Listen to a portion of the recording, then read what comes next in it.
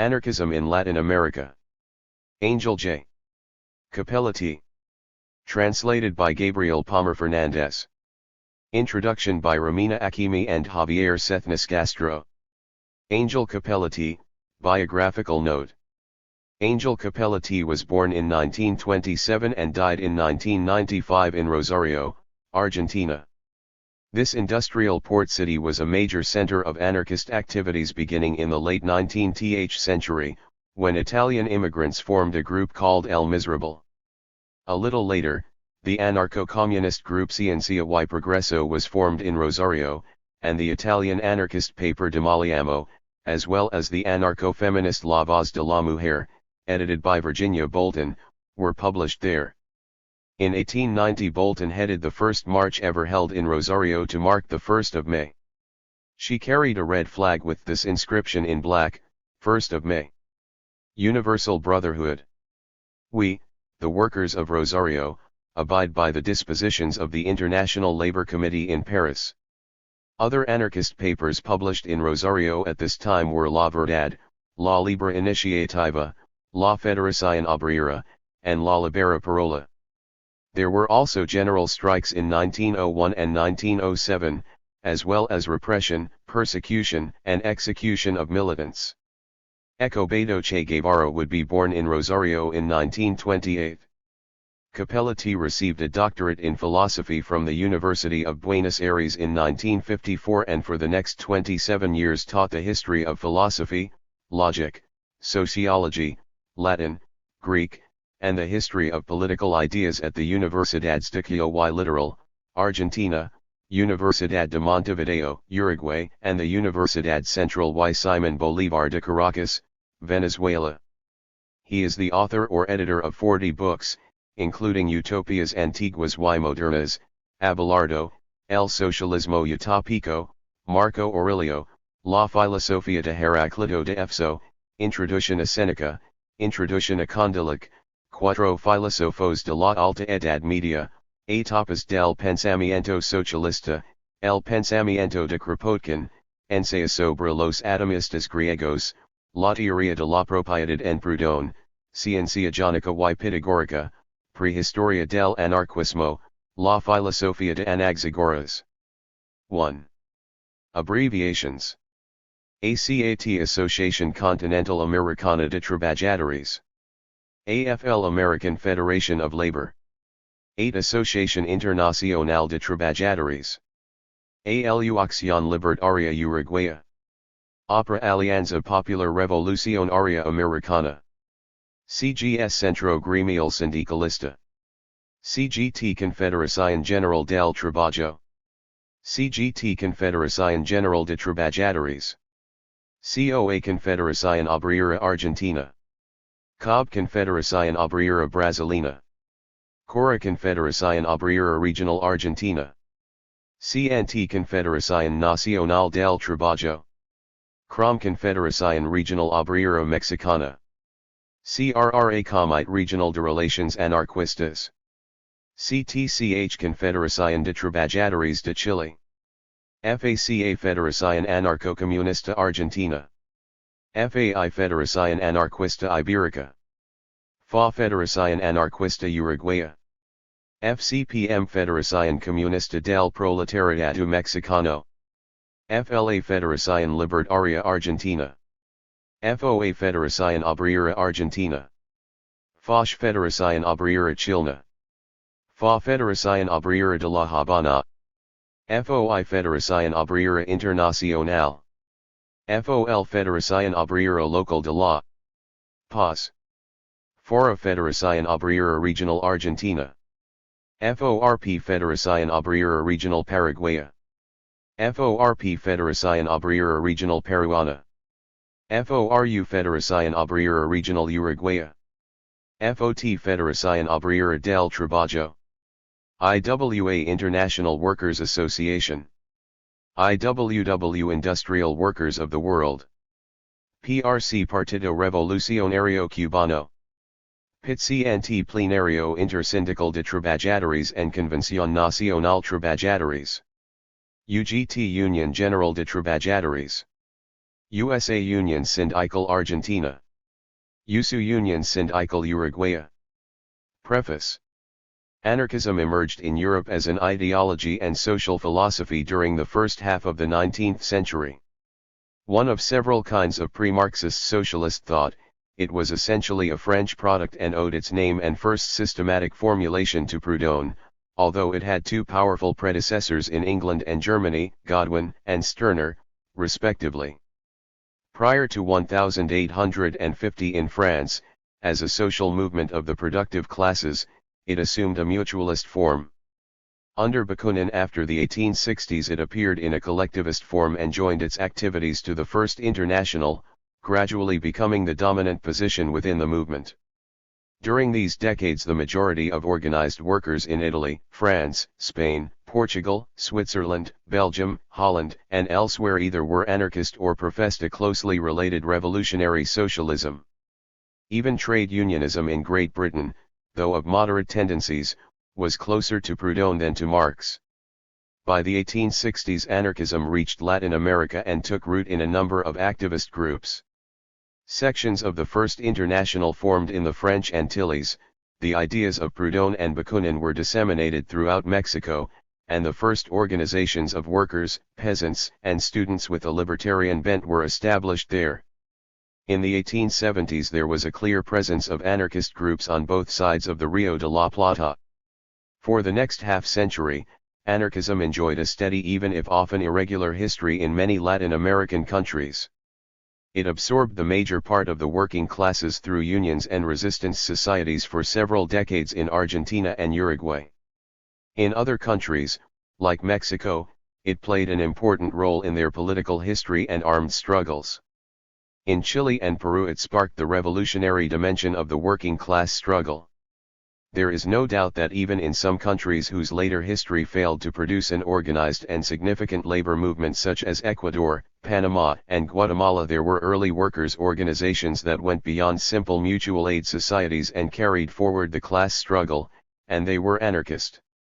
Thus anarchism in Latin America has an ample history rich in struggles peaceful and violent, in demonstrations of individual and collective heroism, in organizational efforts, in oral, written, and practical propaganda, in literary works, and in theatrical, pedagogical, cooperative, and communitarian experiments. That history has not been totally documented, although a few fine partial studies are available. Moreover, many writers of the social, political, cultural, literary, and philosophical history of the continent either ignore or downplay the important role of anarchism, the result of ignorance or bad faith. Some historians do not know the achievements of anarchism or consider anarchism a marginal philosophy or totally undesirable. Others are aware of the significant role anarchism has played in the history of socialist ideas and understand its position towards Marxism well, but precisely because of that forget or belittle its role, a sign of their revolutionary immaturity, abstract utopianism, pragmatic or petty bourgeois rebelliousness. This work does not pretend to be a comprehensive history of Latin American anarchism but simply a sketch of it. But the range of the material and the dearth of impartial studies available do prompt a sustained treatment of that history. Hence this work examines the social achievements, the popular writings, and the anarchist literature of each Latin American country from Argentina to Mexico. As with other ideas of European origin, anarchist ideology was a product imported to Latin America. But ideas are not simply products. They are also living organisms and, as such, ought to adapt themselves to new environments. In so doing, they evolve in lesser or greater ways. To say that European immigrants brought anarchism to these shores states only the obvious. And to take that as a kind of weakness is plain stupidity. Like the very ideas of nation and of a nationalistic ideology, anarchism comes to us from Europe. Anarchism is not merely the ideology of the working and peasant masses who, arriving in the new continent, are robbed of their hopes for a better life and witness the exchange of oppression by the ancient monarchies for the no less brutal oppression of the new republican oligarchies. Soon some of the native and also indigenous masses adopt the anarchist view of the world and society, from Mexico to Argentina, and from Francisco Zala Costa in the Chalco to Facón Grande in Patagonia. It is seldom noted that the anarchist doctrine of self-managed collectivism has a close resemblance to the ancient ways of life and organizations of the indigenous peoples of Mexico and Peru, ways of life that were practiced prior to the imperialism of not only the Spanish, but also the Aztecs and Inca before them. To the extent that anarchists reached the indigenous, they did not have to inculcate exotic ideologies but only to make conscious the ancient peasant ideologies of the Matagalpan Calpulli and the Andean Ilopoint. At the same time, a tendency towards liberty and indifference towards all forms of status structure was already present in the Creole population. When that tendency was not usurped by the ways of the feudal caudilos, it proved fertile soil for a libertarian ideology. Few mention the existence of an anarchist gauchage in Argentina and Uruguay, or its literary expression in libertarian payadores. 2 But those matters aside, undoubtedly they will be looked upon as having little consequence by academic and Marxist historians. Without hesitation we can say that anarchism took root much more deeply and extensively among indigenous workers than did Marxism, perhaps with the exception of Chile. It is important to note that from a theoretical perspective, even if the Latin American movement did not make fundamental contributions to anarchist thought, it did produce forms of organization and praxis that were unknown in Europe. For example, the Federación Obrera Regional Argentina, a labor union that was majoritarian, never conceded to syndical bureaucracy, and developed an organizational form as different from the Confederación Nacional del Trabajo and other European anarcho-syndicalist unions as it was from the North American industrial workers of the world. A second example, typically Latin American, is the Partido Liberal Mexicano. Primarily through the efforts of Ricardo Flores Magón, within a few years of its founding it adopted an ideology that was unquestionably anarchist, nonetheless keeping its name while continuing as a political party, and thereby earning sharp criticism from some European orthodox thinkers like Jean Grave. With the exception of that singular case, anarchism in Latin America is nearly always anarcho-syndicalism and is essentially linked to workers' and peasants' organizations. To be sure, there were some anarcho-individualists in Argentina, Uruguay, Panama and other places, as well as anarcho-communists, the latter foes of the syndical organization in Buenos Aires in the 1880s and 1890s. But the vast majority of Latin American anarchists were adherents of a revolutionary and anti-political syndicalism, not, as some say, apolitical. That is an important difference between Latin and North American anarchism. An anarchist syndicalism was evident in the United States, and its greatest witness was the sacrifice of the Chicago martyrs. It represented the continuation of the anti-slavery movement into the industrial context, and was promoted by Italians, Germans, and Slavic immigrants, with the German Johann Most as its revolutionary prototype. Later a revolutionary syndicalism emerged among the working classes, organized through the IWW. There was also an earlier movement unrelated to the working classes, represented by important literary figures such as Thoreau and Emerson. Its predecessor is found in the liberal radicalism of Jefferson and other 18th-century thinkers, and is perhaps represented today by what is known as libertarianism. While it was not an anti-workers ideology, although today there are right libertarians, it developed along lines quite alien to the struggles of the working classes, and its principal concerns include individual human rights, anti-militarism, and the abolition of bureaucracy and the state. But anarchism developed in different ways in the various Latin American countries. In Argentina, Fourier was sufficiently radical to be considered extremist by the Spanish CNT. In Uruguay it tended to be nonviolent, as Max Nettolo notes, perhaps because it was less persecuted, except during the last dictatorship. In Mexico it influenced government not only because of Magonist participation in the revolution against Porfirio Diaz, but also because La Casa del Obrero Mundial provided Venustiano Carranza his Red Battalions in the fight against Villa and Zapata, and because the leadership of the Confederación General del Trabajo engaged President Obregón in public political debates. In Brazil, on the other hand, it was always at the margins of the state, and the military oligarchic republic did nothing but persecute, ostracize, or assassinate its leaders. A phenomenon common in several Latin American countries between 1918 and 1923 was anarcho-Bolshevism. Following the Bolshevik Revolution, many anarchists in Argentina, Uruguay, Brazil, and especially Mexico supported Lenin and declared their unconditional support of the Soviet government, yet still considered themselves anarchists. With Lenin's death, this trend disappeared. Those who still chose to follow Stalin no longer dared to call themselves anarchists.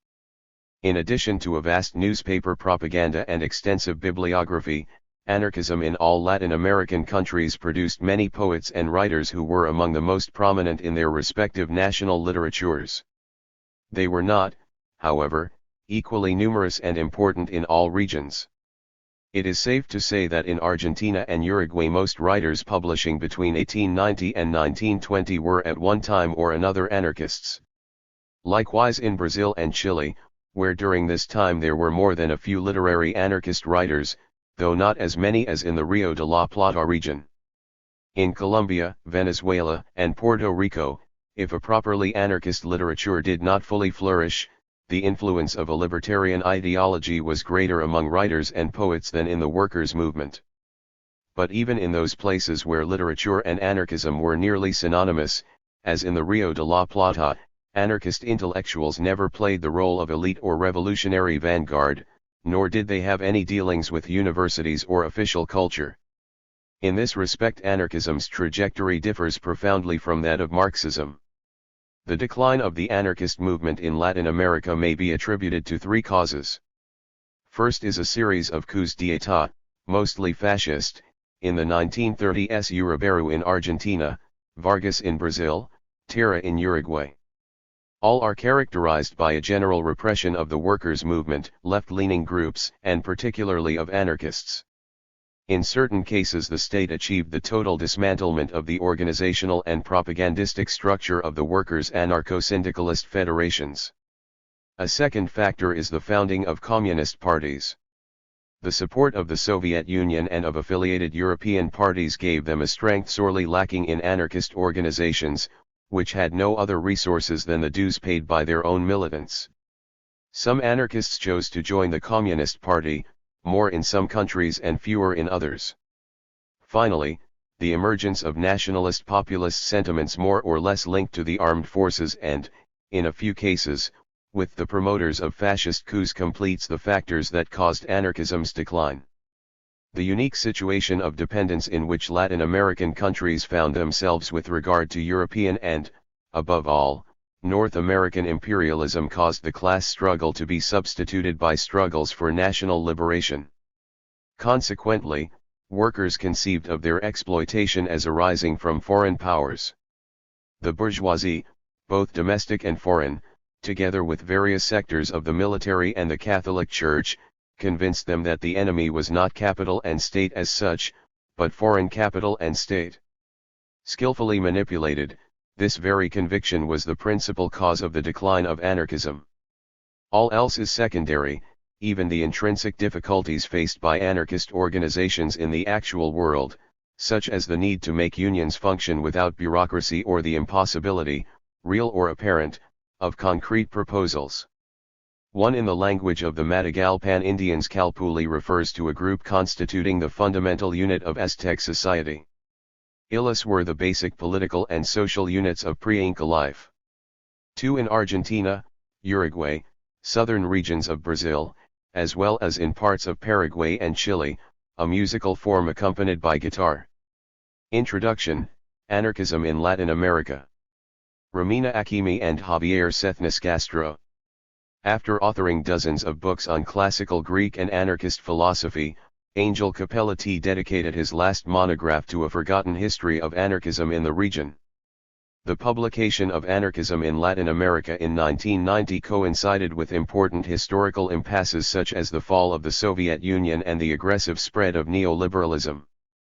These events roused disillusionment about whether socialism was even still a viable option while, at the same time, frustration with austerity measures across the region catalyzed a revival of social movements after decades of military rule and civil wars.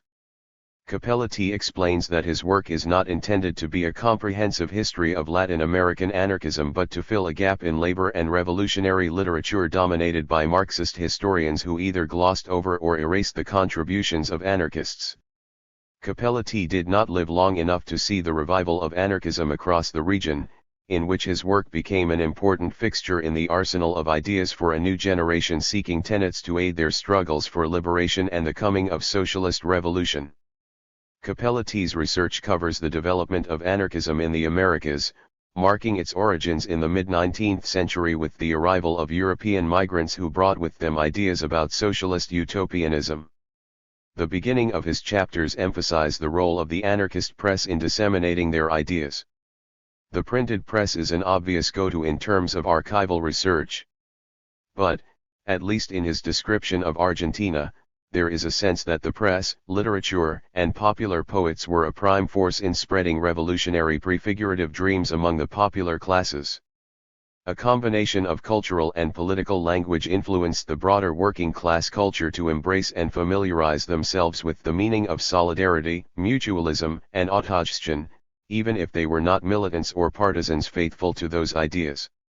He spotlights the role of workers' mutual aid societies in Venezuela and Mexico, some of which developed into prominent proto-syndicalist resistance societies, as well as numerous examples of anarchistic utopian experiments, such as the Sicilia Colony, the Cosmos Commune, and the potentially Tolstoyan Varpa community, all established in Brazil, to say nothing of the two utopian communities founded by Vasco de Quiroga in 16th-century Mexico, which strived to emulate Thomas More's utopia. Though Cappelletti acknowledges Robert Owen's proposal to the Mexican government to establish a utopian socialist colony in Texas, which remained merely abstract, he doesn't mention the spiritual Franciscans' earlier attempts to construct Christian communism with Nahua people in Mexico. 1 He does focus attention on Plotino Rodocanati, the Greek anarcho-physician and missionary who founded several revolutionary collectivist organizations in Mexico after migrating there in the mid-19th century with an eye to propagating Charles Fourier and Pierre-Joseph Proudhon's social prescriptions. In this way, the two strongest currents in Latin America soon became anarcho-syndicalism and anarchist communism. While individualism developed into a regional anarchist tenet over time, it played a less significant role in comparison to Europe or the US. The relationship with Iberian anarchism remains particularly close up to this day, partly due to the colonial legacy, but mostly due to language that facilitated the easy exchange of ideas.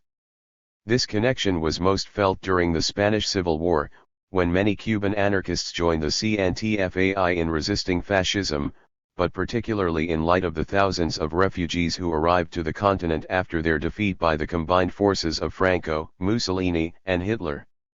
Cappelletti correctly highlights the role of European migrants as central in bringing revolutionary traditions to the continent but misses the opportunity to connect anarchism with the region's prior revolutionary traditions.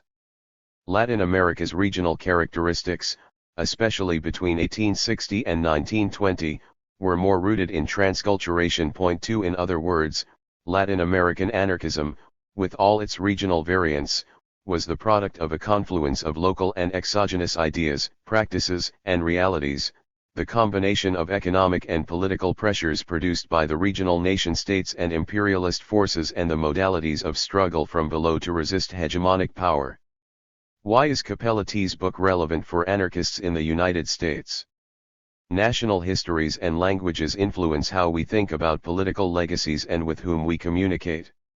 Residents of the U.S. are bound to the Americas in terms of geography and migration, and due to the legacy of imperialism that rests heavily on its economic and military expansion over the region. U.S. leftists tend to be influenced by European traditions thanks to the availability of English-language books and online resources, and the influence of a Western-centric education.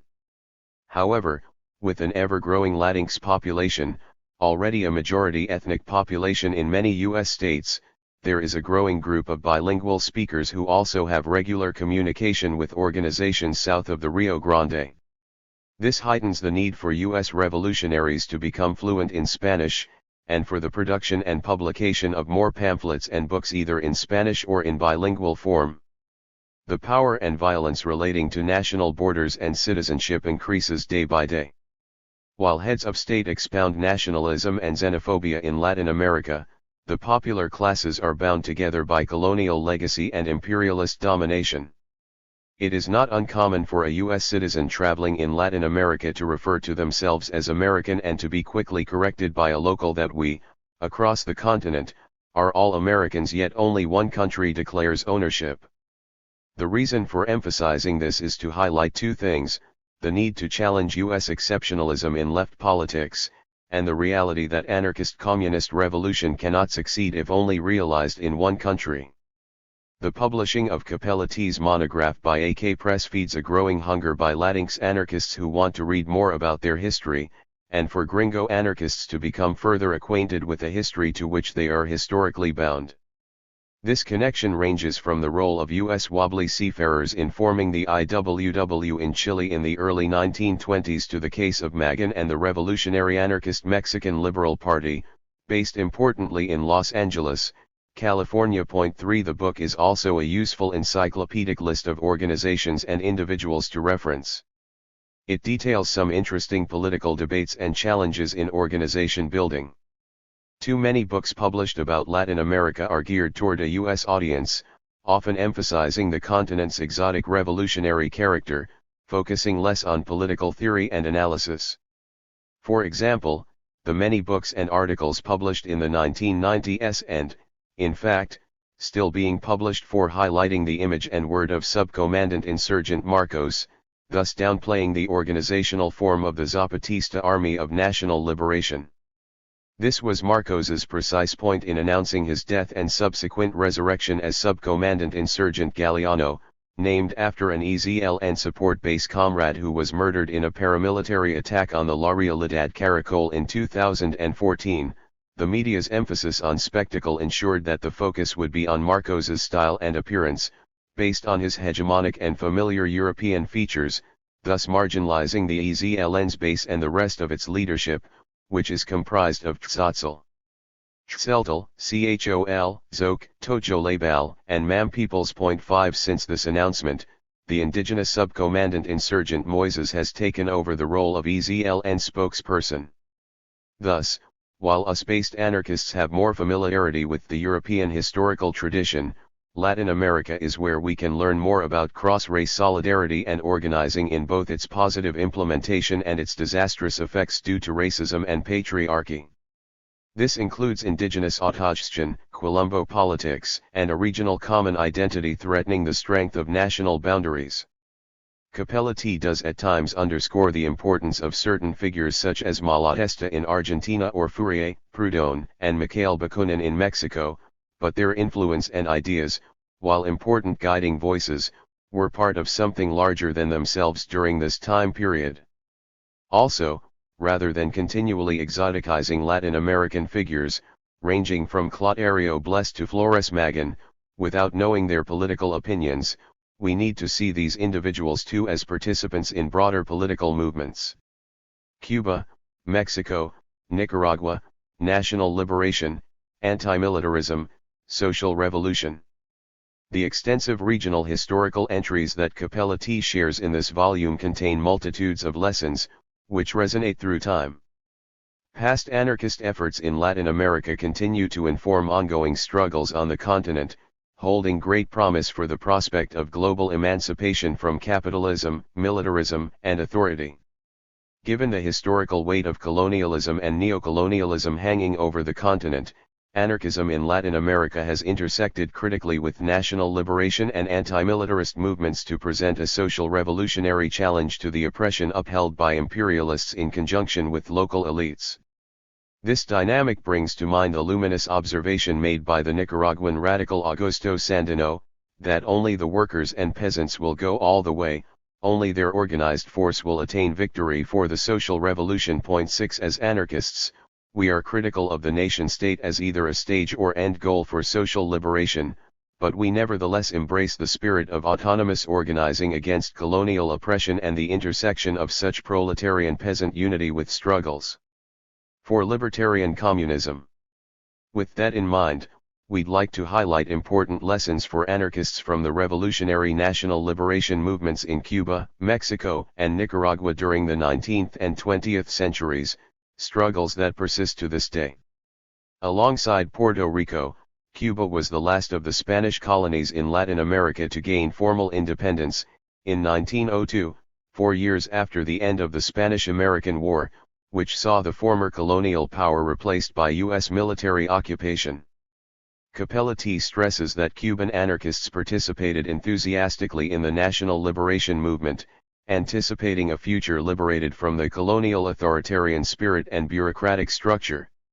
In this way, they echoed Bakunin and Alexander Herzen's agitation in favor of Polish emancipation from Tsarist domination, and Rodokanati's participation in the 1848 Hungarian War of Independence. In their struggle, the Cuban anarchists directly confronted racism in labor, opposed the neocolonial stipulations of the Platt Amendment, and organized numerous strikes among sugarcane workers and other proletarian sectors against the post-colonial state. Through the efforts of individuals such as Alfredo Lopez and groups like the General Union of Industrial Fabric Workers and the Workers' Federation of La Habana, together with a vibrant libertarian press, anarcho-syndicalism became the predominant ideology among the Cuban working class. While Cuban anarchists continued to organize workers and the oppressed after independence from Spain and the U.S., conflict with the communists undermined their effectiveness. The communists' emphasis on the construction of parties led them, during the dictatorships of Gerardo Machado and Fulgencio Batista, respectively, to actively disrupt strikes organized by anarcho-syndicalists. Such undermining of anarchist efforts, presaging the generalized repression after the 1959 revolution, would prepare the way for its Stalinization, a development that echoed the fate of the Russian Revolution 4 decades prior. Indeed, throughout Latin America, the fate of the Russian Revolution considerably accentuated the differences between anarchists and authoritarian socialists, divergences that have resonated in the distinct tactics and strategies taken up by radicals on the continent since. Shifting southwest, the Mexican Revolution should be considered a national liberation struggle of sorts, in light of the vast foreign control of land and resources that underpinned the Porfiriato, or Porfirio Diaz dictatorship, perpetuating the titanic social discontent that would explode during the upheaval. Indeed, collectivist anarchism and anarcho-communism had melded with indigenous autonomy in Mexico to propel the specter of a libertarian emancipatory revolution, summarized by the slogan Tierra y Libertad.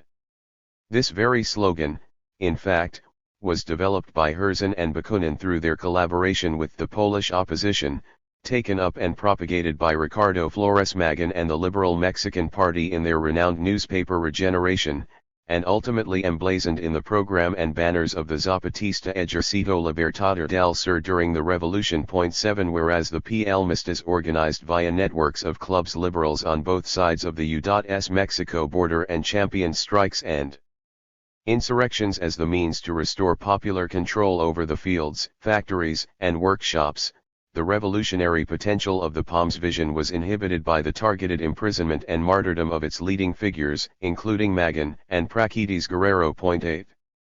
In contrast, La Casa del Obrero Mundial, a syndicalist union founded in 1912 by some ex-comrades of Magón's in Mexico City, represented a more successful anarchist movement at the time. As La Casa faced immediate repression at the hands of the Huerta dictatorship that overthrew Madero in 1913, its membership anticipated Huerta's defeat by the combined forces of Zapata, Pancho Villa, and the Constitutionalists. Yet geographical and cultural differences between the more rationalist anarchist workers and the indigenous Campesinos Zapatistas led the former to find affinity with the Constitutionalists. In fact, in 1915 La Casa made a fatal deal to support the latter's counterinsurgent efforts by supplying troops for the Batallones Rojos that were used specifically against Zapata and Villa's armies. In exchange, La Casa was allowed to organize labor freely, resulting in the establishment of numerous sections throughout the country. La Casa sealed the fate of the revolution with this move, serving to disrupt the potentially emancipatory unity of proletariat and peasantry, as recognized by the PAM and Sandino alike. thus greatly facilitating the nationalist integration of labor into the post-revolutionary state. 9 Nonetheless, perhaps preserving a future hope for a profound social revolution uniting proletariat and peasantry, Cappelletti auspiciously clarifies that his research on the Batalonese Rojo suggests that La Casa's rank-and-file membership disagreed with the leadership over this fateful decision. Unfortunately, the 1979 Sandinista revolution to depose General Somoza was similarly constrained by the insurgents opting to seize state power rather than seeking its abolition. All this despite the fact that the FSLN was named for the anarcho-syndicalist guerrilla Sandino, whose peasant army expelled the U.S. Marines in 1933. Since that time, the nominally left-wing FSLN has struck deals with the far right to prohibit abortion, advance free trade agreements, and effectively become a brand that represents the interests of a small elite of families content with managing the hacienda feudalism that the revolution had sought to abolish. 10 Self-evidently, Sandino's emphasis on cooperative labor and his followers' historical anti-dictatorial orientation retain all their relevance today. Taking a global view, we see that Cuba's national liberation struggle shares some similarities with those of South Asia and Algeria, considering the militant and, sometimes, anarchist network known as the Ghadar movement that was central to the resistance against the British Raj, giving rise to India, Pakistan, and Bangladesh, and the widespread autogestion that arose in the fields and factories abandoned by French settlers in Algeria following its victory in the Independence War. Whereas formal independence ultimately yielded despotic, centralized post-colonial power elites in Cuba and Algeria, Castro and the Communist Party and the Front de Libération Nationale, respectively, as well as repression of the Kabyle minority and a brutal civil war between Islamists and the Algerian state, India since independence has vacillated between domination by neoliberal parliamentarism and neo-fascist communalism, both of which perpetuate vast human suffering. 11. Visibilizing gender relations. While Cappelletti's book is groundbreaking, it nevertheless overlooks the contributions by women in the development of Latin American anarchism.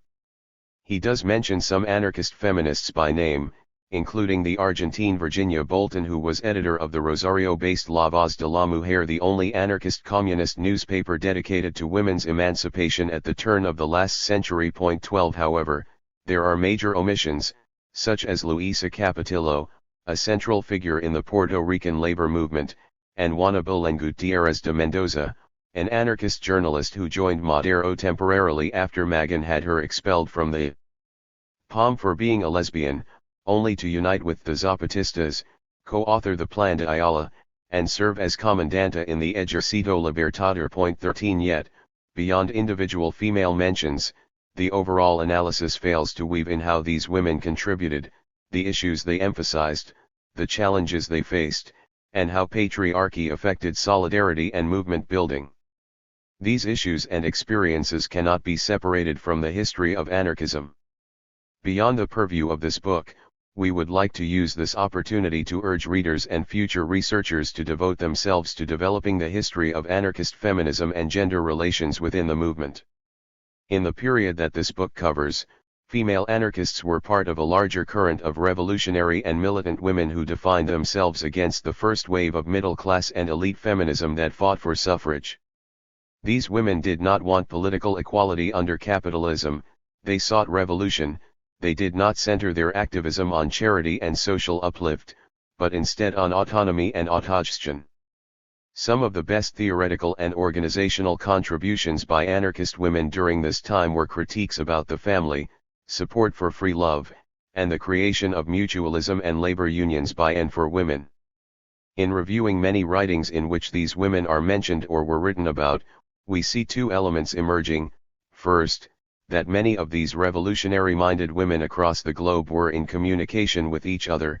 Second, they tended to suppress their gendered hardships for the good of the movement. 14 In the case of Virginia Bolton, she was in direct correspondence with Emma Goldman and Louise Michel. 15 The Chilean anarchist Flora Sanhueza owed a great deal of her political development to when she traveled to Spain in 1935 to subsume herself in the libertarian struggle. 16 There is also the story of the Argentine anarchist Mica Feldman de Echeverría, who was active in Mujeres Libres and a captain in a POUM squadron. 17 Even though there are many books that discuss the impact of the Spanish Civil War in Latin America, there are no studies on whether Mujeres Libres influenced the anarchist movement on the continent. 18 In the article Breaking the Waves, Challenging the Liberal Tendency in Anarchist Feminism, Bree Busk and Romina Hakimi explain the difficulty in defining anarchist feminism due to the lack of a historical narrative that describes its contributions within the movement rather than placing individuals on pedestals. 19 There are also examples in Latin American anarchism of innate challenges to gender politics and patriarchy,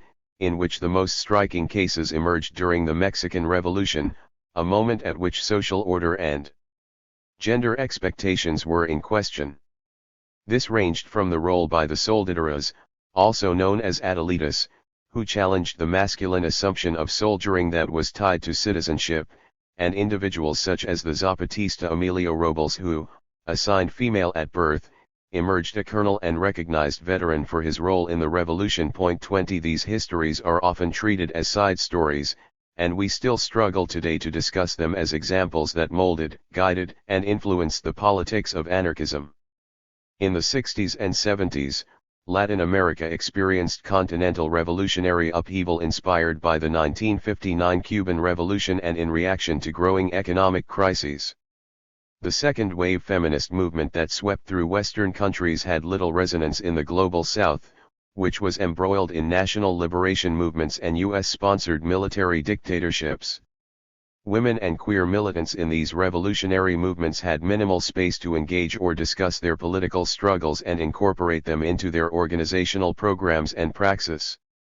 In countries that fell under dictatorial rule, many social gains, especially those made by the working class, as well as indigenous and women's rights, were severely rolled back. According to the Chilean feminist Julieta Kirkwood, the military dictatorship was the embodiment of patriarchy. 21 In the case of Chile, feminism grew from a social movement in the 1980s resisting Pinochet's dictatorship. Feminists used their position as women perceived as the weaker and fragile sex to create political space. Such scenes were repeated across the continent, especially by the mothers of the disappeared from Guatemala to Argentina who became symbols of political and feminist resistance. By the 1990s, with the return of liberal democracies and the growing influence of anarchism, women began to openly discuss the pressures and labors of double-duty militancy as members of their political or social organizations and, in addition, their feminist work. Issues that were once deemed private matters or between couples began to be discussed more openly. And by the mid-2000s a feminist movement was brewing that drew from women's past political experiences yet was informed by the present, embracing demands for the legalization of abortion and the end of femicide. Now it was up to their political and social organizations taking up the banner of feminism and sexual dissidence and supporting their demands as part of a prefigurative program. When a group of female members of the Chilean Federación de Estudiantes Libertarios, or the Libertarian Student Federation, decided in 2012 to organize an informal meeting to discuss patriarchal behavior within the student movement, rather than receiving support from their comrades, they were bullied and mocked. Such hostility motivated several of these women, along with male accomplices, to form La Alzada Acción Feminista Libertario in 2013. 22 This example marks a historical shift within anarchism and feminism, when for most of the 20th century, the formation of separate anarchist spaces by and for women was openly criticized. Instead of accusing anarchist feminists, queers, and sexual dissidents of dividing the movement, we should use the opportunity to challenge our own presumptions. As Latin American revolutionary feminists exclaim, La revolución será feminista, o no será. Is anarchism an ideology that transcends the European experience? The question of whether radical ideologies such as Marxism and anarchism are European or white impositions that have no place in anti-colonial struggles or resistance among people of color is raised more in the US than in Latin America, but nonetheless, it warrants engagement.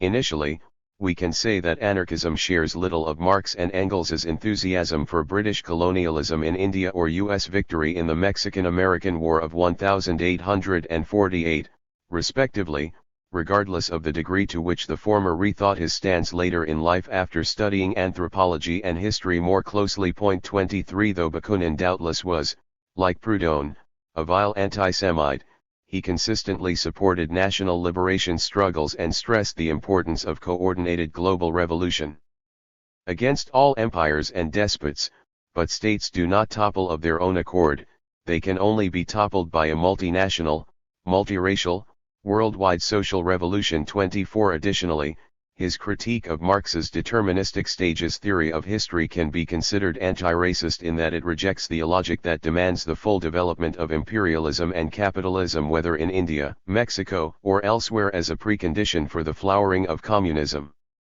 Yet in parallel to the anti-Semitic associations he would make between Jews and political centralism, Bakunin subscribed to some rather questionable racialism, particularly in Statism and Anarchy from 1873, where he expounds his views on the German nation and Pan-Germanism, both of which he considered great centralizing threats, no doubt due at least in part to Marx's expulsion of himself and his comrade James Guillaume from the First International.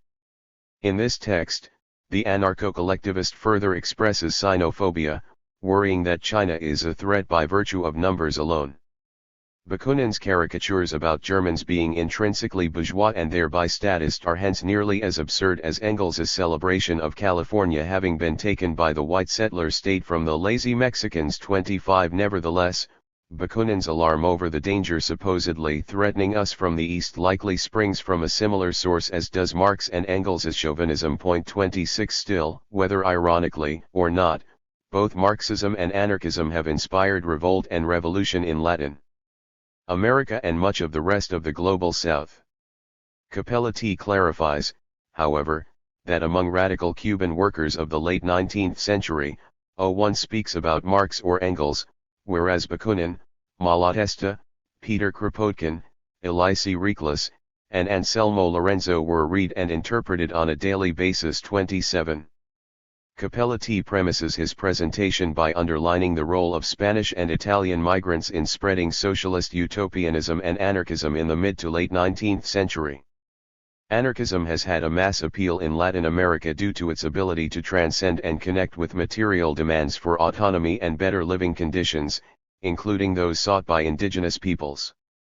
More in passing, Cappelletti offers some examples in which indigenous communities viewed anarchism as either a useful tool for struggle or an ideology that complemented their own struggle for land and autonomy. For example, in his chapter on Peru he notes the attempt to organize the Federación Regional de Obreros Indios in 1923. In Bolivia, he highlights the role of a CHXC mechanic, Luis Cusicanqui, in keeping anarcho-syndicalism alive at a moment when Marxism was gaining ground among the working classes. 28 In Brazil, the author identifies the quilombos established by former slaves as indigenous precedents to the anarchist movement, and in Mexico, Cappelletti points out the commonalities between anarchism and zapatismo, though he underplays the specifically indigenous dimension of the latter movement, portraying it as primarily rural and campesino. There are at least three issues with Cappelletti's analysis that should be mentioned here. First, he begins his historical arch with Spanish, Italian, and Greek proselytizers of the faith as active subjects while indigenous and mestizo people are described as the objects who consume the faith. In various chapters, Cappelletti insists that anarchism was introduced throughout the region only through contact with Euro-American workers and migrants. For example, in the Brazil section, the author simply mentions how a Frenchman named P. Berthelot made contact with some indigenous tribes and attempted to promote libertarian organization among them in the early 20th century.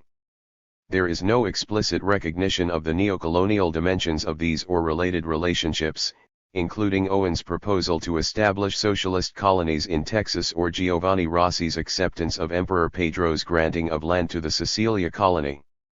Second, the author mentions the Aztec Calpulli and the Andean Ilo systems as being important foundations for political commonality, but does not clarify why those pre-Columbian governing systems complemented socialist utopianism.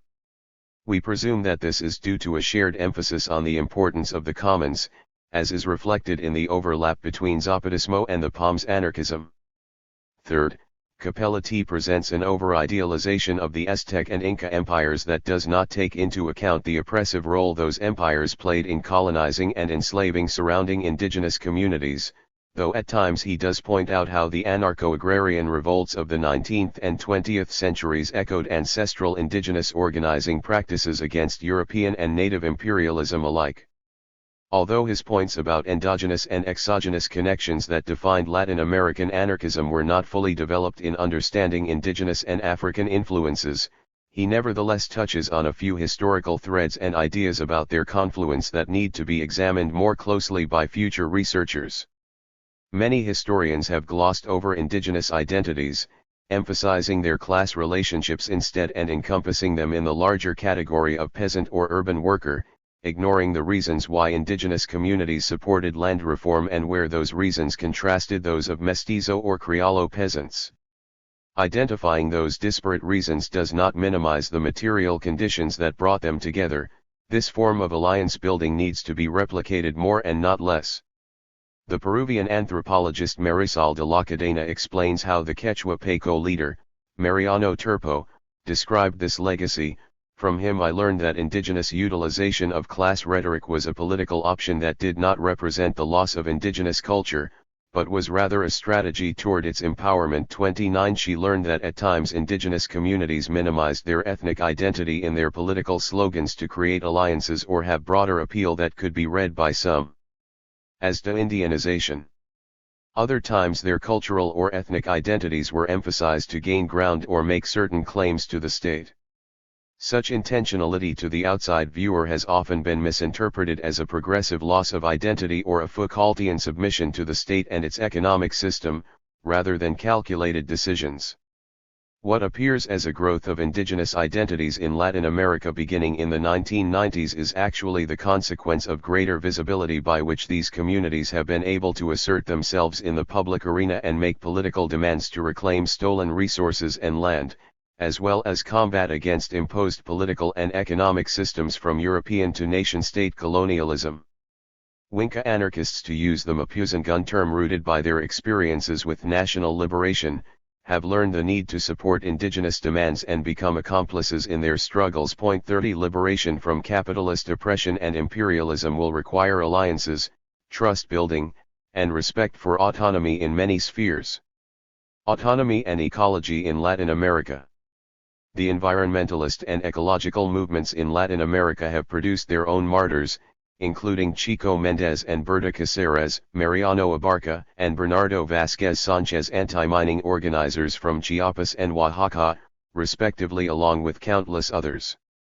Indeed, ecologists and land defenders have been singled out for repression at the hands of the state and private interests in Latin America, with hundreds of organizers killed annually in the past few years. 31 The severity of such suppression reflects the fears of the ruling classes regarding the potential for autonomous indigenous, communalist, and anarchist movements engaging in radical ecological praxis, recovering and communizing the land, expropriating the expropriators, employing agroecology, abolishing or at least minimizing alienated labor, completely redistributing wealth and resources, redesigning the cities for collective living and sustainability, reducing pollution and productivism, halting economic growth, delineating biosphere reserves, and equilibrating the overall relationship between humanity and nature.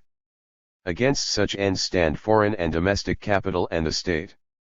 Canadian capital, for example, owns between 50 to 70% of all mines in Latin America, and for this reason is responsible for vast environmental destruction and widespread human rights abuses. 32 In many cases, Latin American states facilitate these extractive ventures, or themselves greatly accelerate domestic extractivist projects.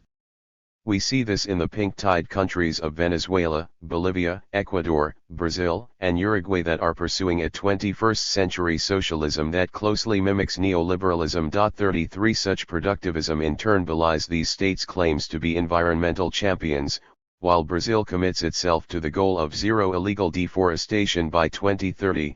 Researchers project that the majority of Amazonian tree species will be extinct by mid-century at current rates of clearance. 34 The Brazilian labor party has also encouraged the construction of hundreds of dams in the Amazon, with the most notorious being the Belo Monte megadam on the Zinc River, a project that would flood vast expanses of the rainforest, forcibly displace tens of thousands, threaten the survival of indigenous peoples, and affect peasants both in Brazil and regionally. 35 The stipulation that nature or Pachamama has a right to be comprehensively respected, as enshrined in the Ecuadorian constitution since 2008. Has not stopped petroleum extraction from the highly biodiverse Yasuni National Park. 36 For its part, the resistance of the U.S. government to decriminalizing or legalizing drugs effectively perpetuates the power of the cartels, whose paramilitary capitalist operations involve considerable environmental damage. Direct military support from the U.S. for Mexican and Colombian counterinsurgency operations and its coordination of trade and investment throughout the hemisphere help maintain profits at the expense of the environment and society. 37. Let us briefly consider revolutionary indigenous movements in Colombia and Mexico that represent dialectical inversions of the dominant, globally ecocidal and thanatic trends. First, in southwestern Colombia, the Constjo Regional Indigena del Cauca is a collective organization of 120 indigenous council governments comprised of Cocanaco, Nasa, Misak, Totoro, Ambalino, Quizquino, Heparara, and Inga peoples. Founded in 1971, the CRIC is engaged in the recuperation of the commons, the expropriation of privately owned lands, the furtherance of cooperatives, the maintenance and expansion of indigenous government, resistance to megamines, organizing in favor of political prisoners, and advocating a popular and reconstructive resolution to the country's civil war. Similar to the repression faced by the EZLN, the seizure of lands by CRIC communards for purposes of communal subsistence often meets with direct military and paramilitary repression, particularly during days of collective labor. 38 Paramilitary violence against organized indigenous campesines communities in Cauca seeks to clear the way for capitalist development, such that only the dedicated and sincere organization, actions in solidarity, and struggle of all the oppressed social classes and sectors can do away with the unhappy world of mineral and agro-industrial exploitation of the land and labor. 39. In several states of southern Mexico, communal self-defense groups and autogestive processes have arisen in recent years to resist caciques, the state, foreign extractive industries, and narco-traffickers alike. In Guerrero, the regional coordinator of communal authorities Communal Police has been defending indigenous communities from these forces for 2 decades, while in April 2011, women from the Pure Hepisha community of Chirincayeri, Michoacan, rose up to overthrow the hegemonic drug cartels engaged in mass deforestation, establishing an emancipatory commune in the process. 40 In 2013, autodefenses surged elsewhere in Michoacan to resist societal domination by the Knights Templar cartel, leading President Pena Nieto to send the army in to quell and disarm the revolt. Though these autodefensive brigades, some of whom explicitly organized in the model of popular security, achieved a great deal in a short period of time, many of them ultimately integrated into the state or the Jalisco New Generation cartel, rivals to the Knights Templar. 41 In contrast, in Ayutla de los Libres, Guerrero, home of several of the 43 students from Ayotzinapa who were forcibly disappeared in Iguala in September 2014, the majority of neighborhoods and communities opted for autogestion. Via popular assemblies during a vote in June 2017, thus exercising their right to associate according to indigenous uses and customs, rejecting electoralism. 42 This right, recognized by the International Labour Organization's Convention 169, is hardly binding on states, being part of international law. Current events and the history of Latin America clearly reveal a systematic disregard from above for indigenous autonomy, human rights, collective liberation, and environmental balance. Within such a context, amidst the utter failure of capital and authority to address such radical demands, these hegemonic forces must be swept away so that the rest of us can get on with reorganizing society. Today, 100 years since the Russian Revolution, the time is ripe for another global rebellion against capital and the state, Another Mexican Revolution, a worldwide neo-Zapatista uprising. The re-emergence of anarchism as a viable current. This book follows on the heels of other books by AK Press concerned with the region, including the English translated editions of Horizontalism, Osvaldo Bayer's classic Rebellion in Patagonia, and Juan Suriano's Paradoxes of Utopia, among other publications. However, anarchist history and theory produced in Latin America, past and present, is extremely vast and difficult to detail. It should be noted that Cappelletti's book marks the beginning of a re-engagement with libertarianism after decades of its being overshadowed by Marxism. The 90s anarchist revival was more than a social movement phenomenon, as more people sought to revisit their anarchist predecessors once deemed ultra-leftists or proto-communists, engendering new research by academics and worker intellectuals alike. 43. The worldwide rebirth of anarchism in the 90s was spurred on by the failures by authoritarian socialism, exemplified in the fall of the Soviet Union, the aggressive spread of neoliberal policies disguised as globalization, and the breaking down of class identities that asserted individual identities and activism, as well as support for specific causes. There is a tendency to assume that these patterns manifested in the same way across the world as in the US. However, the overly individualistic modality seen in US anarchist circles is not universal across the Americas, where anarchism remains a political ideology and not an individual identity or lifestyle. This is not to say that squats and communal living did not spread across the continent. They did, especially in the early 2000s. Living together did not create de facto prefigurative politics, but fighting together to demand housing and land rights was foundational. As Citrin covers in Horizontalism, the deep economic crisis experienced in Argentina in the 90s impulsed many to organize and create new forms of social movement organizations that were rooted in autogestion, becoming the living embodiment of popular power. Cappelletti's book ends around the middle of the 20th century. For those unfamiliar with anarchist and autonomist organizing since then, we will offer some highlights. In his chapter on Uruguay, he notes the formation of the Federación Anarquista Uruguaya, founded in 1956. The FA, after surviving state terrorism and dictatorship, proved influential in the development of organized anarchism across the southern region. FA was founded by mostly Spanish anarchist refugees fleeing General Franco's fascist forces who realized the need for a specific anarchist organization that they termed especifismo. Their social insertion work has centered on constructing autogestion neighborhood centers and social insertion work in industrial unions constructing an independent militant class politic. For young libertarians seeking guidance on how to build an organized presence within their class, a pilgrimage to the FA headquarters in Montevideo was imperative in the 90s and 00s.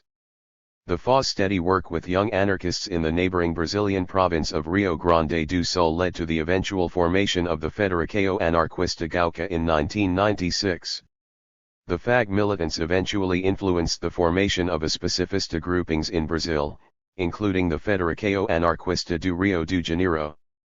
During the FARJ's 2008 Congress, the document Social Anarchism and Organization emerged from their discussions about strategy, rooted in their current organizational and social movement experiences.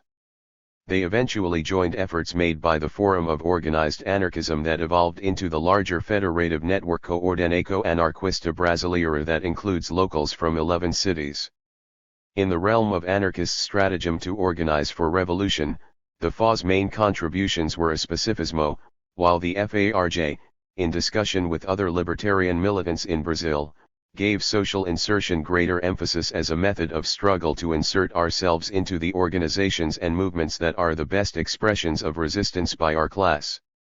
Social insertion is both a commitment to those spaces to flourish into healthy organizations and, at the same time, a means to assert our core ideological principles as we fight for the hearts and minds of the working class.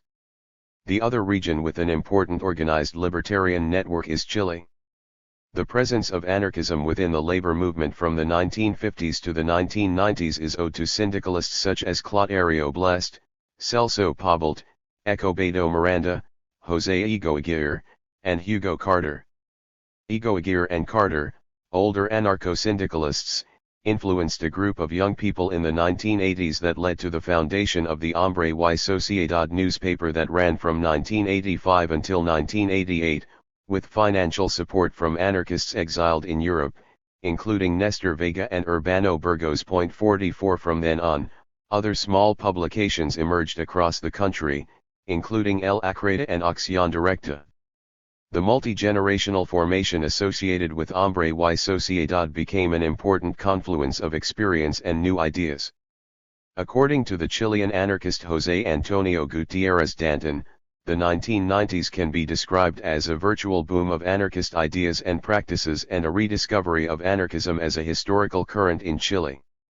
In 1998, the publication of Jorge Fontanes's El Manifiesto Comunista Libertario sparked polemics among libertarian circles and helped consolidate those interested in forming an anarchist communist organization, motivating a sector that were mostly punk rock anarchists to become serious political actors.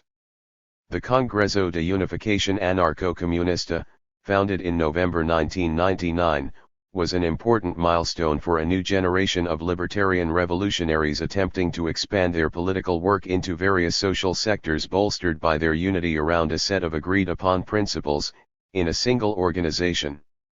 CUAC was formed in the Construction Workers' Union Hall, Fetracoma, which also functioned as their headquarters. This proximity helped develop deeper bonds and integration with the labor movement. CUAC owes a greater deal of its political development to the Chilean Marxist organizations such as the Movimiento Izquierda Revolucionario and the Frente Patriótico Manuel Rodríguez. CUAC played a key role in initiating discussions about the need for organized presence within the burgeoning student movement that led to the formation of the Frente de Estudiantes Libertarios in May 2003. 45 The CUAC split in 2003, leading to the formation of two currents, the Organización Comunista Libertaria and the Corriente Revolucionaria Anarquista, while the FEL remained aligned with the OCL. The eventual explosion of a militant high school student movement in 2006, calling for free education, evolved into a well-strategized university student movement. The movement climaxed in 2011, and has assured anarchism's ideological viability in Chile today. Another important turning point in organized anarchism in Chile occurred in 2013.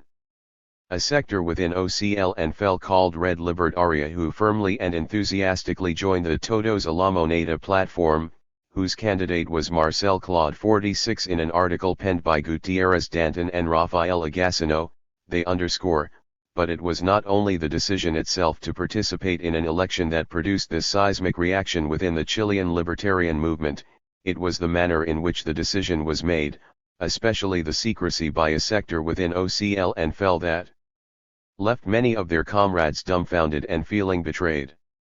Those who questioned the creation of RL and a move toward electoralism were expelled, sparking resignations. The expelled grouping, along with other collectives and individuals not associated with OCL, organized the Communist Libertarian Congress over the course of 2 years that led to the founding of Solidaridad Federación Comunista Libertaria in January 2016.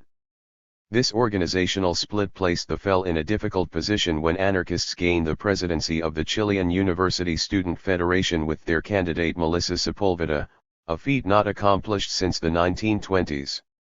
A decision was made to postpone the FEL split until the end of Sepulveda's term. Sepulveda, who ran on an explicit feminist and anarchist platform, was a political departure from Camilo Vallejo, a Communist Party member and FECH president in 2011 who received international attention. Sepulveda publicly supported student worker alliances and autonomous organizing amongst the working class.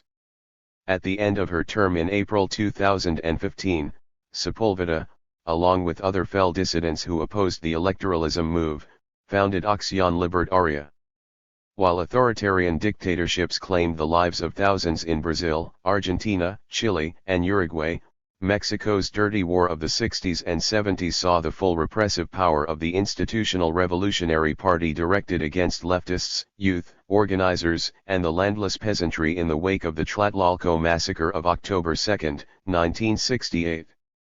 The state murdered hundreds of students in Mexico City that day, and the PRI forcibly disappeared and extrajudicially executed thousands more as part of its counterinsurgency strategy to suppress the generalized societal outrage provoked by the same. 47 The EZLN itself was founded in 1983 as a union between landless indigenous Chiapanecs and urban-based Mestizo and European-descended militants from the Fuerzas de Liberación Nacional, which had been created in 1969-48 much as the 10-year Colombian Civil War known as La Violencia, which claimed thousands of lives catalyzed the founding in 1964 of the FARC and the ELN. 49 The Neo-Zapatista insurrection on January 1, 1994, proclaimed a radical halt to the ceaseless ethnocide targeting indigenous peoples since the Spanish conquest. The rapid response of domestic and international civil society to the uprising limited the intensity of direct repression by the Mexican army, resulting paradoxically in the PRIs resorting instead to employing paramilitary terror against Zapatista support bases and Zapatista sympathizing communities in Chiapas, a strategy that continues to this day. Following the inevitable breakdown of negotiations with the racist state failing to observe the San Andrés Accords, the EZLN focused intensely on furthering communal autonomy by strengthening the participatory alternate institutions that comprise the movement. These institutions, including cooperatives, autonomous education, the public health sector, and popular assemblies, exist alongside the military structures. This project of autonomy advanced importantly in 2003 with the announcement of the Good Government Councils, comprised of delegates, sometimes as young as adolescents, who rotate in the administration of the 5 regions of Chiapas where the EZLN has a presence. Hence, while it is true that the EZLN's initial uprising sought to inspire a regional or country-wide revolution to take over the state with the Zapatistas hoping to march on Mexico City and liberate it once again, the Neo-Zapatista movement has distinguished itself from other Latin American guerrilla struggles by the anti-electoralism and anti-statism that has defined the development of its autonomy. A decade ago, the EZLN launched La Otra Campana as an effort to unite a nationwide anti-authoritarian left alternative to political parties and the state amidst the ongoing battle for power between the right-wing National Action Party and Andrés Manuel López Obrador, the Social Democrat candidate, in the 2006 elections. In parallel, La Sexta Declaración de la Selva Lacandona proudly declared the movement's autonomy in search of a new constitution that would meet its original 13 demands. 50.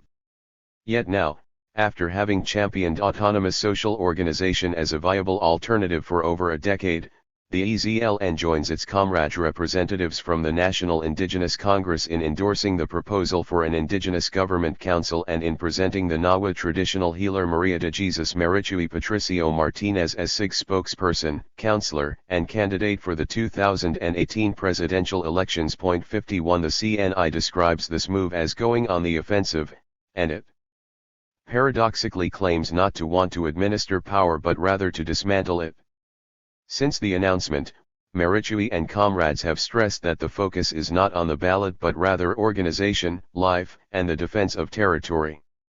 Yet the conclusion of the 5th CNI in early 2017 is clear: the SIG is meant to govern this country. 52 It remains to be seen how this move will play out, and how it will affect the Zapatista movement and autonomous indigenous movements elsewhere in Mexico and Latin America. We imagine that this shift toward electoralism is being met with a degree of resistance within Zapatista ranks, particularly among the youth who have been raised with the JBGs and La Sexta. Acknowledgements.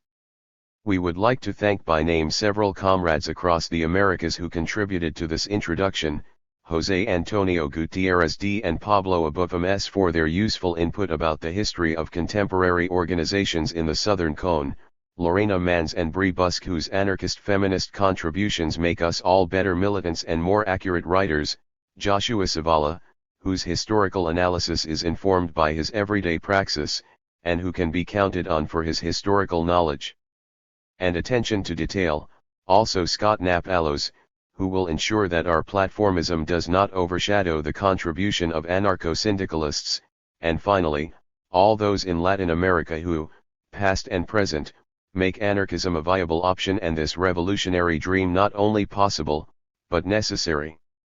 1. Argentina. A. Utopian socialism. Utopian socialism is a designation commonly carrying a pejorative meaning in Marxist literature and is considered a precursor to anarchism. But we must recognize that it is a precursor to Marxism as well. During the dictatorship of Juan Manuel de Rosas, Eugenio Tandinat, a Fourierist, visited Buenos Aires.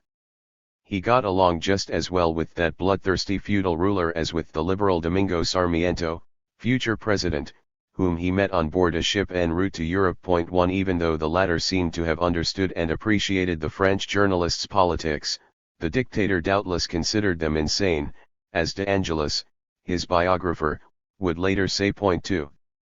The ideas of Saint-Simon, Leroux, and other utopian socialists had already influenced the generation of 37 and Esteban Echeverría, who referred to them in his Dogma Socialista. 3 Their ideas entered the pages of La Moda, the weekly publication run by Juan Bautista Alberti and Juan María Gutiérrez.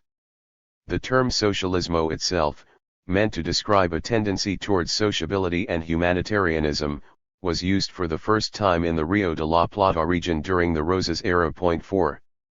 In all of Latin America, utopian socialism had no greater influence on the leading Romantic writers than in Argentina. But while it is important to note this, for obvious reasons we must put aside the examination of that ideological movement here. 5. Between this early period and the organization of workers brought about by the First International, we should mention the little-known figure of the Balearic printer Bartolomé Victor y Suárez, who arrived in Argentina around 1860 already with a history of engagement in social struggles. He was associated with Freemasonry, served as editor of La República and as director of La Crónica del Progreso and Revista Masónica Americana, and was the translator, as well as commentator, of Cabet's El Comunismo, although he made clear that he was not partisan to the monastic system. His humanistic socialism was influenced by Fernando Garrido, and the latter's exposition of Rochdale's experience greatly interested him. 6. B. Beginnings of anarchist propaganda, 1871 to 1889. Refugees from the Paris Commune began to arrive in 1871. Some of them were anarchists, such as Goebbels, who had been imprisoned in Clerne along with the illustrious geographer Elisée Reclus.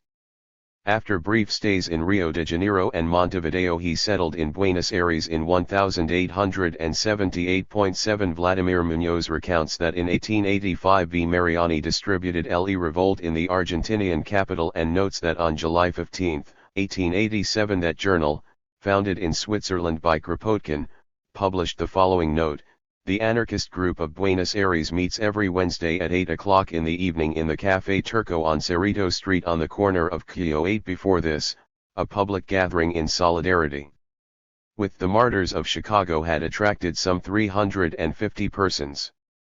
On March 18, 1888, anarchists celebrated the anniversary of the Paris Commune in the headquarters of the Social Democrats of Buenos Aires, with 6 of the event's organizers arrested by police. In these early years, anarchist books and pamphlets frequently arrived in Buenos Aires from Spain, Italy, France, and other places. For example, the Belgian Émile Piet received a parcel with a dozen copies of Kropotkin's Words of a Rebel. In 1889, Piet served as courier for a sum of money sent by a group of Chilean anarchists: Washington Marzurati, Alfred Muller, Bernard Boer, Salomon Y. Prim, to assist the already famous libertarian champion Le Revolt. 9 Meanwhile, some early local groups were beginning their own written propaganda. And the Catalan carpenter Juan Vila in Buenos Aires was at work on his translation of Kropotkin's The Conquest of Bread. 10. During this early period of anarchist propaganda in Argentina, members of a few French and Italian groups stand out for the vigor they brought from their home countries to the libertarian workers' movement. Several of them retained their militancy for many decades, such as A. Sadier, who died on March 8, 1936, others were active for shorter periods of time, such as F. Denham Bride, who after 1887 tried to spread anarchist ideology in the province of Santa Fe. 11 A few Italian anarchists from the same native town or region formed groups and then with missionary zeal reached deep into national territory, settling in agricultural or manufacturing centers to spread the good news of libertarian socialism. Thus Italian militants originally from Isola do Varese, where a group had formed under the name I Ribelli, set out to the industrial port city of Rosario and established a group called El Miserable. An anonymous French militant arrived in Azul, a city in the province of Buenos Aires, and was able to bring together anarchists and other similar groups into a single association. 12. Coordinated action got a boost in the 1870s. An initiative by the Central Committee of the International Workingmen's Association to establish a section in Buenos Aires was warmly supported by a group of Spanish workers and promptly implemented by them. In September 1872, during the Hague Conference, news arrived of the existence of internationalist workers' groups in Australia, New Zealand, and Argentina. A letter dated March 23, 1873 reads: "There are presently 3 sections of the International in Buenos Aires, based on the various languages, the French section, the Italian and Spanish sections that formed later. Each section has its own central committee and matters of general interest are addressed by a federal committee of 6 members, 2 from each section." The letter was signed by A. Aubert, then General Secretary of the International in Buenos Aires, and reveals the enormous difficulties the project encountered in founding a section, specifically mentioning the persistent attacks by the press. 13. Soon enough ideological differences reflecting divisions in the international workers' movement emerged in the very heart of the Argentinian section. 14 In Buenos Aires disputes between authoritarians and anti-authoritarians or federalists were evident from the start. We will soon see that in the French section the authoritarians dominated, rather puzzling when one bears in mind that Prudhonism was then the majority position in the metropolitan workers' movement, while Bakuninist ideas had always aroused the greatest following in the Italian and Spanish sections. Nonetheless, the authoritarian minority was able to impose the ideological tone of the Argentinian section, as we can surmise from a letter by F.C. Calcerin, secretary of the Uruguayan section, to his Mexican comrades on May 25, 1872, "We are preparing a newspaper that will be called El Obrero Federalista to fight the authoritarians who have set up camp in Buenos Aires." In a subsequent letter of January 1, 1873 addressed to the same group, Calcerin clarified who the authoritarians were: "We inform you and the section you represent that a group of French citizens in Buenos Aires has formed a section of the International representing the anti-democratic spirit of the Central Committee in London. 15 It thus appears that the members of the French section, undoubtedly the least numerous of the 3, were in line with the politics of Marx and his allies. Perhaps they were Marxists. But given that Marxism was hardly present in France during this time, one can well suppose they were Blanquists, who had joined the Marxists in the congresses of the International. In any event, after 1876 the anti-authoritarian Bakuninists dominated. In an article published in the Almanaque Socialista de la Vanguardia, José Ingenieros wrote that a Bakuninist center of workers' propaganda has been established with the almost exclusive purpose of combating the Marxists. 16. In early 1879 El Descamisado appeared in Buenos Aires, considered by some the first anarchist newspaper in Argentina. 17 We know from Max Nettolo that it was very primitive in its conception of ideas, a bit vague and confused. Perhaps on that account the title of that newspaper, and perhaps also its viewpoint, were echoed by the Peronist press 70 years later. 18. The incipient anarchist movement in Argentina began to lose its vitality and by the 1880s seemed nearly extinguished. It did not take long, however, for it to regain full strength as a consequence of the enormous European immigration to Argentina and many regions of its interior. 19 Oved writes: "From 1880 to 1914 massive waves of immigrants flowed into Argentina totaling 3,034,000 people, an important factor in the impressive growth of the population, from 2,492,000 inhabitants in 1880 to 7,855,000 in 1904.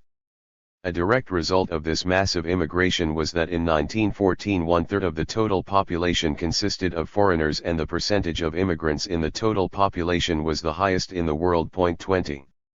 This very unusual demographic phenomenon proved decisive for the history of anarchism and the workers' movement in Argentina.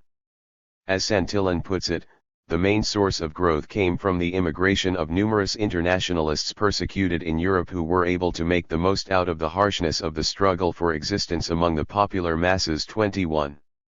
It is important to remember the work of some of these internationalists. In 1880 Hector Mattei arrived in Buenos Aires. An Italian militant, in 1887 he began to publish an anarcho-communist weekly along the ideological lines of Errico Malatesta, El Socialista, Organo de los Trabajadores. According to Mattei, a group of Italian workers among whom he names Marino Garbacho, baker, Washington Marzurati, engraver, and Miguel Fazzi, cabinet maker founded an anarcho-communist group in June 1884 with the objective of engaging in public discussions on the social question, and made available some of the anarchist papers from Europe free of charge.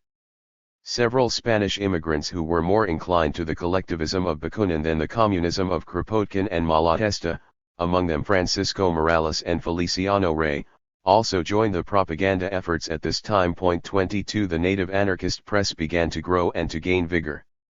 Between May 2 and September 28, 1884 La Lucha Obrera was published in Buenos Aires. 23.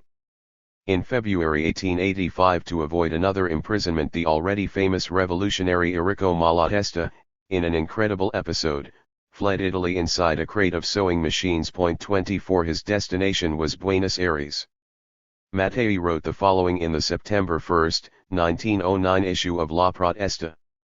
Communist and anarchist propaganda intensified when, after 2 or 3 months of the arrival in Buenos Aires of our comrade Malatesta, a Circulo de Estudios Sociales was formed with great enthusiasm, located in 1375 Bartolomé Mitre Street, where Malatesta and other comrades gave the first communist anarchist public speeches, later published in Italian in La Questione Sociale. In the following years other circles and clubs of Estudios Sociales were formed, some of them communist anarchist. In 1887 Errico Malatesta cooperated with other anarchist comrades in the permanent organization of the Sociedad Cosmopolita de Obreros Panaderos, giving speeches at their meetings. 25. In 1886 Malatesta set out on a journey worthy of being narrated by his compatriot Emilio Salgari, the search for gold in the vast Patagonian deserts captured from indigenous peoples several years earlier by the Argentinian army.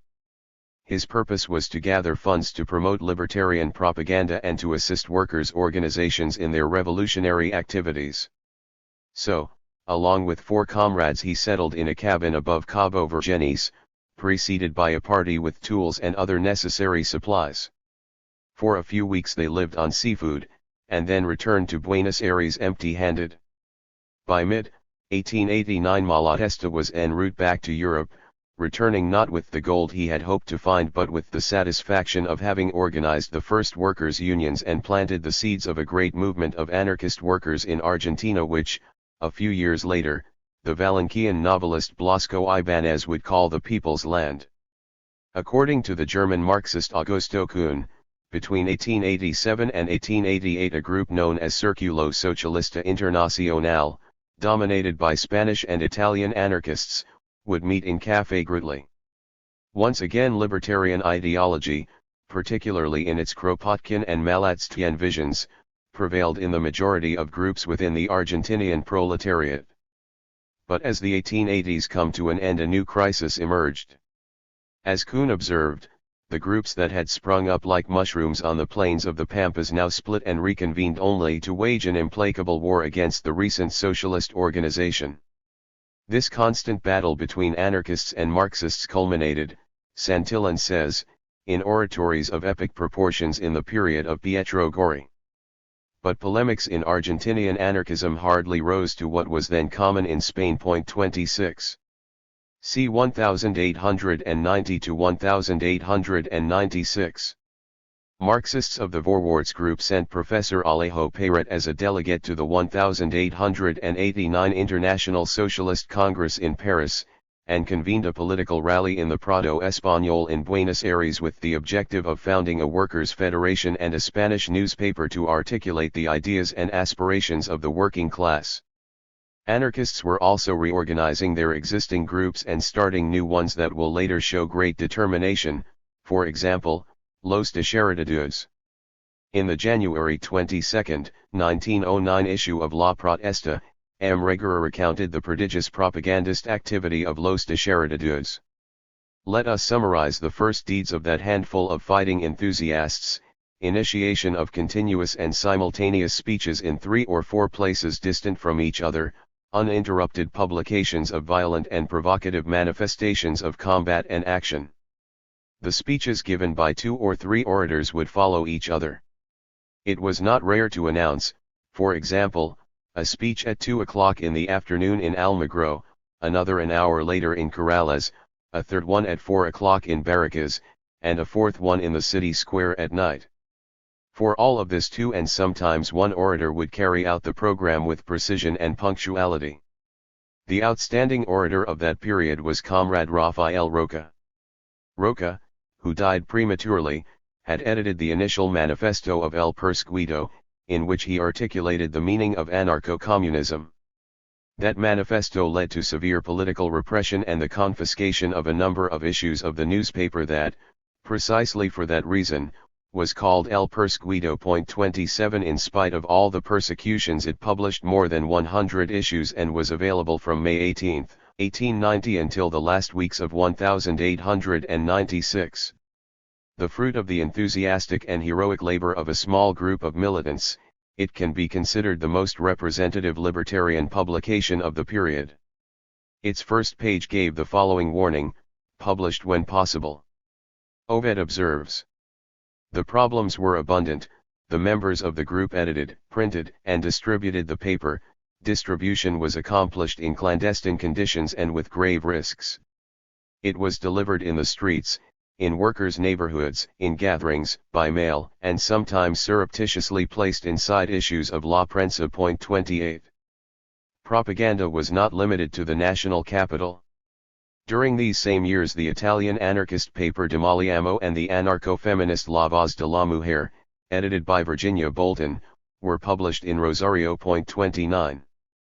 In addition to Roca and Mattei, active militants during this period also included the Belgian bookseller Émile Pete, the painter Ragazzini, the Spanish worker Victoriano San Jose, the French journalist Pierre Correul, the Catalan England Lafarga, Manuel Reguera, Fortunato Serentoni, Juan Villa, F. Dinam Bride, Espinoza, Lacour, Rowe, and the writer Orsini Bertani, who was the editor of Barrett's work, and in later years during his residency in Montevideo was a proponent of that current of thought then known as anarcho-battlism. Also during this period 2 notable anarchist physicians began their popularizing work, Dr. Criega in Luján and Dr. Arana in Rosario, both magnificent and overlooked examples of the Latin American professional committed to the people. As Santillan notes, the salient character of the movement in this period is the aggressive, enthusiastic, and proselytizing fever that did not back down from any sacrifice. 30. The first important polemic within the Argentinian anarchist movement occurred during the 1890s. On the one hand, the anarcho-communists of El Perseguido showed themselves to be enemies of all organization that transcends affinity groups, and in particular opposed the creation of anarchist syndicates.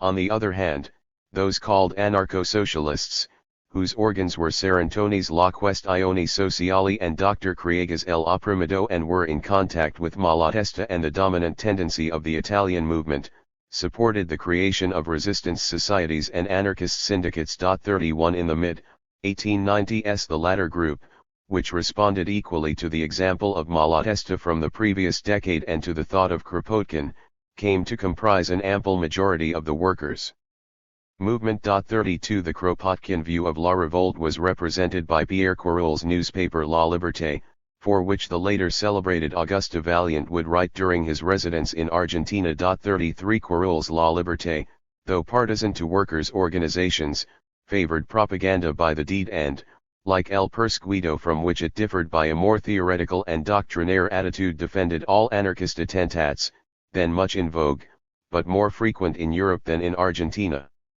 Yet in Rosario, the anarcho-communist group Ciencia y Progreso, apparently influenced by Dr. Arana, had since 1896 opposed terrorism as a tactic and even as a rhetorical trope. 34. D 1897 to 1910. An organizational tendency favorable to the syndicalist struggle in Argentinian anarchism clearly asserted itself during this period. Anarcho-communist groups, which had predicted an immediate social revolution and rejected all forms of syndicalism as either an obstacle or a trap set by social democrats, by 1905 had waned to the point of near extinction. Strikes and other workers' struggles were abundant in 1896, yet anarchist intervention was limited, according to the chief of police of Buenos Aires, Manuel Campos. 35 Things changed the following year, however. In 1897, both as effect and cause of the growing anarchist presence in the struggles of Argentinian workers, La Protesta Humana was founded, the most important and enduring anarchist newspaper in Latin America. Its pages reflected not only the turbulent trajectory of the libertarian movement, but also the entire history of the Argentinian workers' syndicalism from a point of view that is at once revolutionary, ethical, socialist, and libertarian. According to Fernando Quesada, during its long life it survived all the alternatives, overcame all internal crises that destroyed a large part of the movement, absorbed all challenges and provocations. Neither state persecutions nor ideological disagreements between brothers were able to blunt its cutting edge. It was born to overcome all calamities. 36. The inaugural issue hit the streets on June 13, 1897. Its first editor was the Catalan carpenter Gregorio England Lafarga, its first administrator, the Italian baker Francisco Berri, and among its first collaborators were José Prat, Eduardo Gilliman, and Mariano Cortés, later joined by well-known literary figures of the time, for example, Florencio Sánchez, Pascual Guglielmo, Julio Camba, and Santiago Locasio. 37 After November 7, 1903 the journal's title was shortened to La Protesta. A group of collaborators and sympathizers headed by Dr. Criega were successful in obtaining a proper printing press, first used on March 5, 1904 for issue number 253 of the paper. A few weeks later, on April 1, it became a daily publication. Its first daily issue contained the following remark: "The importance of this publication to the world of laborers is so great that it is difficult to measure. It affirms the anarchist personality in Argentina." The editorship went first to Elam Ravel and then Alberto Giraldo, with whom prominent literary figures like Julio R. Barcos, Edmundo Bayaca, and José de Maturana collaborated. On March 7, 1910 Argentinian anarchists started a second daily paper, La Batalla, published in the evenings, with the dramatist Rodolfo González Pacheco and the journalist Teodoro Antilli as principal editors. 38 Their accomplishment clearly shows the vitality of the movement at this time. Anarchist newspapers in Spanish, Italian, and French flourished everywhere, not only in Buenos Aires but also in the interior of the country. Netelo gives us a list: in Buenos Aires, in Spanish La Revolución Social, Ni Dios ni Amo, Ciencia Social, Germinal, El Rebelde, Los Tiempos Nuevos, Vida Nueva, in Italian, Lavoriamo, La Nuova Civiltà, 20 Settembre, in French, Le Cyclone. And in the interior of the Republic, in Rosario, La Verdad, La Libra Iniciativa, La Federación Obrera, and La Libera Parola, in La Plata La Anarquía, in Barracas, El Revolucionario, and in Chilcoy, La Fuerza de la Razón. 39. It is also worth noting publications by syndicates and diverse groups with anarchist leanings, as well as an increasing number of translations of well-known European anarchists. Kropotkin's Conquest of Bread appeared in 1895, followed in 1896 by Jean Graves' The Future Society. The group called Los Acratas published a series of books and pamphlets, such as Malatesta's among peasants and Kropotkin's anarchism, its philosophy and ideal, among others. 40. With the objective of overcoming anti-organization tendencies, still present even if only in a minority, the Federación Libertaria de los Grupos Socialistas Anarquistas was founded, with Pietro Gori drafting its fundamental principles. 41. This celebrated Italian lawyer and criminologist, born in Messina in 1869, arrived in Buenos Aires on July 21, 1898, fleeing authorities that sought to arrest him for disseminating anarchist propaganda.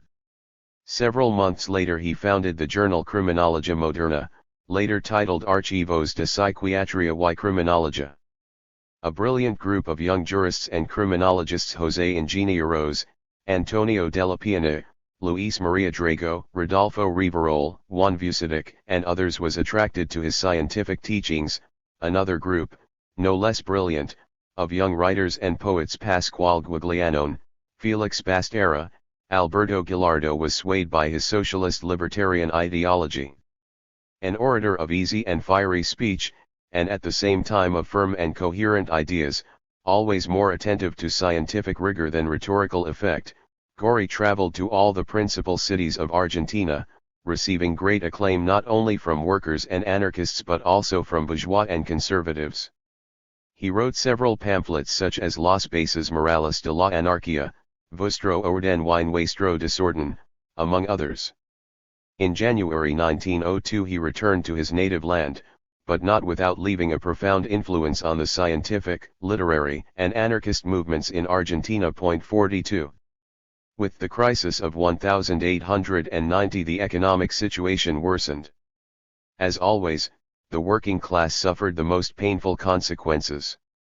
According to La Prensa, in Buenos Aires there were some 40,000 unemployed. Strikes proliferated in the capital as well as in various urban centers of the interior. The strikes were sometimes successful, but they did not lead to lasting results, and in more than a few instances victories quickly were rendered meaningless or simply disregarded. Consequently, a workers' central came to be seen as an absolute necessity in the struggle. The idea that began to take hold among workers and anarchist groups was to convene all resistance societies in Argentina with the objective of starting such a central. On June 25, 1901 a Congress assembled with attendance of some 50 delegates representing 30 to 35 workers' organizations both from the capital and the interior, 43 but not without objections from various radical groups, always fearful of traps by the Social Democrats. There the Federación Obrera Argentina was founded. Anarchists did all possible to create an entity that included all workers without regard to their races or beliefs, based on a solid foundation of direct action and economic struggle. 44 Nonetheless, the Marxist socialists, obviously a minority position, soon broke away, unable to put the new organization to the service of the party or their political goals. Adrian Patroni, a delegate to the founding Congress, and the Marxist group La Organization began an incessant and treacherous war against FOA, and promoted the idea that it is necessary to create a second workers' federation without anarchists, of course, controlled by the Socialist Party and as its mere mouthpiece, an act tantamount to excluding the vast majority of workers who were politically aware and ideologically defined. The new federation had immediate occasion to commit itself in a struggle, as the period of 1901 to 1902 was one of great social and proletariat agitation. Strikes erupted in all trades and regions of the Republic. The crisis produced a stern defense of higher salaries and better working conditions. At the time, the workday was usually no less than 10 hours long and wages were at best subsistence pay.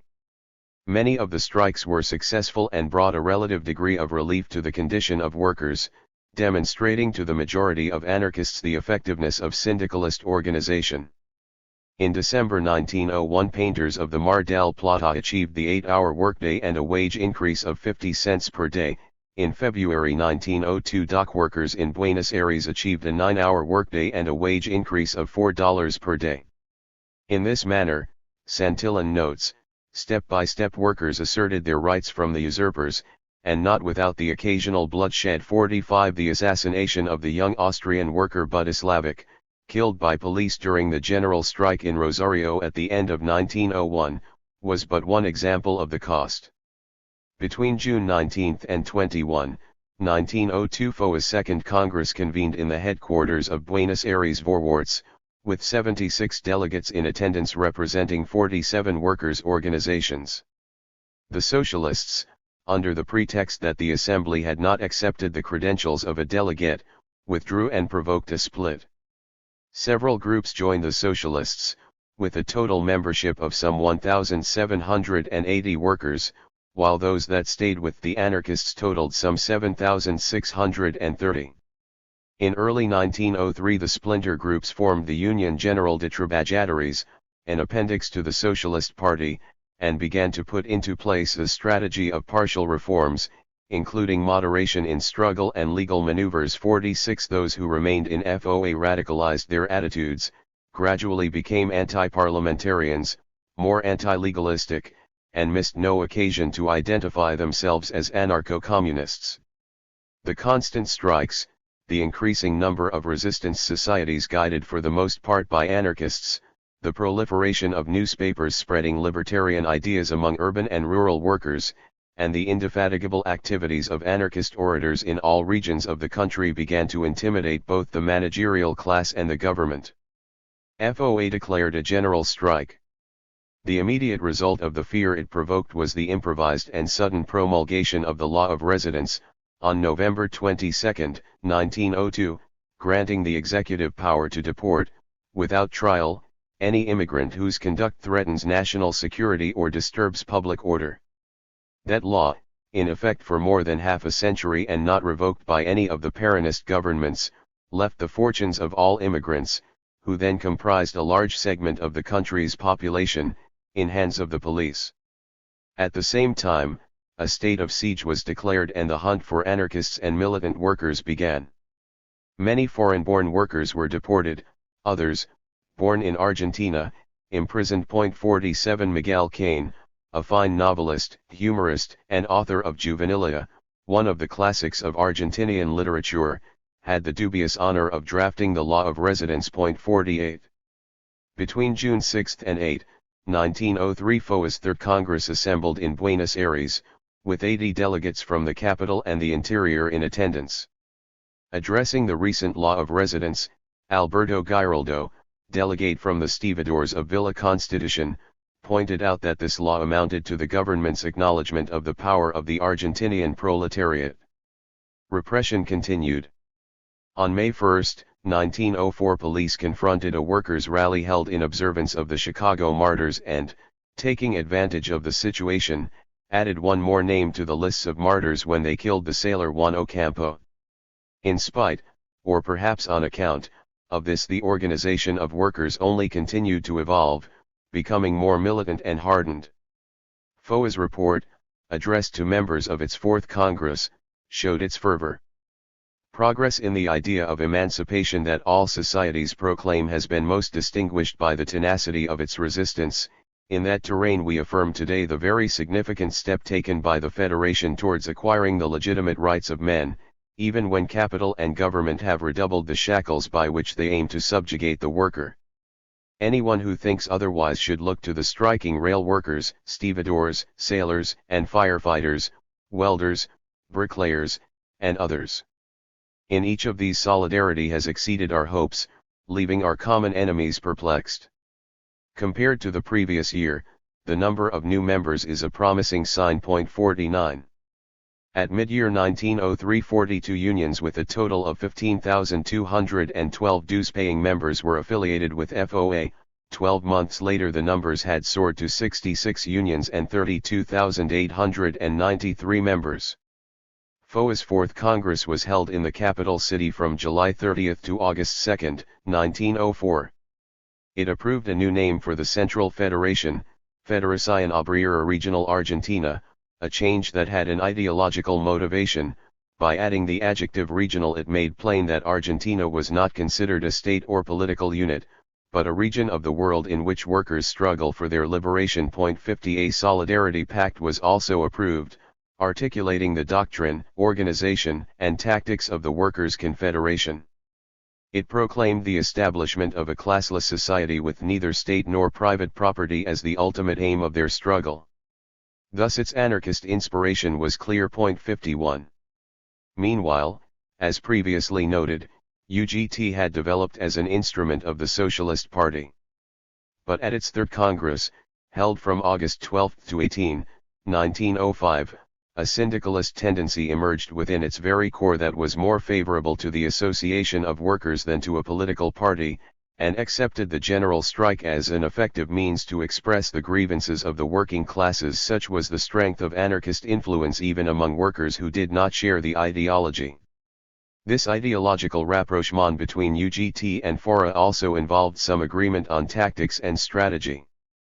Giraldo put the point well when he wrote in La Protesta: "If capitalism harms us all, if it affects us all, if it humiliates us all, how is it possible that we do not in each and every opportunity act in concert against it?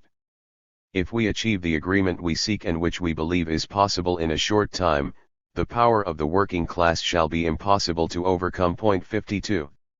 In fact, UGT proposed a solidarity pact to FORA. But in one of the meetings of the Fifth Congress on August 26, 1905, with 5 local federations, 1 trade federation, and 41 unions from the capital and interior in attendance, FORA, dominated by its most radical elements, declared the proposal useless, ineffective, and counterproductive. This Congress is FORA's most important, the moment when its ideological orientation was explicitly and definitively defined. Subsequent to a proposal by the Workers' Federation Local from Rosario and in solidarity with the editorial position of La Protesta and other workers' newspapers, the following declaration expressing the sentiments of the majority affiliated with FORA was approved. The Fifth Congreso Obrero Regional Argentino, consistent with the philosophical principles that have provided the raison d'etre of the organization of workers' federations, declares, "We advise and recommend to all our followers the broadest possible study and propaganda with the aim of instilling in workers the economic and philosophical principles of anarchist communism. This education, not content with achieving the 8-hour day, will bring total emancipation and, consequently, the social evolution we pursue." 53.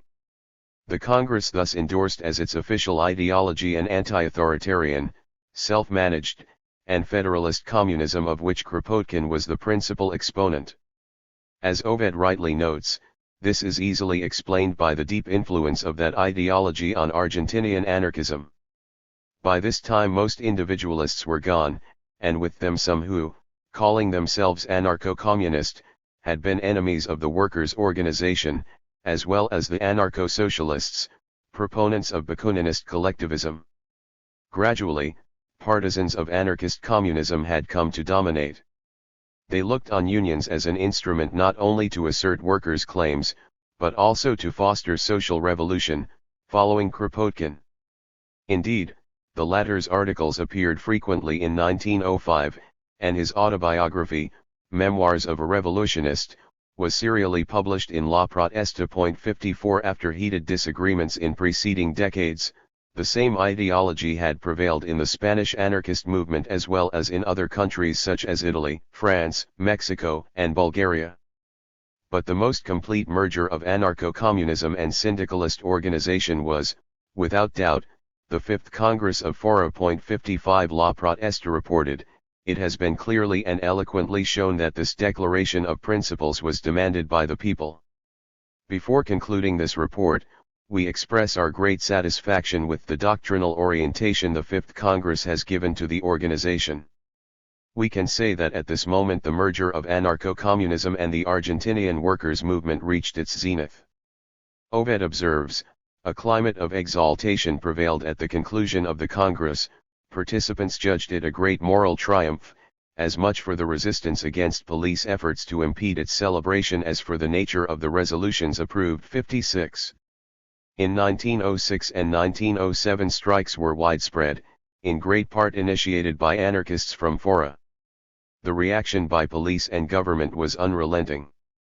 At the head of Buenos Aires police was a Colonel Falcon, who, according to Santillan, swore that he would finish off the anarchists, anticipating the effects not only of continuous abuses to individual liberty and the freedom to associate but also of restrictive laws, dictatorial decrees, and exceptional procedures. 57.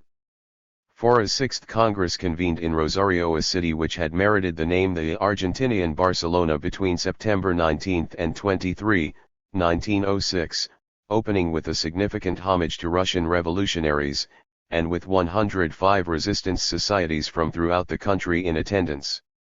The pact between FORA and UGT was never realized because despite the efforts of those called syndicalists, and of several socialists and anarchists, the majority of FORA's militants mistrusted and feared parliamentary and legislative socialism.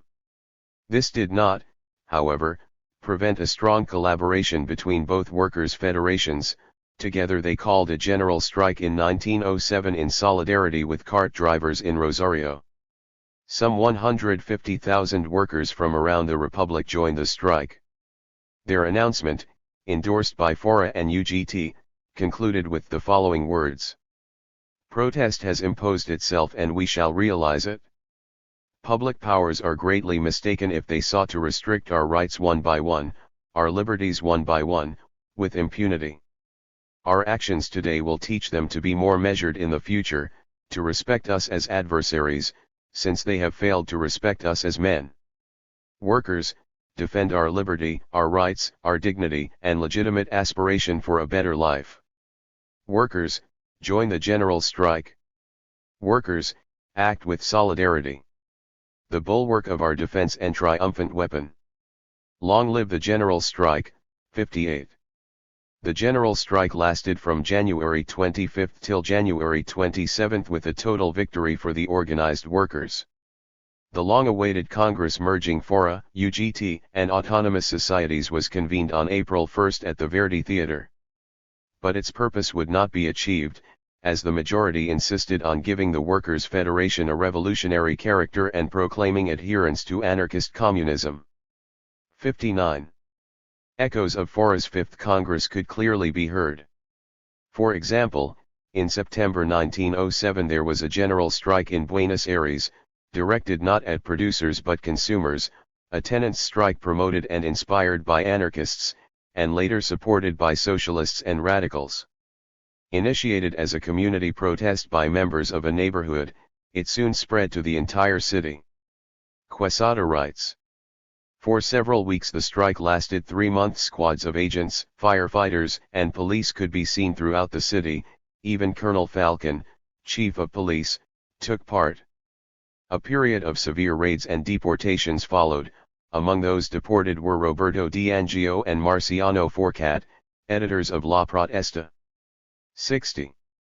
FORA's 7th Congress convened between December 15 and 19, 1907 in La Plata. A general strike against the law of residence was called, and in less than a month the strike took place, on January 13 and 14, 1908. FORA's leadership explained the reasons thus: the criminal and barbaric actions by the state and the bourgeoisie in enacting a law of extradition against free-thinking men constitutes a denial of the rights of man and requires us to respond to this challenge by the despots ruling the Republic of Argentina. 61. For FORA and the anarchist movement, 1909 was a year rich in accomplishments. On May 1 the transport workers of Buenos Aires called a general strike to protest a repressive municipal regulation. On the same May day the annual anarchist demonstration was brutally attacked by police on orders from Colonel Falcon. This so-called valiant man left 8 dead and nearly 100 of the unarmed protesters wounded. In the long run he would not go unpunished. In solid alliance with UGT, FORA called a general strike on the following day that proved successful. After a week of intense mobilization by workers, the government of Figueroa Alcorta was forced to capitulate.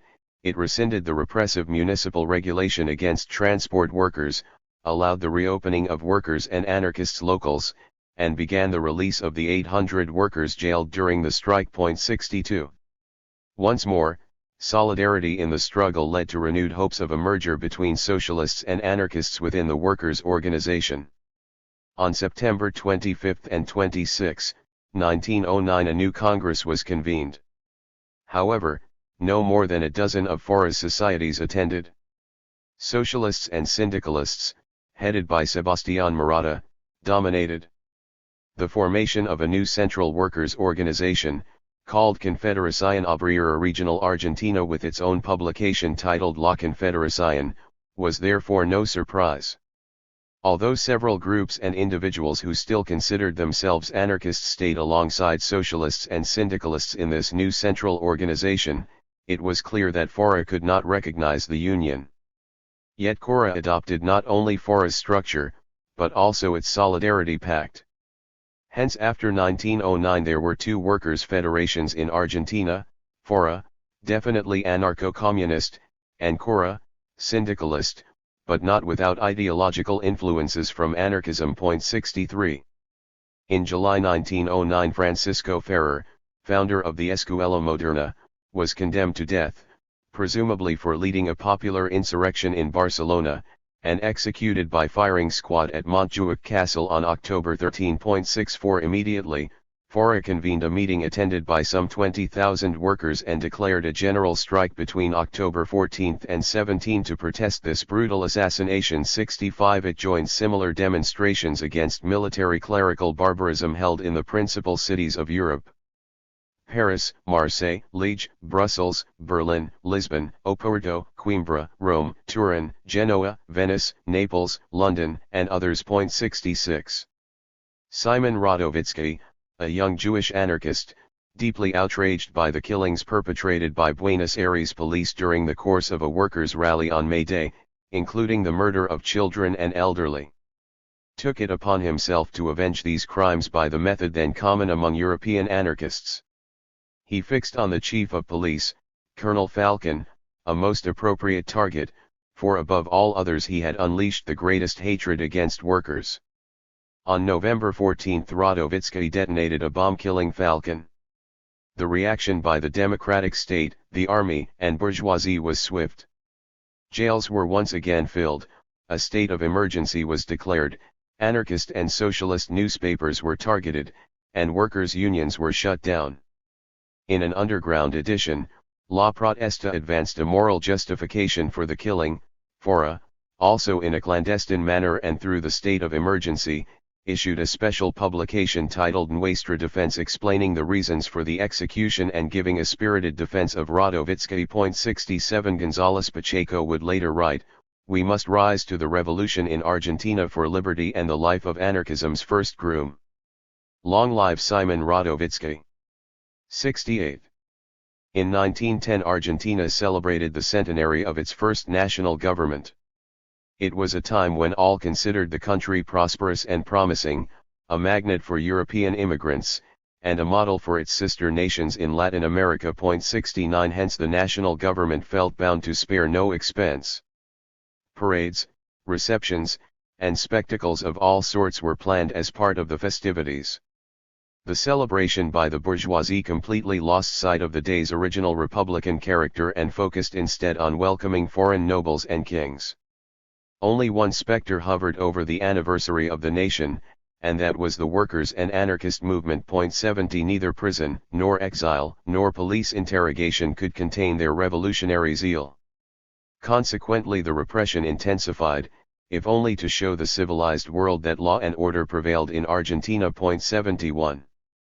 Between April 23 and 29, 1910 FORA celebrated its 8th Congress and invited the various groups that formed CORA to join it, given that CORA had accepted the latter's Solidarity Pact and programmatic ideas. It was also determined there that a South American Workers' Congress would be held in Montevideo in January of the following year. 72. Workers were intent on calling a general strike to free political prisoners and to overturn the law of residence. On May 8 nearly 70,000 people, a new record for Buenos Aires, gathered in front of the National Penitentiary, protesting the abuse of prisoners. The strike was called for the 18th of the same month. On the 14th, the government declared a state of internal war and arrested members of the Federal Council of FORA, along with many other anarchist militants. Nito wrote, "The nationalist bourgeoisie, supported by police, organized several anti-worker rallies with students and employees. Offices of La Protesta were sacked and set ablaze, So too was La Vanguardia, the socialist daily newspaper. Workers' locals were raided, their furniture destroyed, and libraries burned. 73. In June a bomb exploded in the Teatro Colón. No one is killed. 2 anarchists who were initially suspected were later found innocent. On the day immediately following the event, the Chamber of Deputies called an emergency session and enacted a new repressive law known as the Law of Social Defense, by which all liberties guaranteed by the national constitution were effectively annulled: freedom to assemble, public expression of opinion, and freedom of the press. Its draconian sanctions included imprisonment for up to 20 years, and even for an indeterminate period of time.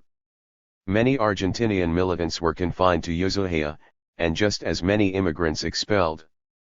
Quesada writes, the centennial festivities were celebrated under uncertainty and insecurity. Buenos Aires looked like a fortress. More than 2,000 anarchists were arrested or deported, eliminating their political activities. Extreme measures were taken to secure their captivity. 74. In the eyes of the workers of the world, a democratic Argentina found itself likened to Tsarist Russia. In the years immediately preceding the centennial celebrations, the anarchist press experienced an extraordinary growth. Netelo provided a list of most publications during this time, and among them were, in Buenos Aires, El Trabajo, Rumbo Nuevo, Fulgur, Labor, Jayacuze; in Córdoba, El Proletario; in Chacabuco, El Precursor; in Tucumán, Germinal; in Bahía Blanca, El Agitador. He also mentioned a number of publications he considered to be influenced by libertarian ideas: Libre Examen and Los Nuevos Caminos in the federal capital, Nuevas Brisas in Rosario, La Ráfaga in Paraná, Pensamiento Nuevo in Mendoza, Ideas and Vibraciones in La Plata. The trade union press attached to FORA during the first decade of the century was too numerous to attempt a complete inventory here. Suffice it to mention La Organización Obrera, the official publication of the Federation, which began to appear in Buenos Aires on August 1, 1901 under the editorship of Alberto Giraldo. 75. 1911 to 1920. The years immediately following the centennial were quite hard for anarchism and the workers' movement in Argentina. With many of its most active militants exiled, living as fugitives, or imprisoned, and its unions functioning underground, everything seemed destined to languish and to die in short order. Journalist and educator Enrique Nieto recalled that in 1911 publication of La Protesta was attempted twice, but police sacked the offices and jailed its editors. 76. The movement did not waver, however. Anarchist ideas were already firmly held by a large number of manual laborers and intellectuals, and soon enough they led to new actions and demonstrations. Many vigorous initiatives were obvious in the journalistic realm. For example, in 1911 the following publications appeared: the newspaper El Libertario, the monthly journal El Trabajo, the biweekly La Cultura, and the Journal of Rationalist Pedagogy Francisco Ferrer. In 1912 an underground newspaper appeared with the revealing title of a preparers, along with another titled El Manifiesto. La Escuela Popular, a publication of the Liga de Educación Racionalista, appeared, while La Ficola was published in Italian. In 1913 the following appeared: El Obrero in Buenos Aires, La Rebelión in Rosario, El Combate in Chacabuco, Promedio in Diamante, among others. At the same time, unions attached to FORA continued publication of El Azerador, La Unión del Marino, El Obrero Ferroviario, La Anterca, El Obrero Carpintero, La Aurora, and others. 77 Publication of La Protesta resumed in 1913 without interruption until it was again suspended on March 5, 1919. 78 Quesada observes, by the second half of 1913 we can say that the terrible period of the centennial had passed, but those who assumed positions of prominence were for the most part new. 79 In that same year FORA sent delegates to the First International Syndicalist Congress in London, which aimed to rebuild the International Workers' Association formed in Berlin after the end of the First World War, and to the Second Congress of the Confederação Operaria Brasileira, held in Rio de Janeiro between September 8 and 13. Fora also played a central role in a new series of strikes, the most famous of which was that of the glassware workers in Birazatigui. It was a success for workers, but took a heavy toll in persons wounded, jailed, or killed. A new Unification Congress, convened in September 1914, concluded with the majority of autonomous societies attached to Fora joining Fora. 80 The outbreak of the First World War occasioned, on the part of Fora's Federal Council, an energetic reaffirmation of the anarchist anti-war position with the aim of substituting the war between people and states with the class struggle. Santillan writes, "The European war is nothing more than a commercial venture of the bourgeoisie, which has all to gain, while the working class has all to lose, including its blood and life. Argentinian workers, without national or any other kind of distinctions, know to launch a powerful criticism of all perpetrators of the war. They do not want nations or flags. Workers of the world have only one enemy, bourgeois society. 81.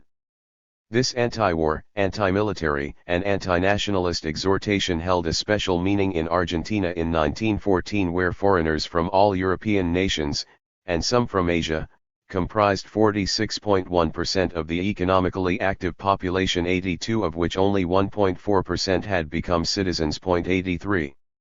The massive enrollment of Fora's unions, effected in the Unification Congress of 1914, which, at first sight, may be seen as a victory for the anarchist Fora over the partisans of a neutral and economistic syndicalism, turned out to be a tactic by its enemies and the lamentable start of a sharp division at the very heart of the Argentinian workers' movement.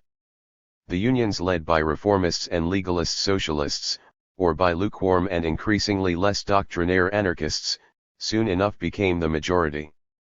Consequently, when Fora convened its 9th Congress on April 1, 1915, they became the dominant party simply on account of their numerical superiority in delegates.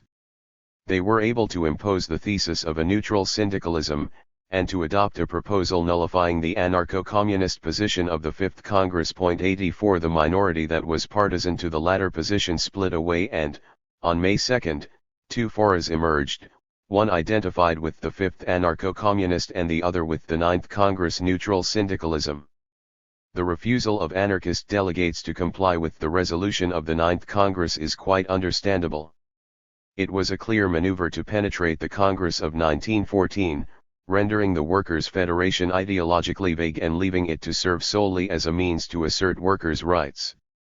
But it was a strategic error, as the anarcho-communists could soon have regained their central position at the core of a single federation. In no time, the two Foras confronted each other and, in 1916 and 1917, frequently engaged in public disputes. The Russian Revolution played a reinvigorating and catalyzing role for Argentinian anarchism. The reformism of Fora 9 lost ground in light of the renewed prestige of revolutionary ideas, even if Fora V did not always take advantage of this favorable historical condition. In Argentina, as in many other countries, the Russian Revolution awakened not only the interest but also the enthusiasm of anarchists. In Spain, for example, during the Congreso de la Comedia, the CNT, even as it declared itself a firm defender of those principles of the First International proposed by Bakunin, adhered to the Third International provisionally, on account of the revolutionary character that presided over it. 85 Ángel Pestana was commissioned to assist the Third International in Russia and to inform its leadership of CNT's resolution. 86 Nonetheless, in Spain and in other European countries the initial enthusiasm soon waned and a mood of suspense and critique emerged. Substantive debates followed. By 1920 the majority of Argentinian anarchists had distanced themselves from Leninism and were beginning to understand the authoritarian character of the Bolshevik Revolution, as was evident from Kropotkin's own correspondence with Lenin. 87 Groups identifying themselves as anarcho-Bolshevik were formed and active during the 1920s. They published various newspapers, some of which were widely read, like Frente Proletario, Frente Unico, El Sol, El Libertario, La Plebe, which became a daily, and, above all, Bandera Roja.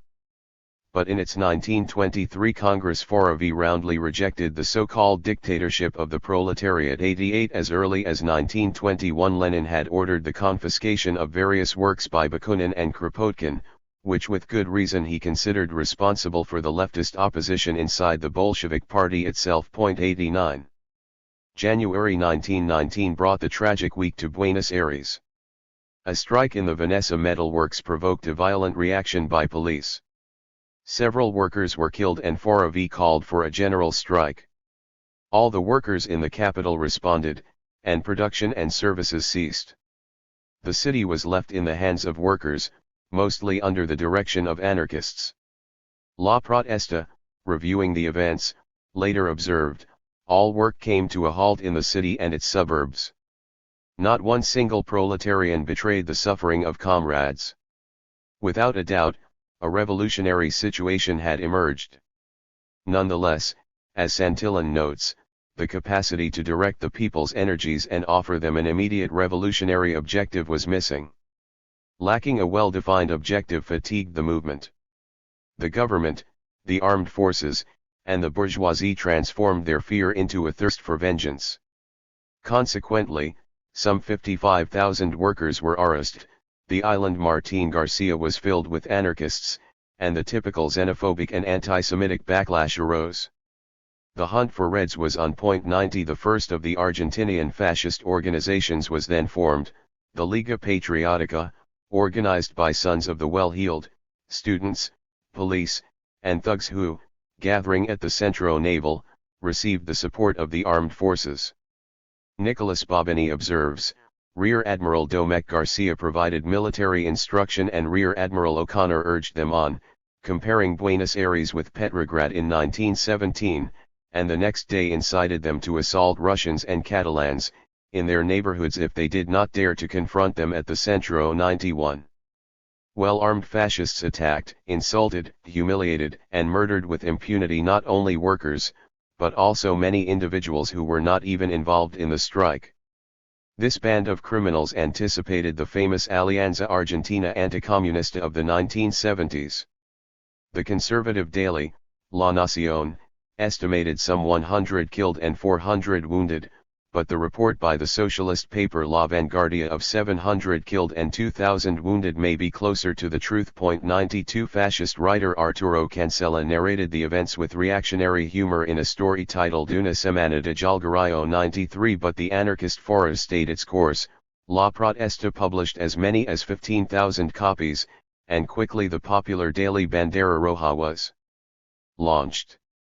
In March, a governmental decree prohibited all anarchist press, but in July a new daily, Tribuna Proletaria, appeared, promoted by Forovi. 94 In September 1920 Forovi convened an extraordinary congress attended by 200 unions. The anarchist press of the 1920s was ubiquitous, with publications both short and long-lived, polyglot, as is fitting for a country of immigrants. Some of the publications had a literary character, like Alas, published by Cordonavellan, others had an individualist orientation, such as the biweekly Estudios, first published on November 1, 1915 in Rosario by Enrique Nido, José Torralvo, and A. M. do Pico. There were newspapers in Italian, like La Canaglia, first published in May 1915 and continuing for several years, and La Rivolta, published in 1917 in opposition to the war that Italy had entered. Others were published with a specific objective, like El Burro, launched June 20, 1918 by Orest Ristori, aimed at the struggle against clericalism, El Soldado, launched in 1919, combating militarism and mandatory military service, and Socorro, which in June 1915 denounced the horrors of Tsarist prisons. Many cities in the interior had their own libertarian publications.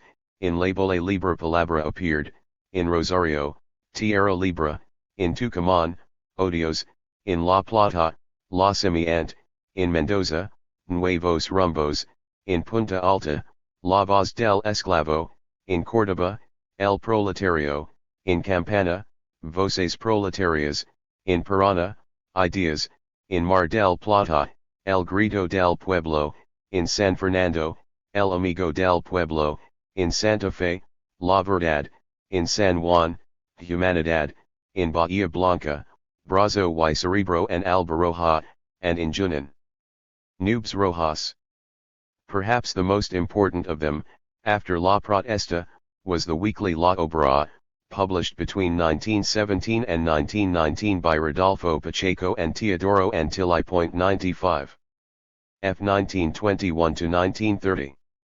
In April and May 1921, dozens of workers at La Forestal were brutally murdered when they demanded better salaries and working conditions.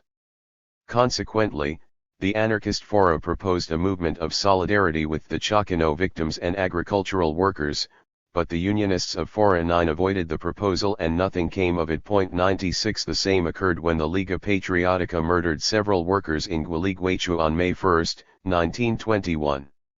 The non-anarchist syndicalism began to stray towards a myopic pragmatism lacking solidarity. But the most tragic events of that year were among the least known by the Argentinian people, for no newspaper but La Protesta and some other anarchist publications provided any coverage. In Patagonia, the army indiscriminately murdered rural workers striking for minimal improvements in their working conditions. 97. The organizers of the strike and of the subsequent insurrection were anarchists of different nationalities, with Argentinian Creoles certainly among them. On January 23, 1923, the young anarchist Kurt Wilkins executed the leader of this genocide, Lieutenant Colonel Varela. 98. González Pacheco wrote in one of his cartels, "Why has he killed this man? Must we still say? Why is a bridge spanned over an abyss, a rocky cliff blown up, or a wolf killed? Explain this and you have explained the death of Varela." 99. In March 1922, Fora 9 convened a new Unification Congress and, together with several unions of Fora V, founded the Union Sindical Argentina. A year later, Fora V convened its ordinary Congress, considered its ninth, as the Congress of 1915 in which it had split into two was not acknowledged. In July 1923, Wilkins was murdered by cowardly members of the Argentinian army, provoking a general strike by all sectors of the working class.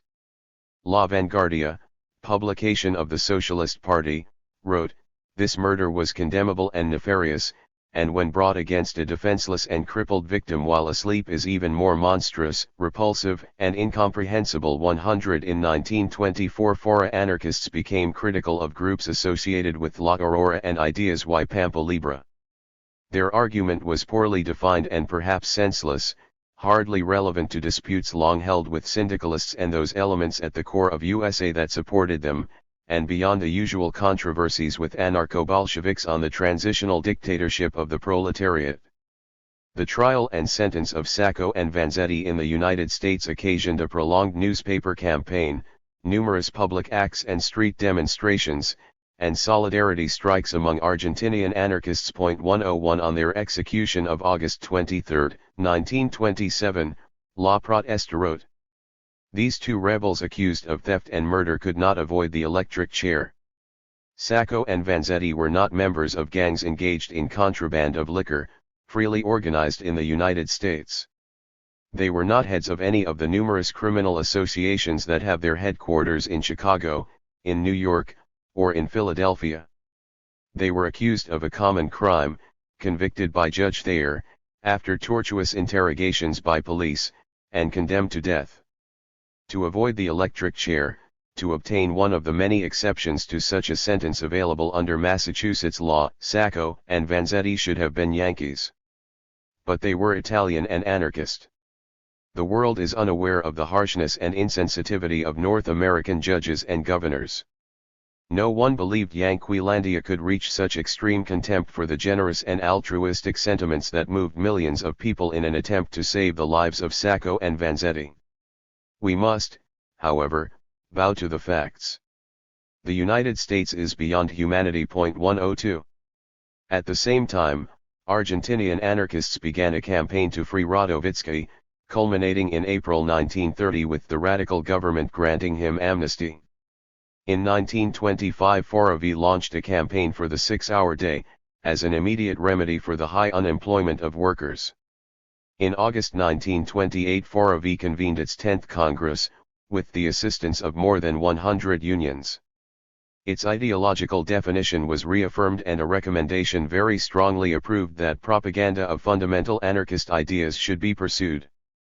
As if it could foretell the coming Black Plague in Argentina, FORA exhorted workers to combat tirelessly the poison with which nationalism infects the anti-worker reaction, militarism, dictatorship, and war. In 1930 FORA was comprised of more than 100,000 members, representing a clear majority of the conscious and militant proletariat of the country. According to Santillan, its growth was one of the causes leading to Uriberu's coup d'état, which on September 6, 1930 inaugurated the era of fascist governments in Argentina. 103 This revolution, supported by conservatives, by those so-called independent socialists, by fascist groups 104 and admirers of Mussolini, such as Captain Perón 105 filled landowners, businessmen, and bankers with euphoria and immediately inaugurated a systematic persecution of workers. It did not limit itself to shutting down anarchist newspapers and unions, to deporting or imprisoning the most active militants on the left. It also murdered many of them, like the Correntino maritime worker Juan Antonio Moran, who had executed the torturer Rosasco, and the young Catalan worker Joaquim Penina, who without trial was sentenced to death by firing squad in Rosario for the mere suspicion of having distributed anti-government flyers. 106 The most celebrated of those murdered by Uriberu's dictatorship is Severino di Giovanni, an Italian agitator who professed an anti-organizational and violent anarchism. Arriving in Buenos Aires in 1923, shortly after Mussolini's rise to power in Italy, he confronted the group supporting La Protesta, which opposed armed violence as a method in the struggle and instead looked to propaganda and syndicalist action. In 1929 the execution of Emilio López Arango, editor of La Protesta, was attributed to Di Giovanni. What is certain is that, guided by the idea of expropriation, he robbed several banks, leaving some people dead. Uriberu's government applied martial law and executed him by firing squad along with Paulino Scarfo. 107. After the fascist takeover and consequent repression of anarchist and communist militants, unions of the Union Sindical Argentina, in the hands of pure syndicalists but not without the participation of leaders who still defined themselves as anarchists, joined those of the Confederación Obrera Argentina. The latter was dominated by reformist socialists and founded the Confederación General del Trabajo. Members of CGT were spared persecution. Its sole function was always to advocate and negotiate for workers as they awaited the emergence of Colonel Perón. CGT, a representative body of the sane forces of the nation, petitioned Uriberu's government for clemency for those FORA drivers who had been sentenced to death, something FORA itself would never have been able to do. 108. The libertarian press in Argentina continued to flourish during the 1920s. In addition to La Protesta and its valuable historical and ideological suplementos, which continued under the vigorous editorship of López Arango and Abad de Santillan, there was the journal Ideas, edited by Jacobo Prince, José María Lunazzi, and Fernando de Intento in La Plata, Brazo y Cerebro, already mentioned above, published in Bahía Blanca with the collaboration of Mario Anderson Pacheco, Julio Díaz, and Antonio López Almada. Pampa Libre published in General Pico and edited by Prince. Lunazzi, Verón, and others. Nuestra Tribuna, by Juan Arauco Bula in Necochea, Ferbo Nuevo, by Juan Pérez Maza, José María Acha, and others in San Juan, El Libertario, not to be confused with another paper of the same name, representing the tendency then towards anarcho-Bolshevism by Antilli and González Pacheco, La Verdad by Tondil, a publication of the Agrupación Aurora Libertaria, Orientation, both a newspaper and a magazine, by Cruz Romero and Francisco Rivalta, published in Santa Fe. Tierra Libre, in Tucumán.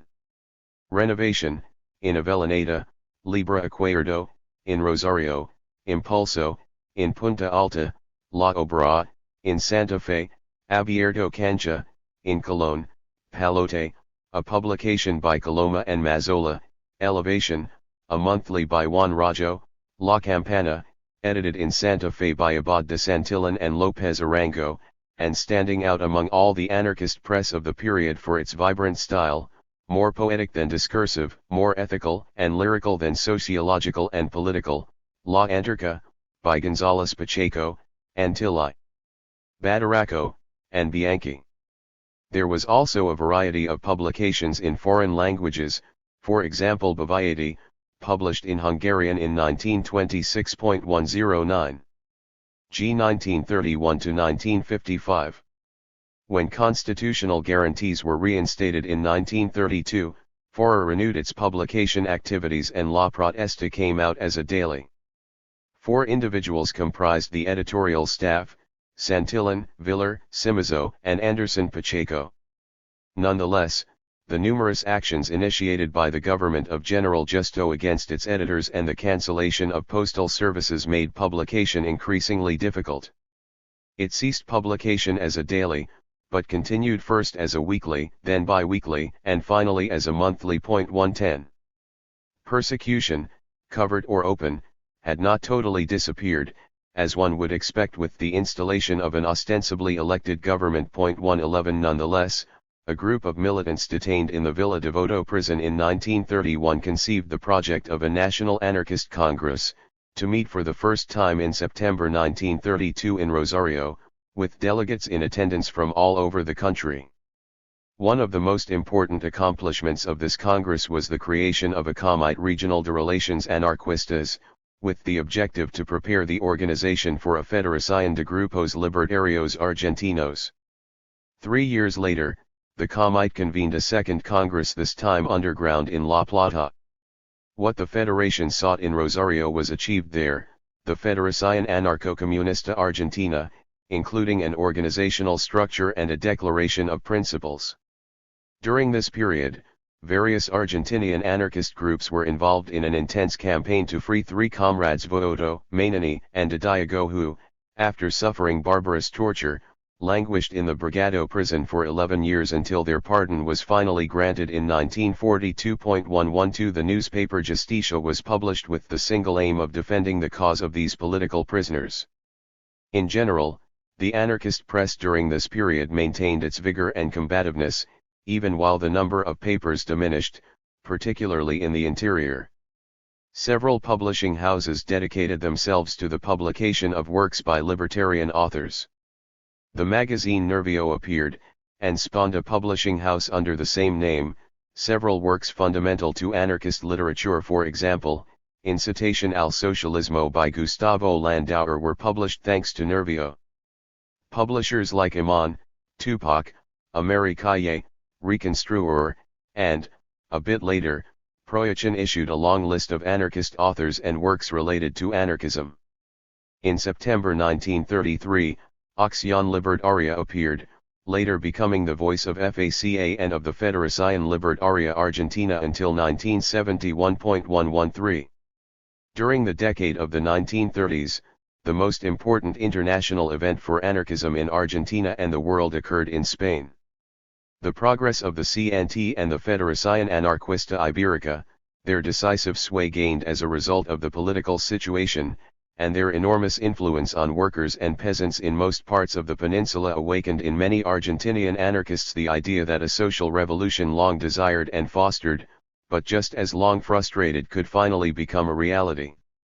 The rise of fascism, the struggle of the people against armies of an international coalition, and the simultaneous collectivization of farms and industries promoted by the anarcho-syndicalist CNT, led Fora, FACA, and all like-minded groups to a deep commitment to Solidaridad Internacional Antifascista and Comisión Coordinadora de Ayuda del Pueblo Español. Active Argentinian anarchists traveled to Spain and offered their services to CNT, some took up arms in the various battalions.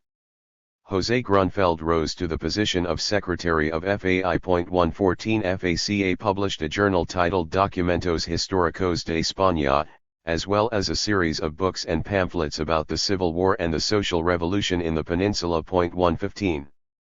Various publications that first appeared prior to 1930 continued, but with irregularity. La Protesta, La Anarca, and Organización Obrera are sporadically published by Fora. FACA, for its part, put out Solidaridad Obrera starting in 1941, edited by Juan Corral and Laureano Riera. The first Justicialista government later shut down the paper. FORA also started a series of booklets, such as Todos contra la Guerra by Jacobo Maguid, and Lucha Constructiva por la Libertad y Justicia, among others. On January 1940 Hombre de America appeared and continued to the end of 1945, thus lasting for nearly the entire period of the Second World War. It was a cultural journal with libertarian orientation, but sufficiently open to all anti-Nazi writers. 116.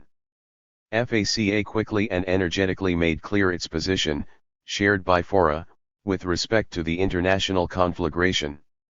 Aware that Western nations represented corrupt democracies and concealed a brutal capitalist exploitation, and cognizant that the Soviet Union, far from being even an imperfect socialism or one in the process of invention, was in fact a gigantic bureaucratic capitalism, FACA considered National Socialism the worst evil and the greatest threat to humanity. No greater disaster could befall Europe or the world than the triumph of the Third Reich. In a 1942 General Plenary, FACA issued a statement concerning war and totalitarianism declaring that totalitarianism is the greatest danger in our time, and expressed its solidarity with all peoples subjected to Nazi barbarities, while recognizing the threat of Soviet expansionism and the false promises of peaceful reconstruction by plutocratic democracies. 117 Meanwhile, in the domestic scene, FACA and FORA found themselves confronting the corporative populism of the Perón government. Individuals and unions were soon seduced by the demagogic fascism, the complacent CGT grew at the expense of the revolutionary FORA, now somewhat diminished but still combative. Nonetheless, FORA drew from the frail social conscience of a great mass of laborers in the suburban agricultural sector, who were no longer peasants and not yet workers. 118. In June 1946 anarchists launched a new newspaper, Reconstruir, edited by Luis Danussi. In its first issue Jacobo Prince shed light on the Peronist phenomenon in an article titled El Totalitarismo Falso y el Principio de Justicia Social. 119. After 1945 FORA began to lose its influence and anarcho-syndicalism was reduced to a very small role in the Argentinian workers' movement. However, the Sociedad de Resistencia de Obreros del Porto, attached to FORA, proved its anarcho-syndicalist combativeness when in 1952 they, at the height of Perón's dictatorship, published a manifesto rejecting the compulsory tax on wages for building a monument to the deceased Eva Perón. For this act, various militants were imprisoned for 6 months. 120.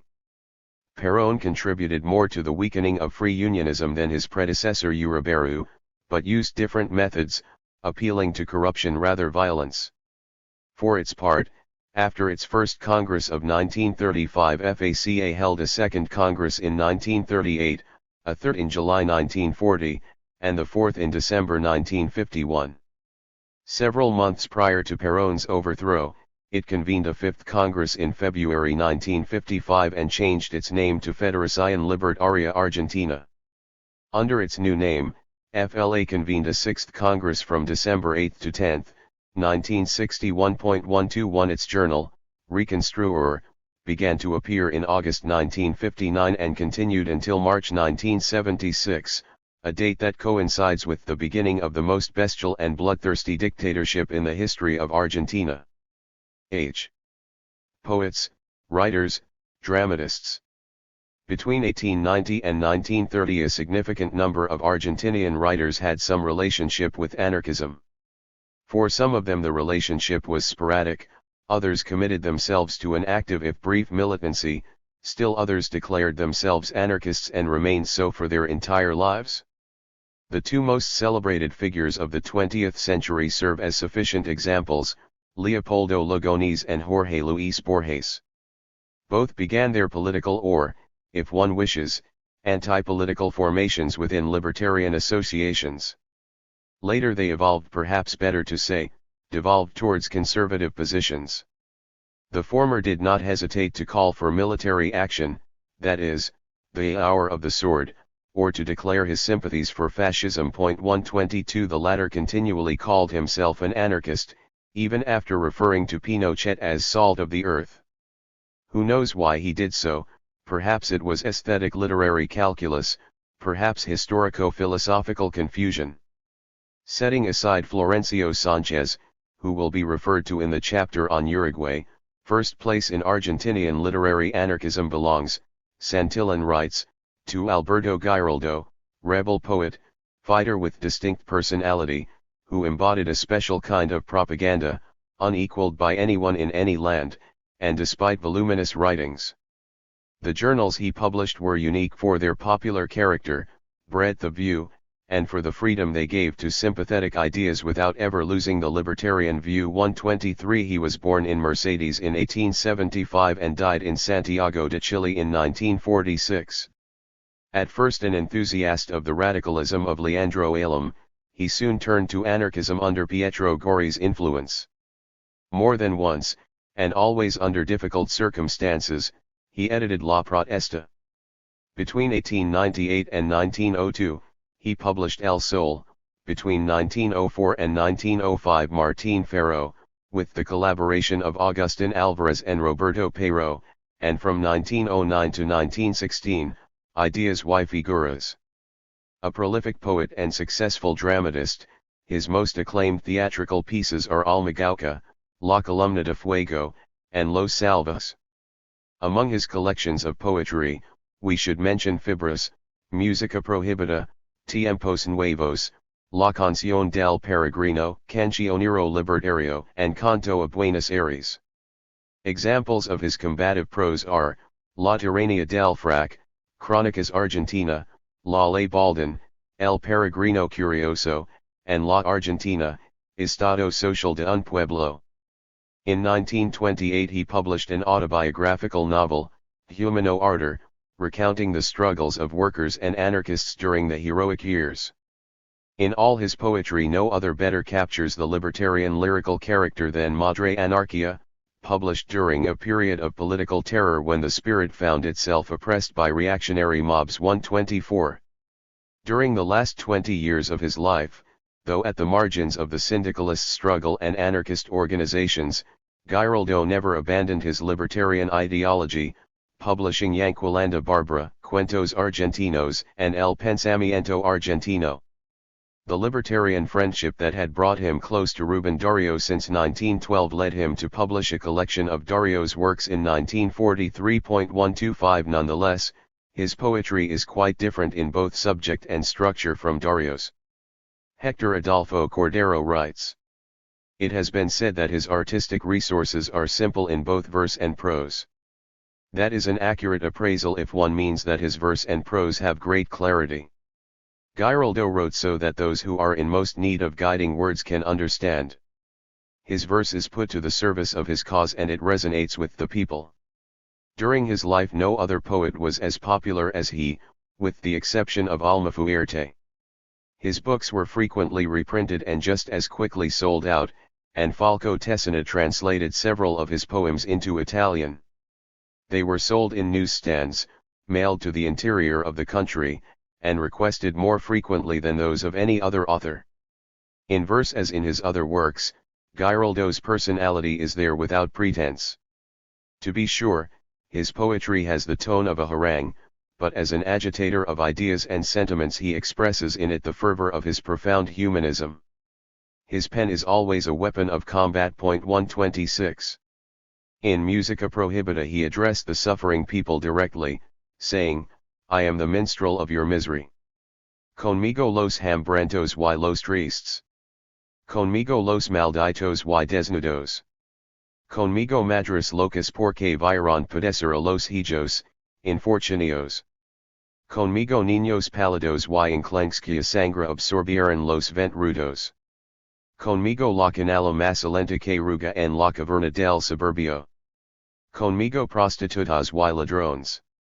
Conmigo los leprosos y los sucios. Conmigo los que oran y arrastran todos los alejados del mendrugos. With me are the hungry and sad. With me are the damned and naked. With me are the mothers crazed with seeing.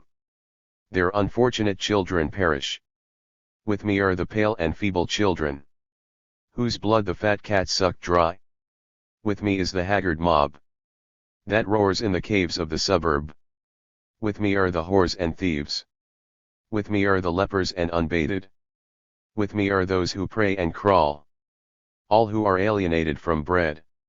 Whatever distance postmodernism and pure poetry place between Giraldo's work and contemporary surrealistic sensibility, it is impossible to miss its vigor and sincerity, a generosity and vital commitment we so yearn for today. His poetry, Roberto J. Pero wrote in La Nación, is the exact and artistic impact of the cry of the people on a written page, a symphony of 1,000 cries of that people gathered and wisely balanced together. 127. The poetry of Evaristo Carrigo is far from a speech in a fora meeting. It is much more like a milonga in a suburban setting. Carrigo was born in 1883 in Entre Rios and died prematurely in 1912 in Buenos Aires. He is the author of Misas Horages and Alma del Suburbio. He was a romantic with modernist influences. More sentimental than combative, he never declared his anarchism, but it is easily surmised from the following. La viejita, la que sec un sedimento de material, desico inútil, salmo doliente del evangelio de la miseria. The old woman, the one who feels herself a mere residue of matter, pointless undoing, suffering psalm from the gospel of misery. Or, que por el buen nombre de candidatos en los peores trances expone el pellejo. Who through the good name of candidates in the worst difficulties risks his own skin. Finally, la costurera de que dio aquel mal paso y lo peor de todo, sin necesidad. The seamstress who took that wrong step and worst of all, without necessity. Jorge Luis Borges wrote that while Evaristo Carrigo was part of the Ecclesia Visibilis of Argentinian letters, he may more accurately be defined as belonging to the true Ecclesia Invisibilis, to the community of the just, because of his position as an anarchist poet. 128 It is not hard to see in the verses of Carrigo that deep sympathy for the poor and oppressed common to all libertarian poets of the period.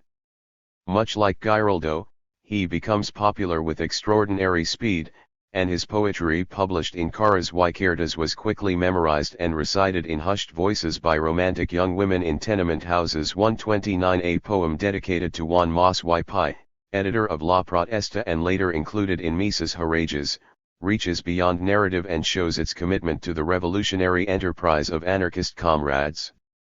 En procesión inmensa va el Macy lento en hambre, mordidas las entrenadas por los lobos del hambre.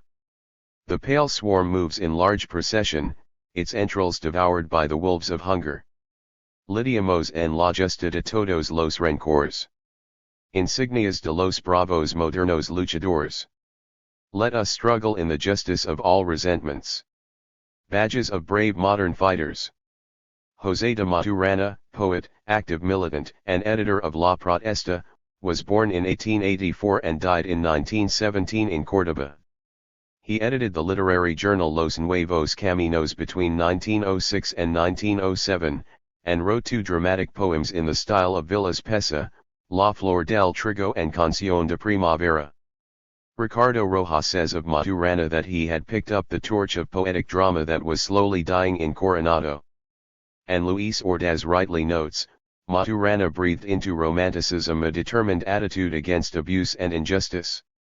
Earlier he had published a collection of sonnets, cromos, and other works in verse, Lucila and Poemas de Color, as well as a series of stories, Gentes Honradas. On the occasion of the execution in Barcelona of the libertarian pedagogue Francisco Ferrer, Maturana edited a pamphlet titled, Francisco Ferrer, La Voz del Siglo. 130. Another writer associated with La Protesta is Santiago Locasio, author of Rasgos Sociales, Los Martires de Chicago, Orientaciones, Juan Bautista Alberti, and several theatrical pieces. Pedro J. Calu is also notable. He was a poet much admired by later literary generations and, according to Santillan, briefly took part in the anarchist movement and in the editorial work of La Protesta. In the end he turned to theosophy. To his former anarchist comrades this undoubtedly was much less reputable than ending up a fervent anarcho-communist in the swamps of fascism, as did Juan Emiliano Carolla, physician and writer from Entre Rios. Carolla collaborated in Bandera Argentina and in La Fronda, after his service for La Protesta, for which he suffered imprisonment and political persecution. He turned to the works of Demaitre and Moras after Proudhon and Bakunin, and worked tirelessly for the fascist coup by Uriberu. The brilliant finale to his literary career is the book Valor Poético de la Révolution de Septembre. 131. A different case is that of the writer and pedagogue Julio R. Barcos. Barcos was born in Caranda in 1883 and died in Buenos Aires, 1960. In spite of his move from anarchism to Irigoyenist radicalism, paralleling Orsini Bertani's shift to Badlism in Uruguay, he continued to express a basically libertarian position until his death. As an educator, he helped to disseminate an innovative pedagogy, contributed both textbooks and methodological essays to Argentinian education, and worked for the Teachers Union. He was president of the Liga Nacional de Maestros, later helped to start the Internacional del Magisterio Americano, and edited the classics of Argentinian political thought Echeverría, Alberti, and Sarmiento. Among his books, La Libertad Sexual de las Mujeres was widely read and then translated into various languages, which merits his status, along with Les Arts, as one of the anarchist pillars of modern feminism. 132. It is important to mention here two anarchist writers who also presented a feminism that was quite radical for its time, Salvadora Medina Onrubia and Juana Arauco Bula. The former, born in La Plata in 1895, was a teacher in rural Entre Rios.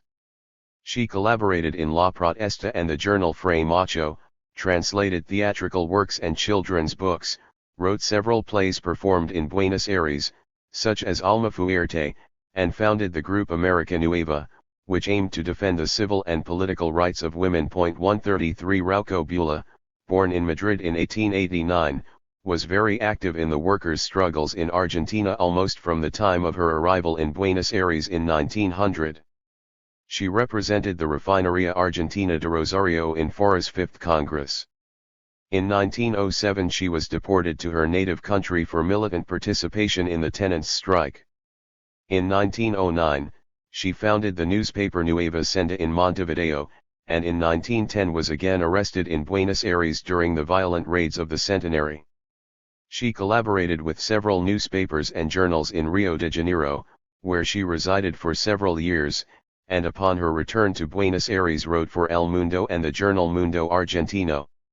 In 1922 in Necochea, she founded a feminist biweekly, Nuestra Tribuna.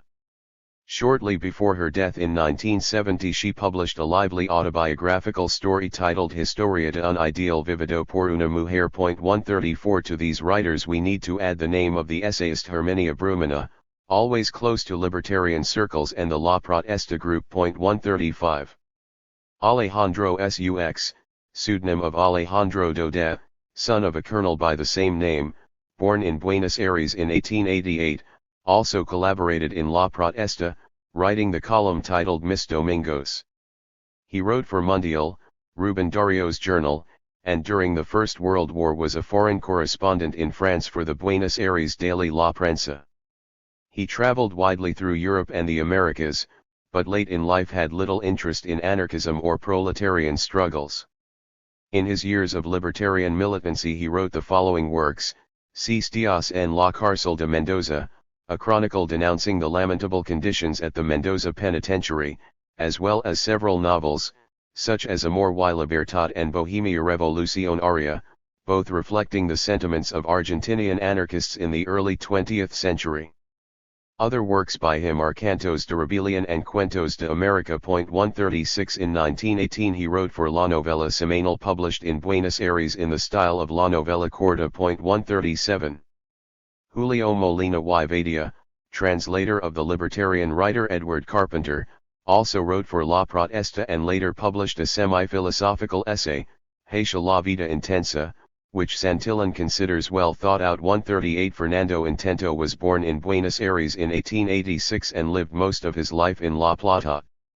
He was on the editorial staff of La Protesta, wrote for the journal Germain, edited by Sux, was himself editor of the biweekly La Mancha and, between 1919 and 1925, of Ideas. Among his books, the following stand out: Salud o Tiempos, Ideas, and Libro del Hombre. Other libertarian authors prior to the First World War were Mario Villa, Alfonso Grijalvo, and Tros. Ricardo Caranxa, author of a collection of poems titled Desde mi Selva; Pedro Mano, author of the novel El Crimen de Muchos; Leoncio Lasso de la Vega, famous Bohemian and editor of the newspaper El Dia in Montevideo, who left us a miscellany of ingenious verse and prose titled El Moral de un Bohemio, and Mario Quilopegui, a journalist and poet. Teodoro Antilli wrote for well-known publications in Buenos Aires such as Mundo Argentino and Fray Macho. Along with his close friend González Pacheco in 1908 he founded Germinal and later Campana Nueva. Both worked on La Protesta, La Obra, and La Anarquía, and in 1910 Antilli edited La Batalla, an evening paper. Several of his articles and essays appeared in a collection by La Anarquía under the title Salud a la Anarquía. González Pacheco said of Antilli, he was a clear and exemplary anarchist. González Pacheco, a brilliant prose writer and prolific dramatist, was himself one of the greatest literary figures of Argentinian anarchism. He was born in Tandil in 1881 and died in Buenos Aires in 1949. Along with Federico A. Gutierrez, a former police officer who crossed over to anarchism, he founded a satirical newspaper in 1906, La Mentira, with the ironic subtitle of Organo de la Patria, La Religion, y el Estado. In the following year he published his first book, Rasgos, alternating prose and verse. As already noted, with Antilli he started the journal Germinal and in 1910 was editor of La Batalla. Then in 1911, while editing the anarchist newspaper Alberti along with Apolinario Barrera, he was arrested and imprisoned in the remote penitentiary of Ushuaia. Upon his return he started another newspaper titled Libre Palabra, co-edited with Tito Livio Fapa. A bit later he teamed up once again with Antilli to publish El Manifiesto. Argentinian by birth and sentiment, imbued with the landscape of the Pampas, identifying with the Gaucho and Creole, González Pacheco was, above all, an internationalist deeply interested in the destiny of the people of the world and the ultimate triumph of the socialist and libertarian revolution.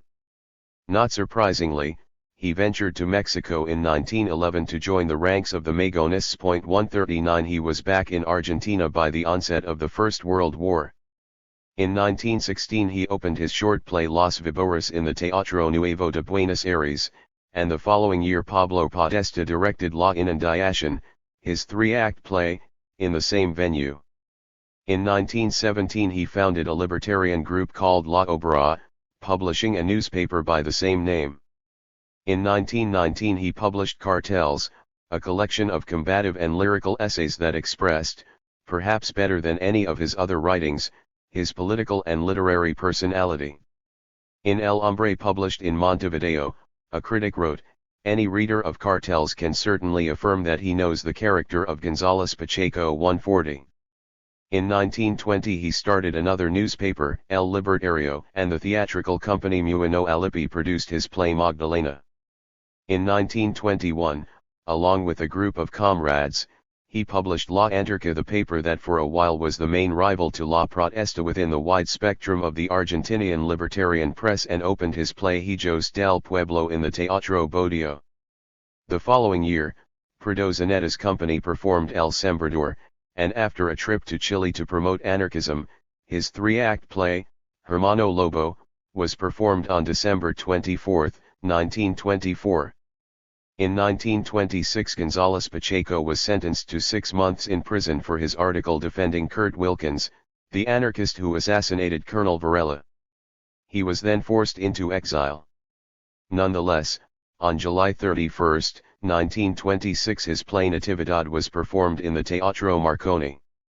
Later, on July 3, 1927, Enrique Muniz directed his play A Contra Mano, and the following year El Hombre de la Plaza Pública. On April 1, 1929, El Grillo was performed in the Teatro La Comedia in Rosario. The fascist coup of 1930 found Pacheco, along with thousands of anarchists and socialists, in prison in Villa Devoto, where he was held for 8 months and wrote the play Juana y Juan, later performed by the Muino Alipi Company on June 4, 1931 in the Teatro Buenos Aires. While intensely involved with his dramatic compositions, González Pacheco continued writing his already famous cartels, with the second series published in 1936, the same year in which his play in 4 acts, Compañeros, was brought to life in Montevideo. Meanwhile, fascism appeared in Spain, and CNTFAI began a social revolution in the cities and countryside. González Pacheco, above all else an anarchist, simply had to be there.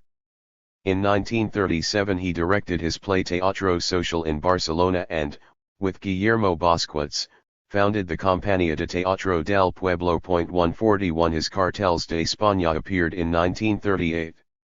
A political commentator cited by Vladimir Muñoz writes, Rodolfo González Pacheco, Argentinian anarchist, is universally recognized not only for his numerous theatrical works, but also for his cartels, each of them a synthesis of idealism and rebelliousness. 142 What most impresses his readers is the power and insight of his analyses, and his synthesis of the lyrical and the polemical, of metaphor and agony.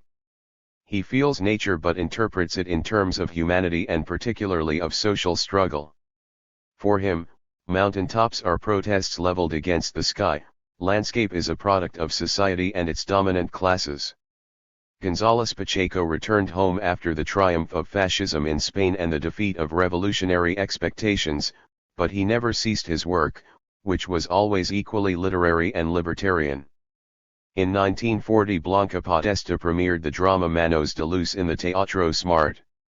The Cordoban anarchist Forti later published that work in Cuadernillos Inquietud in Tupiza, Bolivia. Muñoz remembers González Pacheco's visit in 1945 to Uruguay, and the painter Juan Pardo, who under the pseudonym El Janit El Azulto wrote the following in an article titled Ha Pasado un Gaucho for the libertarian paper Inquietud, "Oh, old man Pacheco, anarchist brother, libertarian gaucho from La Plata. You're 3 times a gaucho, anarchist, singer, and Creole." And he certainly was, but in a manner that never overshadowed his broad internationalism, a universalism that truly embraced the whole world. No surprise that the last play by this prolific gaucho writer is titled Cuando aquí había reyes. It premiered in 1947 in the Buenos Aires Theater Unión y Benevolencia in Yiddish, and the following year was presented in Spanish in the Teatro Solís in Montevideo. 143 He left an unfinished work titled El Cura, written as clericalism was becoming prominent in Argentina after the Peronist triumph. In collaboration with another Argentinian dramatist, Pedro E. Pico, he wrote several pieces that were as well received as his own individual works, Nace un Pueblo, Juan de Dios, Milico y Paisana, Campo de Hoy, Amor de Nunca, and Que la Agarqui en la Cuira. González Pacheco may also be considered one of the pioneers of Argentinian cinema, co-authoring a script with McDougall on the exotic writer from Buenos Aires Eliseo Montaigne. He died on June 5, 1949 in Buenos Aires. 144 In 1953 his theatrical works were collected in a volume titled Teatro Completo by Alberto S. Biaca. 145. Pascual Guglianone, a collaborator in La Protesta and one of the most brilliant anarchist orators of the early 20th century, sometimes called the Argentinian Sebastian IV, edited the journal Vida Nueva. He later showed great interest in the history of religions, employing a positivist methodology. Felix B. Bastero was, above all, a combative journalist who not only wrote for La Protesta, but also founded several libertarian publications, like the journal Los Tiempos Nuevos and the satirical newspaper El Cuento del Tío.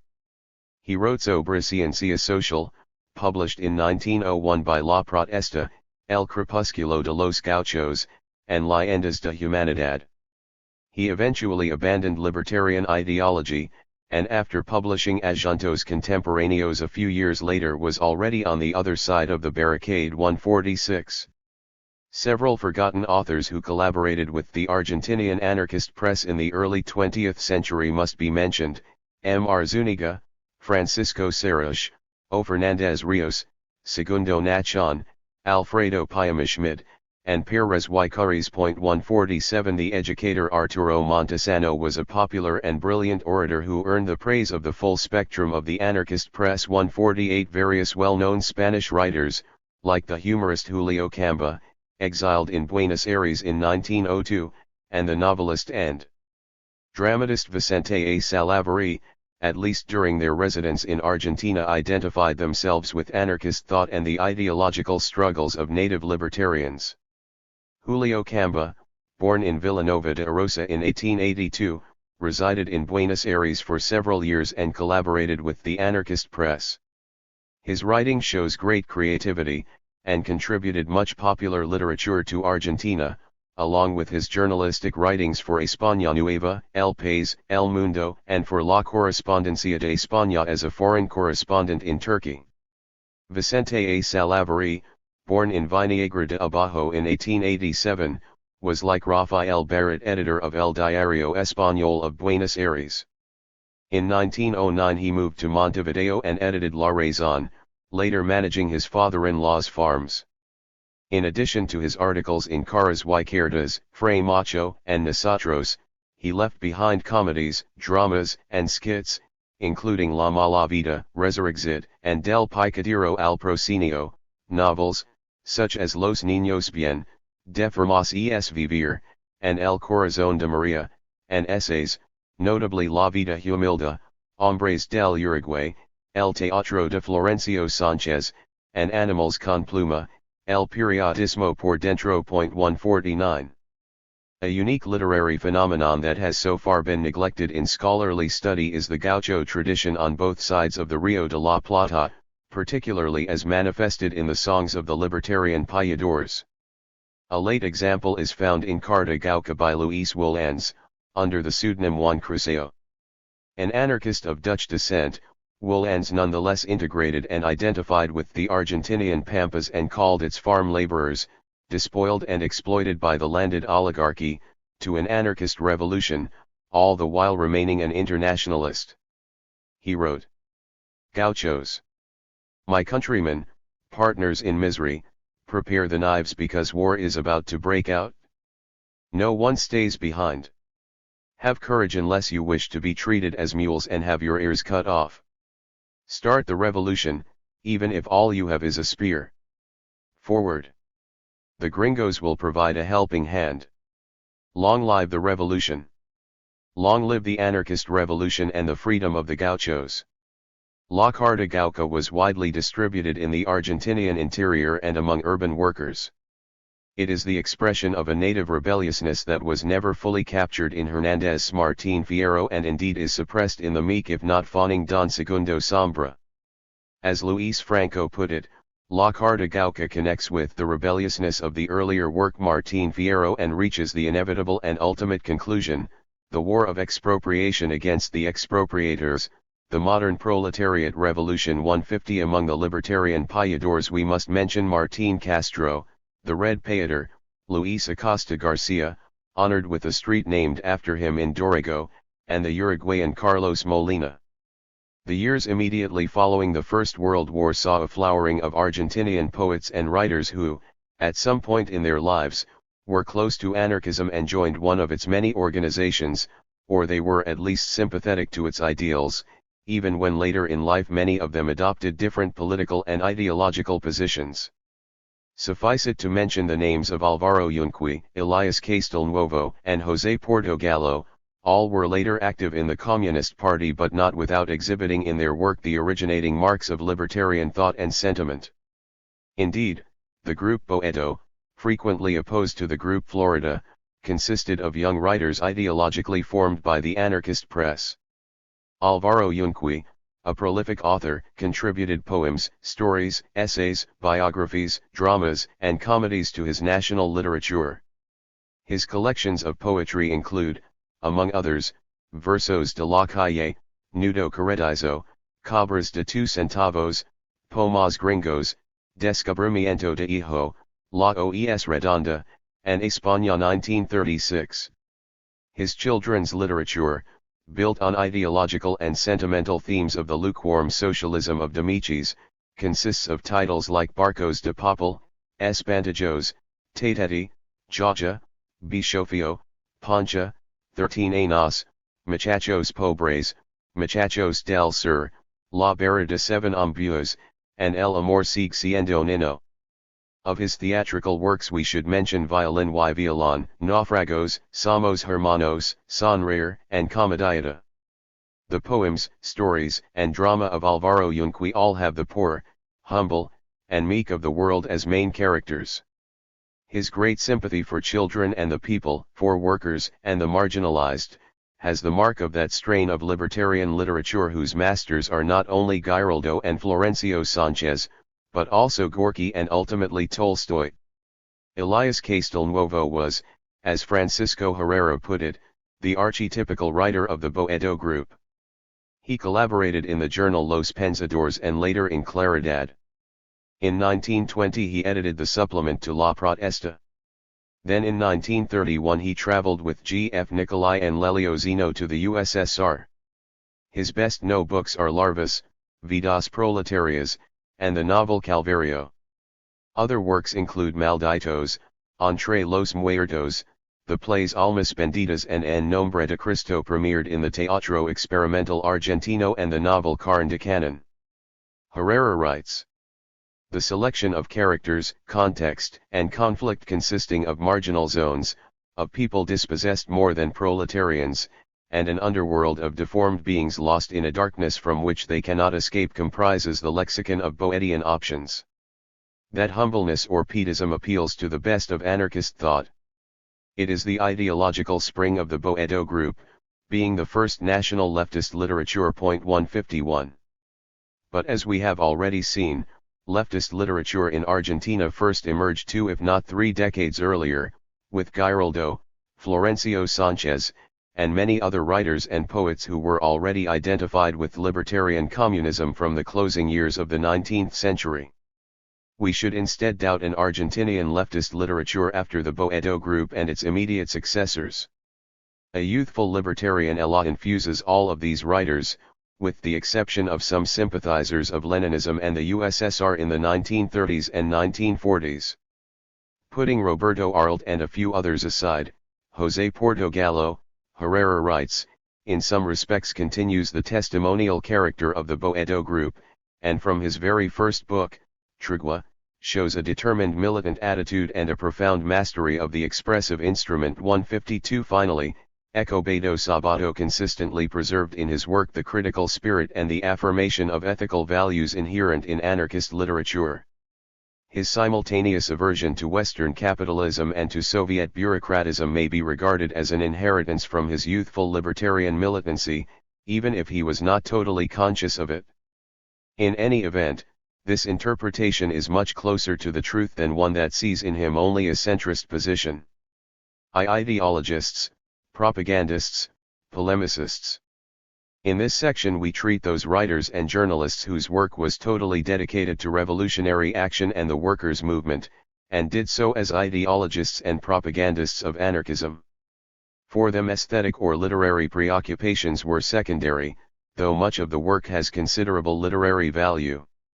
These authors produced a series of studies on a number of important topics, on anarchist doctrine, its philosophical and ethical foundations, the socio-economic reality of the country and the world, and the history of the workers' movement and of anarchist organizations.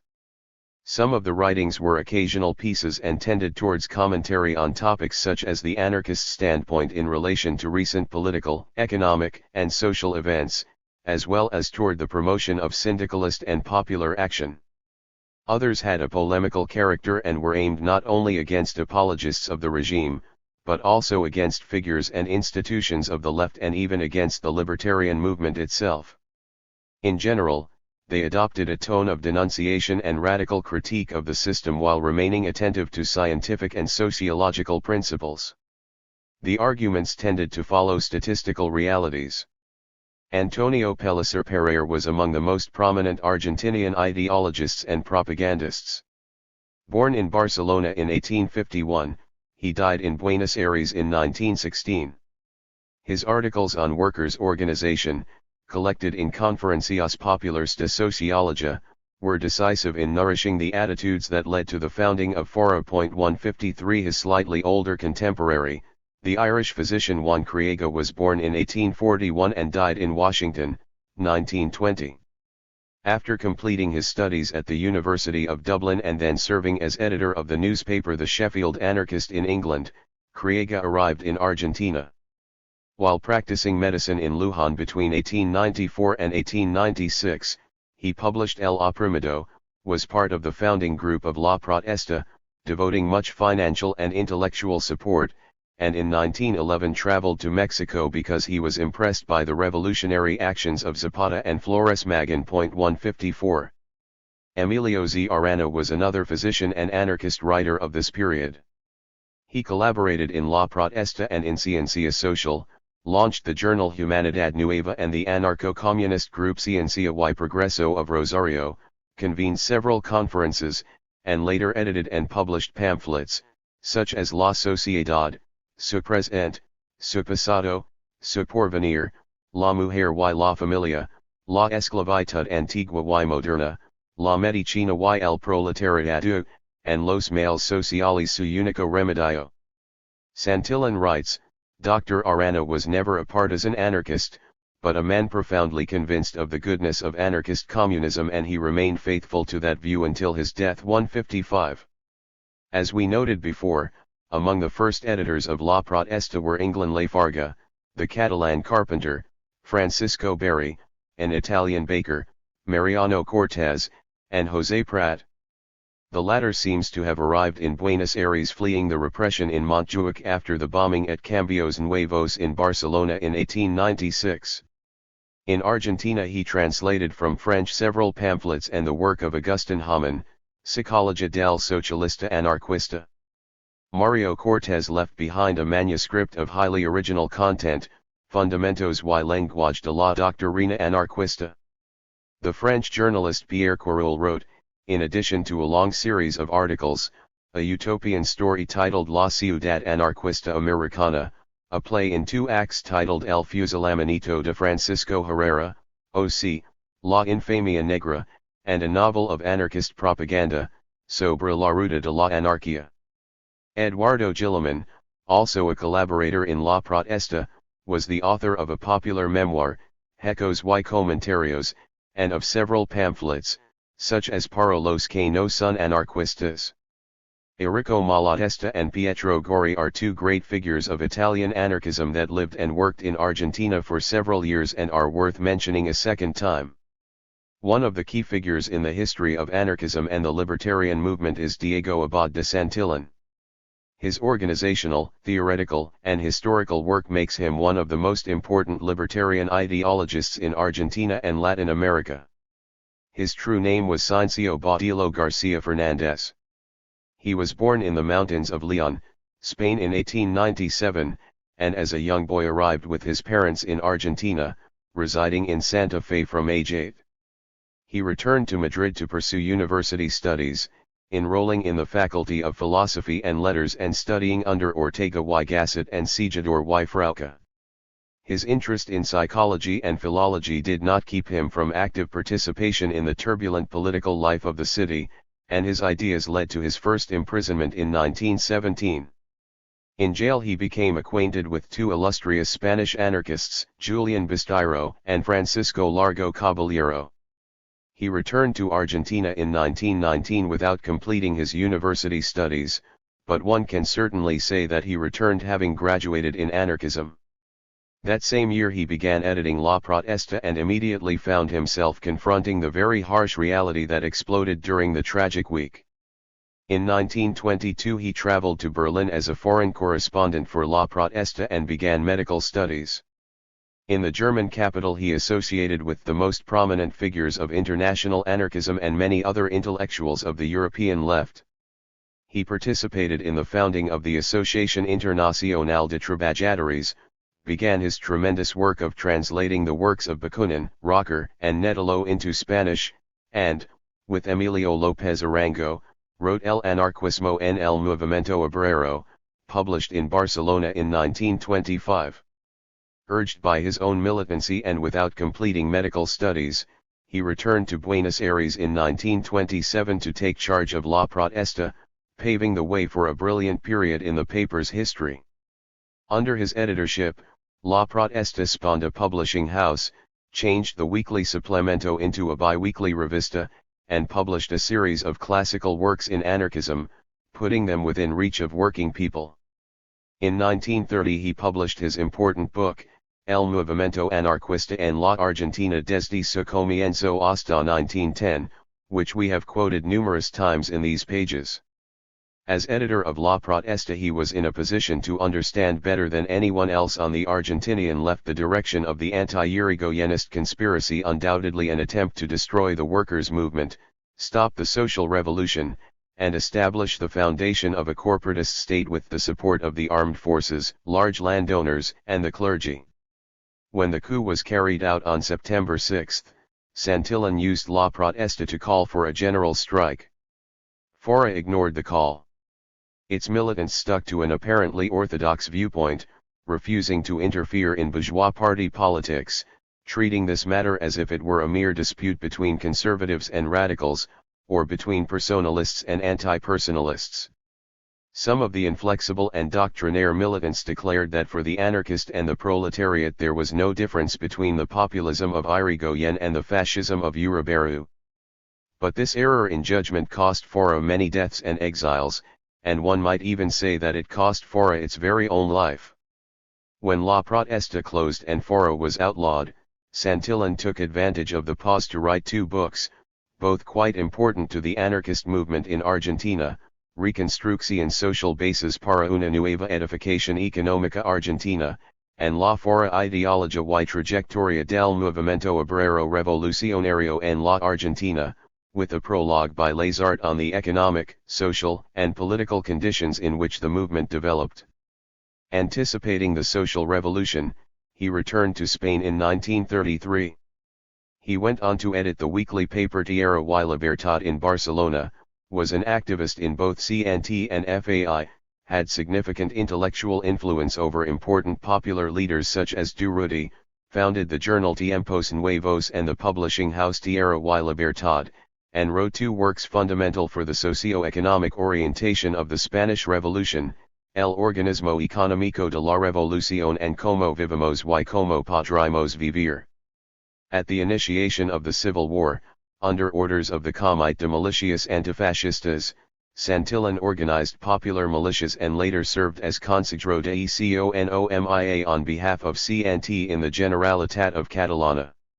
In 1938 he started the journal Timen and, on the fall of Barcelona to the fascists on January 26, 1939, fled to France and traveled to the United States in an attempt to gain asylum for the numerous libertarian exiles that were discriminated against by ad hoc committees controlled by the Communist Party. In 1940 he returned to Buenos Aires and published his reflections on the Civil War and Revolution in his book Por qué perdimos la guerra. In the last 4 decades of his life, removed from the workers' movement and syndicalist struggles, his literary production was significant.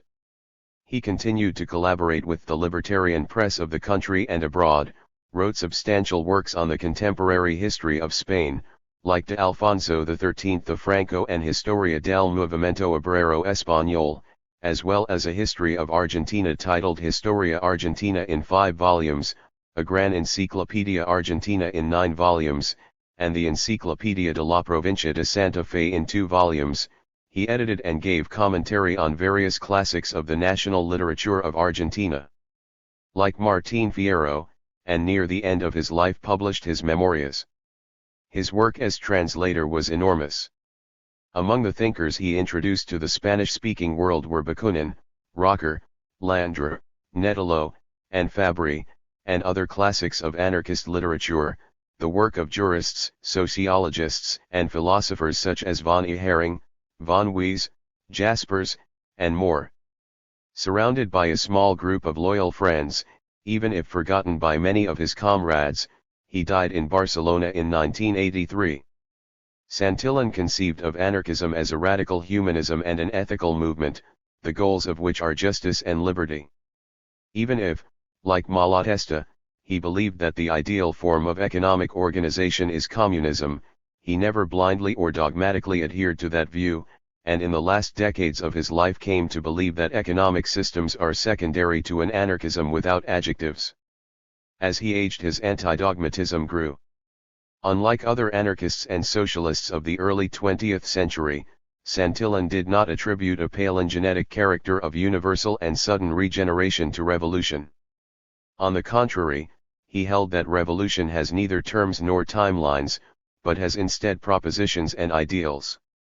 Much like Gustav Landauer, he held it to be a permanent and daily phenomenon. And nothing could be further from his thought than violence for the mere sake of violence. He wrote in his Memorias, "Over a good number of years I filled thousands and thousands of pages in newspapers, journals, and books. You will not find anywhere in that mountain of paper one single line that applauds a surrender to injustice, but neither will you find a single line that exalts violence for violence's sake. I have been as distant from obsequious meekness as from brutal homicidal protest and the law of the jungle. And I have known, have worked, and lived with many friends and comrades who entered history as symbols of heroic anarchism, the heroism sung by those who lacked the nature of a hero and who avenged horrible antisocial crimes, though by their formation and character they were essentially anti-violent, perhaps even Tolstoyan and Christian." Diego Abad de Santillan was the archetype of the hard-working militant, a model of ethical idealism, and of libertarian self-denial. Guzman writes, "Santillan dedicates long and intense work on behalf of others, and despite the effect of such work upon his health he never thinks of himself. Much like the cicada, but for entirely different motives, he lets spring, summer, and fall pass without even dreaming of gathering what will support him through winter. And when old age arrives he spends more years laboring until death, with a stack of papers in his hands and his thought brimming with new projects." 156. Along with Santillan we must mention two of his closest collaborators, both born in Spain, but by their actions and militancy clearly Argentinian, Emilio López Arango and Manuel Villar. López Arango was born in Oviedo, 1894 and emigrated to Cuba as an adolescent and then to Buenos Aires, where he became an active militant of the Bakers' Union and served as editor of its journal, El Obrero Panadero. In 1926 he began to collaborate with La Protesta and then served as its editor for several years. On October 25, 1929 he was assassinated at the front door of his home, apparently by Severino di Giovanni. Criminal hands moved by the foolish purpose of silencing a courageous journalistic campaign against the deviance of certain men were determined to turn a revolutionary delinquency into a theory justifying deeds that the morality of anarchist ideas categorically rejects, forever shortened with 3 bullets the life of Arango. 157. Manuel Villar, born in Burgos in 1904, emigrated as a young boy to Argentina, became an electrician, and joined La Protesta in 1925. 4 years later he was named secretary of the Asociación Continental Americana de Trabajadores and editor of its journal La Continental Obrera. Deported from Argentina in 1932, he edited various papers in Spain, in Barcelona Solidaridad Obrera, CNT Stali in Madrid, and finally, in Valencia, Fragua Social. After the fall of the Republic, he was imprisoned for a year at the Cárcel Modelo in Madrid and shortly after his release attempted along with several comrades the underground reorganization of CNT and, again detained, languished in Franco's prisons for 18 years. He wrote España en la Ruta de la Libertad in prison, and died there in 1972. 158. The physician Dr. Juan Lazart represents the Argentinian anarchist from the interior of the country better than anyone else. Born in Rosario in 1891 and in his youth a student of Julio R. Barcos, he majored in biology at the Instituto del Profesorado Secundario de Buenos Aires, studied at Universidad de La Plata, Columbia University in New York City, and finally graduated from the medical school at the Universidad de Córdoba. His years of study in this holy and learned city coincided with the rise of national university reforms. Les Arts was, as Santillan puts it, the most prominent orator of the student movement of those years of passion. He acquired the reputation and popularity of a genuine leader. From the start he was considered a volunteer of pure conviction, fair, self-sacrificing, tireless, always ready to give, to offer his inexhaustible spiritual and moral resources without expecting anything in return. 159. During a very long life he was able to bring his exemplary practice of the profession of medicine together with his prolific literary and journalistic activity, and his incessant work as a lecturer and popular speaker, commentator on science, and libertarian propagandist. He wrote thousands of articles published in Argentina, other Latin American countries, and Europe. In addition to the already mentioned work Reconstrucción Social, written with Santillan, a biography of the social reformer Lisandro de la Torre, and many other books and pamphlets, the following titles show the breadth of interest this hard-working libertarian physician had: La locura de la guerra en América, Psicosociología de los celos, Sociología de la prostitución, La crisis del capitalismo, La solución federalista en la crisis histórica argentina, Problemas de medicina social, and La socialización de la medicina. Again, Santillan, the problem of war, that monstrous anachronism, was one of his constant themes after the First World War. He was preoccupied with militarism, increasing defense budgets, and their pressure on social and political life. 160. From his years as a university student, Les Arts was also interested in issues particular to higher education, and was among the first who sought to bring the student and labor movements together. He retained such preoccupations and interests well into the last years of his life as a university professor in the Facultad de Ciencias Económicas, Comerciales y Políticas de Rosario. In addition, his research interests turned to eugenics and birth control and, at a time when such topics were ignored or prohibited, initiated the study of the psychology and sociology of sex. His passion for libertarian federalism led him to study the thought of Lisandro de la Torre, whom he considered an anti-imperialist. We should also recognize Les Arts as one of the first to pursue the unionization of physicians at the regional, national, and continental levels. Ángel Invaldi writes, he was a representative to all medical union congresses in the country, presiding over a few of them. He was the soul of such congresses.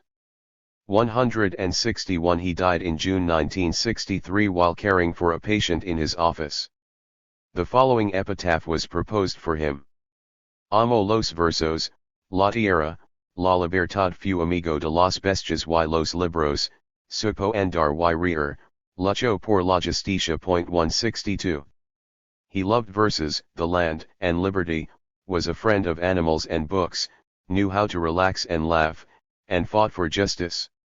Many other libertarian writers and journalists could be mentioned whose publications appeared after the overthrow of the government in 1930, which, as we have indicated, represents the beginning of the decline of Argentinian anarchism. Among them, one should include Luis de Filippo, Horacio E. Roque, Fernando Quesada, and Jacobo Prince, all of them active into recent times. Of the victims of the last military dictatorship we should remember Guillermo Savloff, collaborator in La Protesta, director of Extension Universitaria, and founder of the Association de Educación Libre. 163. There are, of course, other writers who migrated to this once open land of universalist calling, and who collaborated with the anarchist press and organizations. We mention two more. Gaston Laval from France was an active propagandist, a professor of secondary education in Rosario, and author of several works, including Social Reconstruction in Spain, and La Falacia del Marxismo. Finally, the famous German physiologist George F. Nicolai was one of the originators of the electrocardiogram and sports medicine. Along with Albert Einstein, he signed the letter by German intellectuals opposing war in 1916. He was the author of Miseria de la Dialéctica and Biologia de la Guerra, and a professor at the universities of Rosario, Córdoba, and Santiago de Chile. Even if he was not an anarchist, he had sustained collaborations with Argentinian libertarians and a profound influence on many of them. 164. 2. Uruguay. A. Groups, syndicates, propaganda. Utopian socialism entered Uruguay with Tandonet's arrival in Montevideo in 1844. There he edited a Fourierist periodical. 165. A few years earlier, between June 3 and 8, 1841, Marcelino Pareja, a relatively unknown author possibly of Argentinian origin, published an article titled De las Ganancias del Capital, in the daily paper El Nacional of Montevideo. He cited Godwin and presented a pre-Marxist theory of surplus value that seems to be influenced by Owen or Saint-Simonians and Fourierists, but in any case prior to Victor Considerant's Le Manifeste de la Démocratie au XIXe siècle, published the year before Marx's Communist Manifesto. 166. Many Italians who fought alongside Giuseppe Garibaldi in the siege of Montevideo and Uruguay's Great War were steeped in the republicanism of the Risorgimento and embraced socialist ideas.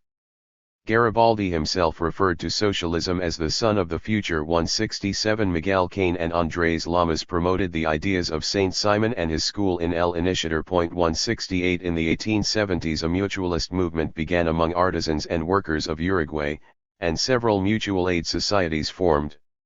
According to Yamandu Gonzalez, labor organizations emerged from an initial situation characterized by profound scarcity of welfare services and a deeply felt need to come together to achieve communal aspirations.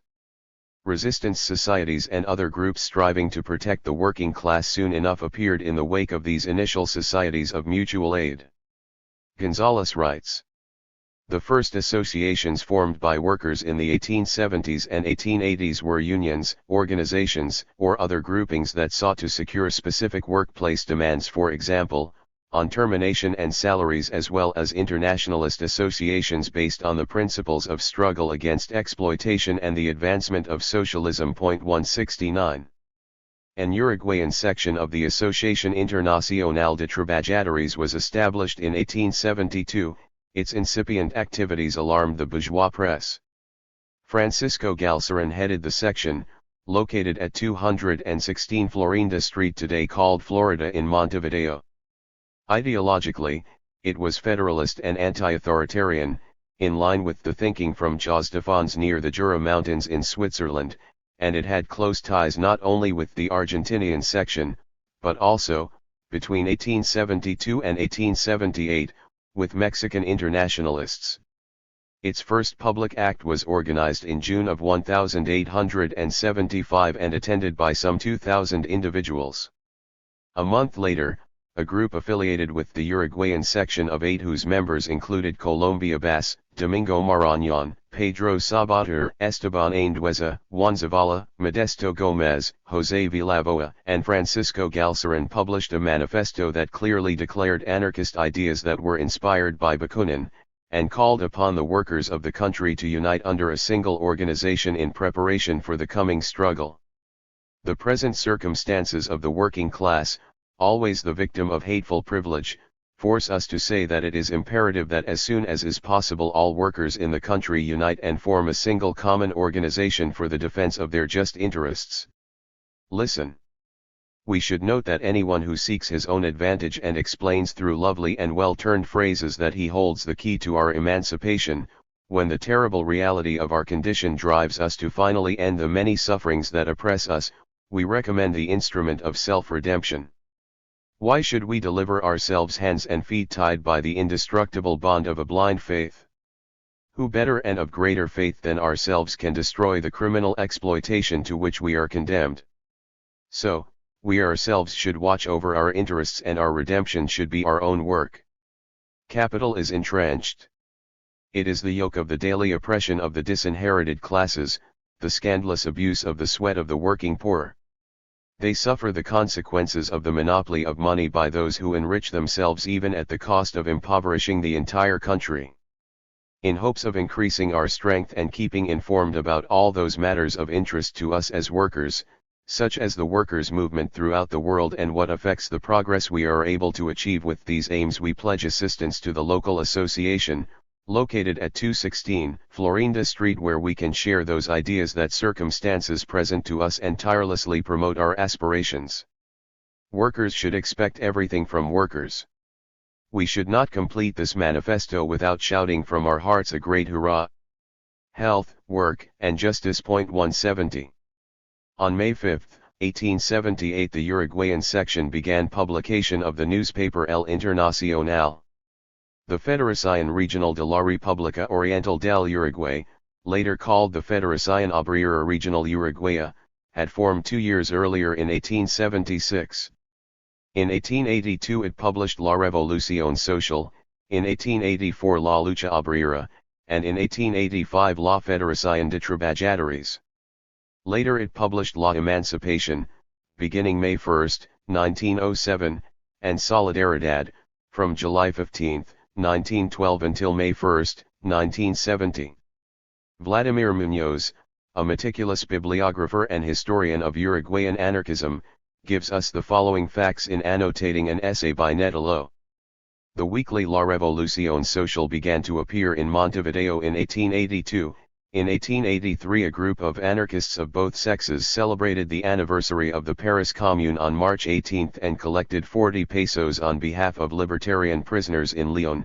During that time, the following anarchist militants were active in Uruguay: Luis Lambert, Jean Pedrada, José Cerruti, Serafina Caro, Jean Mahe, Pierre Fig, José Dolden, Pierre Bernard, Jory J. Bernard, Luis Maglia, E. Gaiesti, Helene Pedrada, Rafael Bandini, Carlos Rossi, Rena Feliz, Lorenzo Conti, Pietro Perucca, Giovanni Benetti, and Jean Lair, and in 1884 La Lucha Obrera, Journal of the Federación Internacional de Trabajadores del Uruguay, began to appear.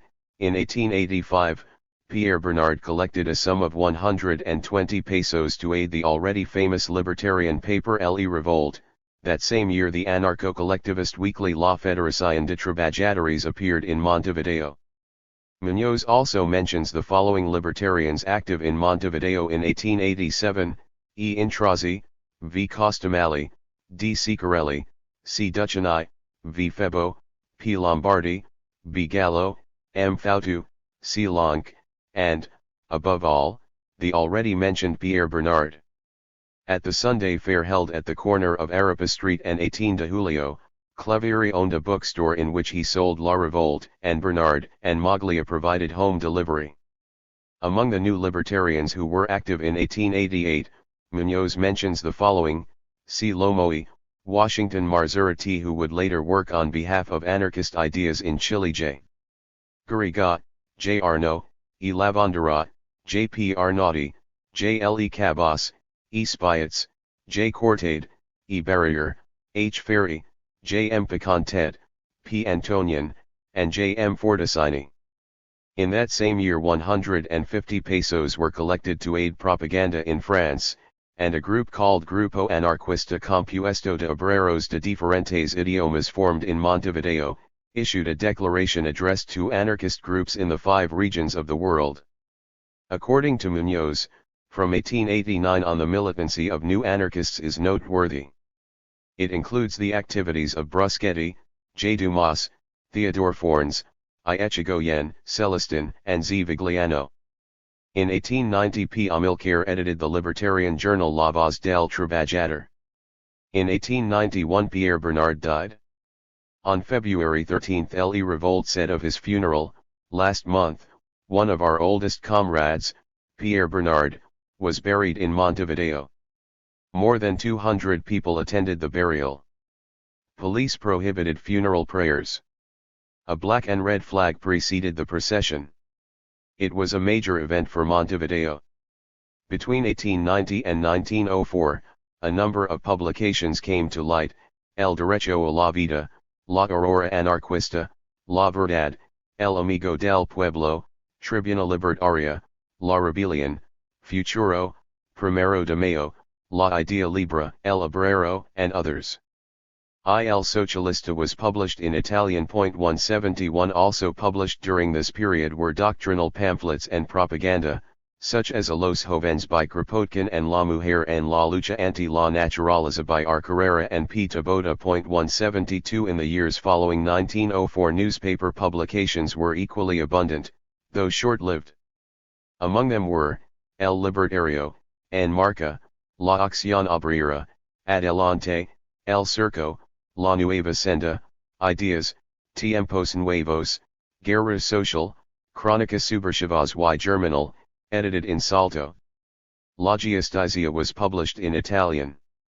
FORU also published its own newspapers, La Emancipación and La Federación y Solidaridad. 173 The number of pamphlets edited by anarchist groups or by anarchist authors kept growing. Among them were, El Liceo Reclus published by the Círculo Internacional de Estudios Sociales, El Asesinato de Ferrer, La Protesta del Uruguay, El Problema Urgente, La Imposibilidad de las Medidas Económicas, Catecismo de la Doctrina Anarquista escrito por un grupo anarquista, La Comuna de Paris, Lo que fue, Lo que debió ser y lo que será, 1 de Mayo, Su origen y significado, Los males de la guerra, Los estragos del alcohol, Como pensaba Francisco Fer, and La religion y la cuestión social. 174. A series of historical circumstances made Uruguay very receptive of anarchist ideas. For example, the belated Spanish colonization, absence of the typical institutions of the Counter-Reformation, secularism, and the great number of immigrants. Anarchist ideas had been known in Uruguay since the 19th century through the works of Proudhon and Reclus, whose names along with others are engraved on the facade of the Universidad de la República. 175 And it is fair to say that in no other Latin American country were anarchist ideas more familiar to the man on the street, the educated public, politicians, and intellectuals than in Uruguay.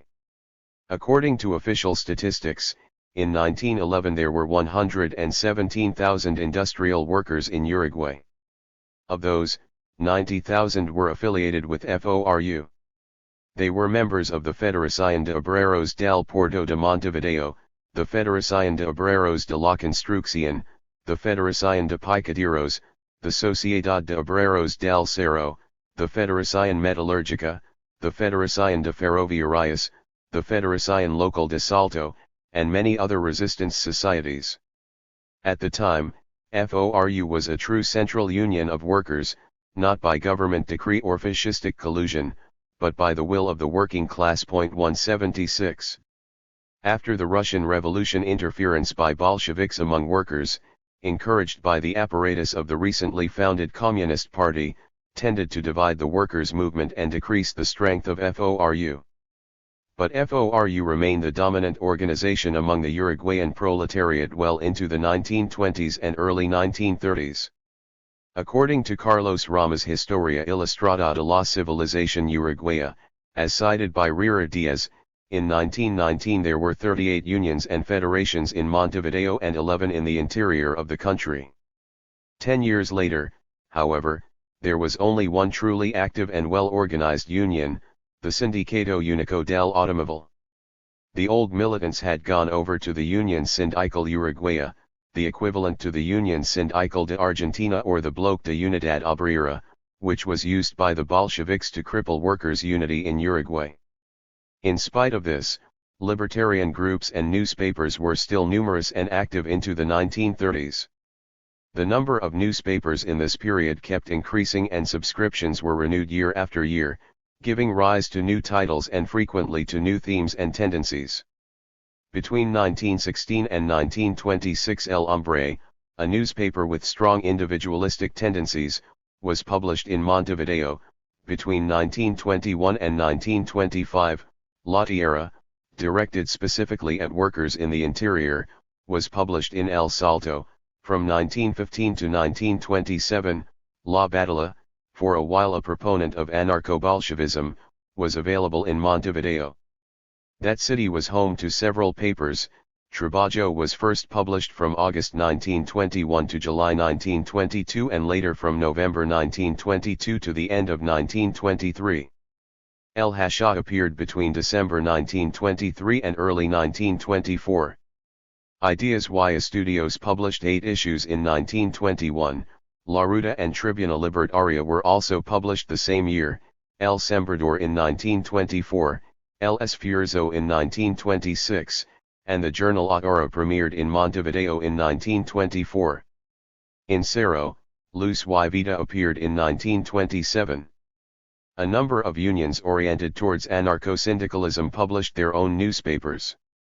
For example, blacksmiths published La Fragua beginning in 1927, and 3 years earlier drivers had begun publication of Hacia la Libertad.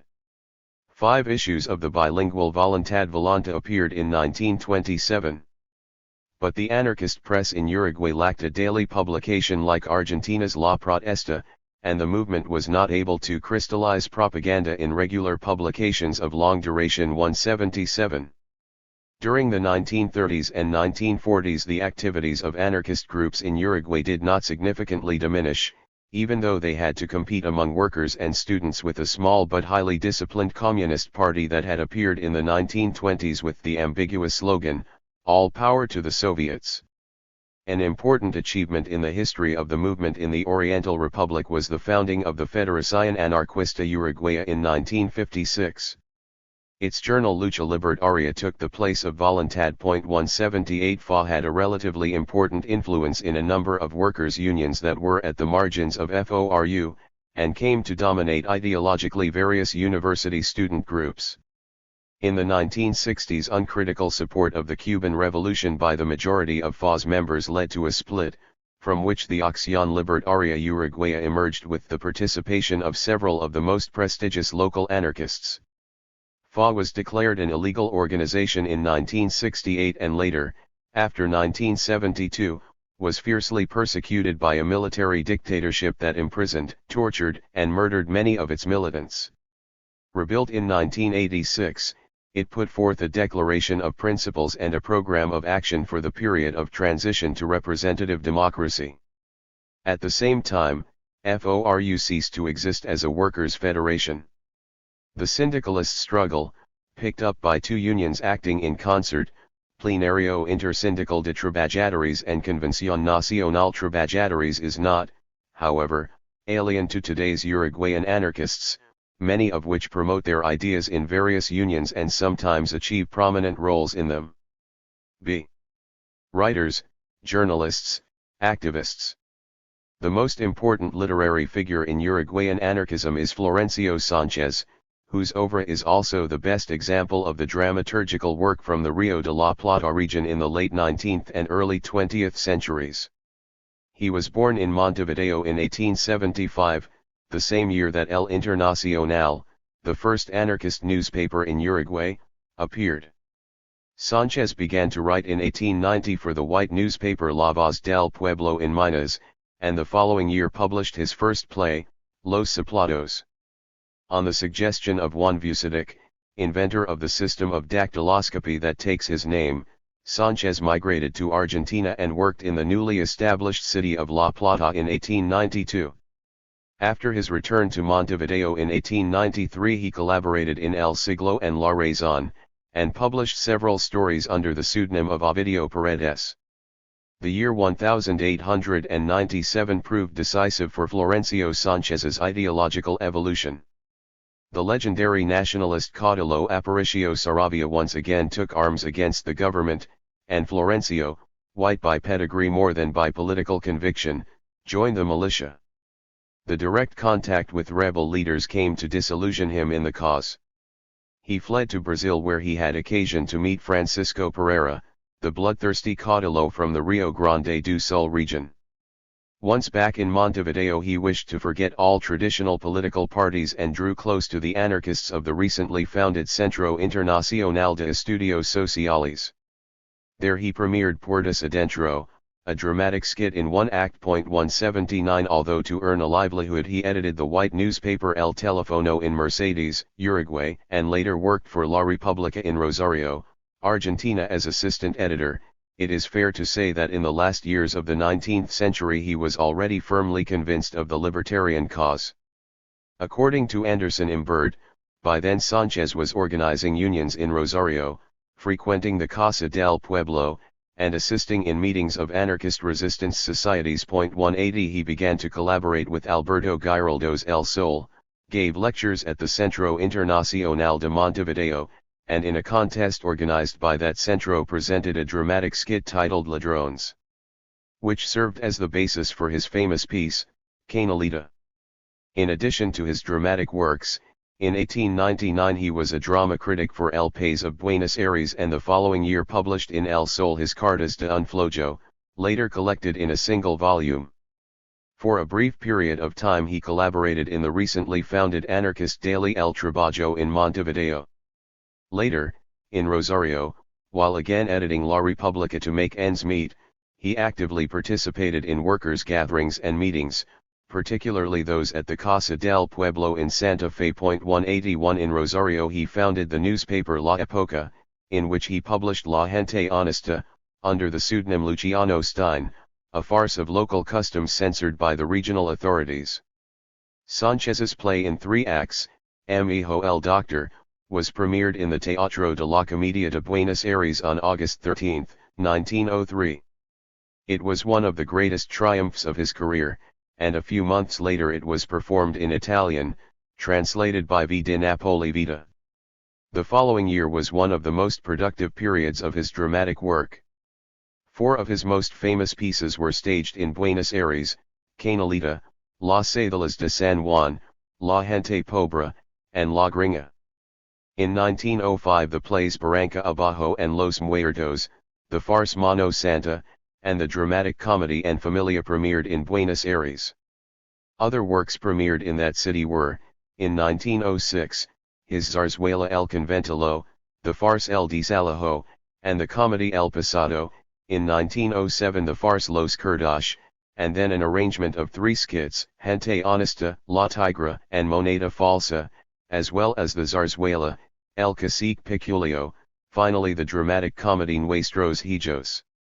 In that same year he premiered Los Derechos de la Salud in Montevideo, then in 1908, Mar de Gruni, and in 1909 Un Buen Negocio. 182 While he developed this impressive dramaturgical work, Sanchez became a tireless collaborator in, and at times the only editor, of the great anarchist newspaper from Buenos Aires, La Protesta. 183 Ill with tuberculosis, he sailed for Italy in 1909 and died in Milan on November 7 of the following year. 184.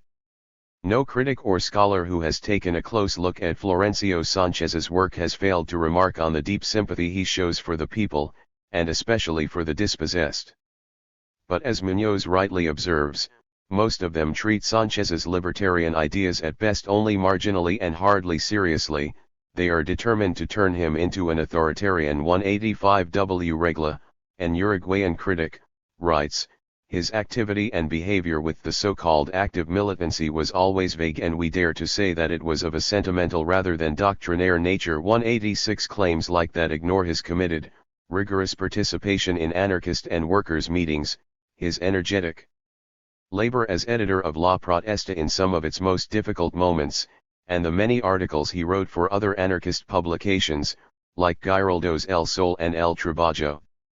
That Sanchez also collaborated in the bourgeois press means only that he had to earn a living, just as Marx had done in writing for the North American press. Admittedly, he was less than steadfast. However, his decision to let the Uruguayan government pay his fare to Italy when tuberculosis had almost totally consumed him is comparable to Roberto de las Carreras completing his career as consul in Curitiba. It is a real misunderstanding to say that Sanchez is a noble soul that becomes an honest bourgeois. Anarchism and liberalism, the ideological pillars of his work, Laforde correctly declares, but to further say that as one or the other of these prevails he compromises reality and invites the refutation of abstraction, the greater or lesser will be the value of his work misses important aspects of Sanchez's efforts and the historical significance of anarchism. 187 Far from being an abstract humanism, anarchism is the concrete synthesis of the 2 great political movements of the 20th century, liberalism and socialism. When either one is taken to its logical conclusion, they coincide and become one under the name of libertarian socialism. The claim that anarchism has nothing to offer is incomprehensible, as what it does offer is precisely a social revolution. At the opening of the 20th century this was such a concrete reality for anarchists that many of them gave away all that was not of basic necessity, confident in the imminent rebirth that would bring a society without classes or the state. Nonetheless, the synthesis could not be perfect in all anarchist writers. And just as the Marxism of this period in the region of Rio de la Plata showed numerous remnants of both positivism and liberalism, the same may be said of anarchism. This is arguably the case with Florencio Sanchez in several of his writings, and particularly in the frequently mentioned letters to his fiancée. Uruguay produced a phenomenon almost unique in the worldwide anarchist movement, the approach called anarcho-battlism, which brought a number of anarchist militants to follow, in principle, the radical liberalism of José Batlle y Ordóñez. For some moderate elements, like Orsini Bertani, A. Zamboni, E. Clerici, F. Berry, Virginia Bolton, and others from the newspaper Idea Libra, the respect for civil liberties, the secularism and the politics of solidarity and cooperation of battlism took the place of anarcho-communism and a classless society. But it would be mistaken to include Sanchez among these moderates. It is understandable that lovers of nationalist populism were pained by the fact that the most important figure of social drama in Latin America was a follower of Bakunin rather than a soldier of Aparicio Saravia. Sanchez's theatrical work is essentially social. It reflects intergenerational tensions, the conflicts between Creoles and immigrants, the contradictions between urban and rural culture, and class struggle. It displays the conflicts of the rural peasant, the worker, the marginal suburbanite, and the petit bourgeoisie. The influence on Sanchez by Zola and French naturalistic theatre is obvious and has some cathartic qualities, insofar as it seeks to remove the old rhetoric of gauchesco romanticism. But as an anarchist, Florencio Sanchez could not be content with Zola, just as he could not be content with Kropotkin. His work was a matter not only of revealing social reality with photographic harshness, but also of interpreting it in light of revolutionary ideals and of radically changing it. Even when his plays were not meant as propaganda or did not directly appeal to social revolution, there was in each and every one of them a way of presenting situations, characters, and trauma that has no resolution other than a revolutionary change. In no case was there taking pleasure in others' misery, or an eagerness for a picturesque style, or psychological analysis of selfish motives. For Florencio Sanchez journalism and drama were indistinguishable. The kind of journalism he loved and practiced as often as he could was not merely informative, was not satisfied with detailed narration of facts or reporting on popular sentiments, it was a journalism that aspired to interpret social reality even if sometimes only implicitly and impartially, and particularly the situation of peasants, workers, and others at the margins in a way that provided them with a radical solution, that is, a revolutionary solution. His dramatic work was never an improvisation, it was a sustained meditation, and even if not a synthesis of anarchist ideology, it was certainly a concrete and dramatic prolegomenon to it. 188. Canalita is not just the story of a popular character of urban Argentina, but an angry protest against child labor. In Mi Hijo el Doctor, alongside an intergenerational conflict and a confrontation between the rigid norms of peasant and traditional morality and the new ideas of the modern city, we have the character of a rich young man subjected to public scorn for deceiving a young woman from the country. In La Gringa the chauvinism of Creoles and colonial pride are elevated to their only possible synthesis, the union of races in love, and shared work. Moneda Falsa is a tragic portrait of the dispossessed that does not need any thesis or moral to issue an indictment against Argentinian society. The same could be said of El Desalojo and of the Zarzuela El Conventilo. In Nuestros Hijos, an Ibsenian drama placed in a middle-class context, Sanchez presents a struggle against the hypocrisy and social taboos that control the sexual and family life of bourgeois society. It is no surprise that bourgeois and do-gooders looked on him as a dangerous subversive and attended his performances with a ghoulish curiosity, the way one might go to a pornographic spectacle or visit a prohibited place.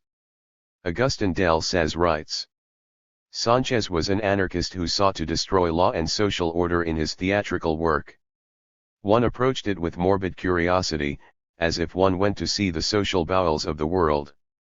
All would censor him, giving proof of their good judgment before others, but they would also desire to hear the madness produced by the talented theatrical hand of Florencio Sanchez.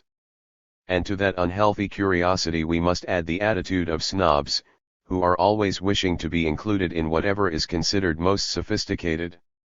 It is evident that the theatrical work of Florencio Sanchez articulated a relentless critique of society in the Rio de la Plata region. And it is equally evident that he assaulted the bourgeois state and enabled the class struggle. But is it false to say that his obstinate bitterness leads to pessimism without possible solutions? 189 That judgment can only come from someone ignorant of the opinions Sanchez expressed in his journalistic work, or oblivious to the fact that anarchism is, like Marxism, a fundamentally optimistic ideology. There were on this side of the Rio de la Plata as many poets and dramatists who at one time or another declared themselves anarchists, or were sympathetic to libertarian ideas, as on the other side. A number of them were major figures in their respective genres. In addition to Florencio Sanchez, the leading dramatist, we must include Julio Herrera Yriesaig, the leading poet, and Horacio Quiroga, a prominent novelist. Julio Herrera Yriesaig, whose brief life was a constant search for poetic beauty through the roads of Romanticism, Modernism, and Decadentism, was the author of 3 collections of sonnets, Los Éxtasis de la Montana, Los Parques Abandonados, and Sonetos Vascos. He also published 3 collections of poems, Las Pascuas del Tiempo, Tertulia Lunatica, and Las Clepsydras, that established him as a brilliant and original author, but despite his vast merit he did not gain the same level of recognition on the continent as Leopoldo Lugones. He also left us 3 novels, Aguas del Aquirant, El Trujillo, and Mademoiselle Jacqueline, and 3 travel narratives, Viaje a Buenos Aires, Viaje a Salto, and Viaje a Minas. In lieu of the European travel narrative he never wrote, unable to cross the Atlantic. In 1899 he published a book of literary criticism, Conceptos de Critica, and in 1902 a political critique, Epilogo Wagneriano o la Politica de Fusión. Arturo Zumfelder writes, in Julio Herrera Yriesaig Uruguay has given us one of the greatest lyrical poets of the Spanish language. He is to be considered such for the intrinsic value of the work, apart from all limitations of nation or school. The quality of his work is one of the greatest representations of modernism in Latin American poetry. In this respect, only Rubén Darío and Leopoldo Lugones, among the prominent lyricists of the first quarter of the 20th century, compete with him in the judgment of posterity. 190. But unlike Rubén Darío, friend to many anarchists yet constant in his aesthetic apoliticalism, and Leopoldo Lugones, anarchist in his youth but later a socialist and finally a fascist, Herrera Yriesaig, though never a militant did take great interest in the social problems of his time, read the anarchist classics, and always declared his agreement with them, overcoming his Jesuit education and aristocratic lineage. According to Zumfelder, he read avidly philosophers of individualism and theorists of scientific materialism. The seraphic student of the Catholic school, a congregant of St. Louis, converted to the most nefarious materialistic heresies, the young man of patrician roots renegade from sacred patriotic and dogmatic traditions became an anarchist. 191. Horacio Quiroga was born in Salto, Uruguay, studied in Montevideo and spent many years in Buenos Aires. But his true literary home was San Ignacio, Misiones, which gave him the material for his best narrations and gave his personality as a writer a sylvatic character. 192. M. Benedetti says that his narrative, possessing imprints of Poe and Maupassant, can be characterized as a magico-tragic realism that leaves little place for the social. 193. In his Cuentos de Amor, de la Cura y de Muerte, Cuentos de la Selva, and Anaconda there is a hint of rebelliousness and nonconformity that sometimes makes us think about the stories of another brilliant sympathizer of anarchism, Joseph Conrad. In his youth, Quiroga was in contact with anarchist groups in Montevideo, and had a fleeting militant period with them. He lost interest in libertarian ideology before reaching adulthood, without ever repudiating it. A striking figure in literary Bohemia, more famous perhaps for the scandalous adventures of his life than for the brilliance of his verses, was Roberto de las Carreras, author of Sueño de Oriente, Oración Pagana, Salmo a Venus Cavalieri, An Onda Azul, Diadema Funebra, La Visión del Arcángel, La Vena Celeste, and Suspiro de Palmera. 194 Zumfelda says about him: at once dandy and anarchist, sometimes a ladies' man and aesthete, his life was a constant source of scandal in the Catholic and bourgeois environment of the city. His literature was a reflection of his life, consisting primarily of occasional writings and polemical pamphlets, advocating his revolutionary ideas or defending his sexual ones, and beneath the refined and lavish style they were genuine pleadings. Free love was one of the individualistic principles proclaimed by scientific anarchism. Availing himself of anarchist theories and mixing them with his Don Juan dandyism, he declared himself a preacher and champion of free love. 195. One of his pamphlets, titled Free Love, has the suggestive subtitle, Interviews Voluptuosas con Roberto de las Carreras. The personality and style of Angel Falco are quite different from Carreras. He is the author of Ave Francia, a Garibaldi, and Cantos Rojos, a powerful articulation of anarchist and revolutionary sentiments. Some years after Cantos, his writings turned to patriotic themes in El Alma de la Raza and La Leyenda del Patriarca, and to aeronautical achievements in El Hombre de Quimera and La Tragedia de las Alas. 196 Zumfelda writes: Angel Falco had been an officer in the Uruguayan army and fought in the 1904 war. Later he was attracted to anarchist ideology. On account of it, he put his sword away and resigned from his military career, in which, because of his intelligence and character, he would doubtless have been promoted to high rank. He was 25 years old when he changed from a valiant infantry lieutenant to a leader of the social revolution. 197. Escobedo Herrera, affectionately known as Hurrita, was a successful dramatist and active libertarian journalist, much like Florencio Sanchez.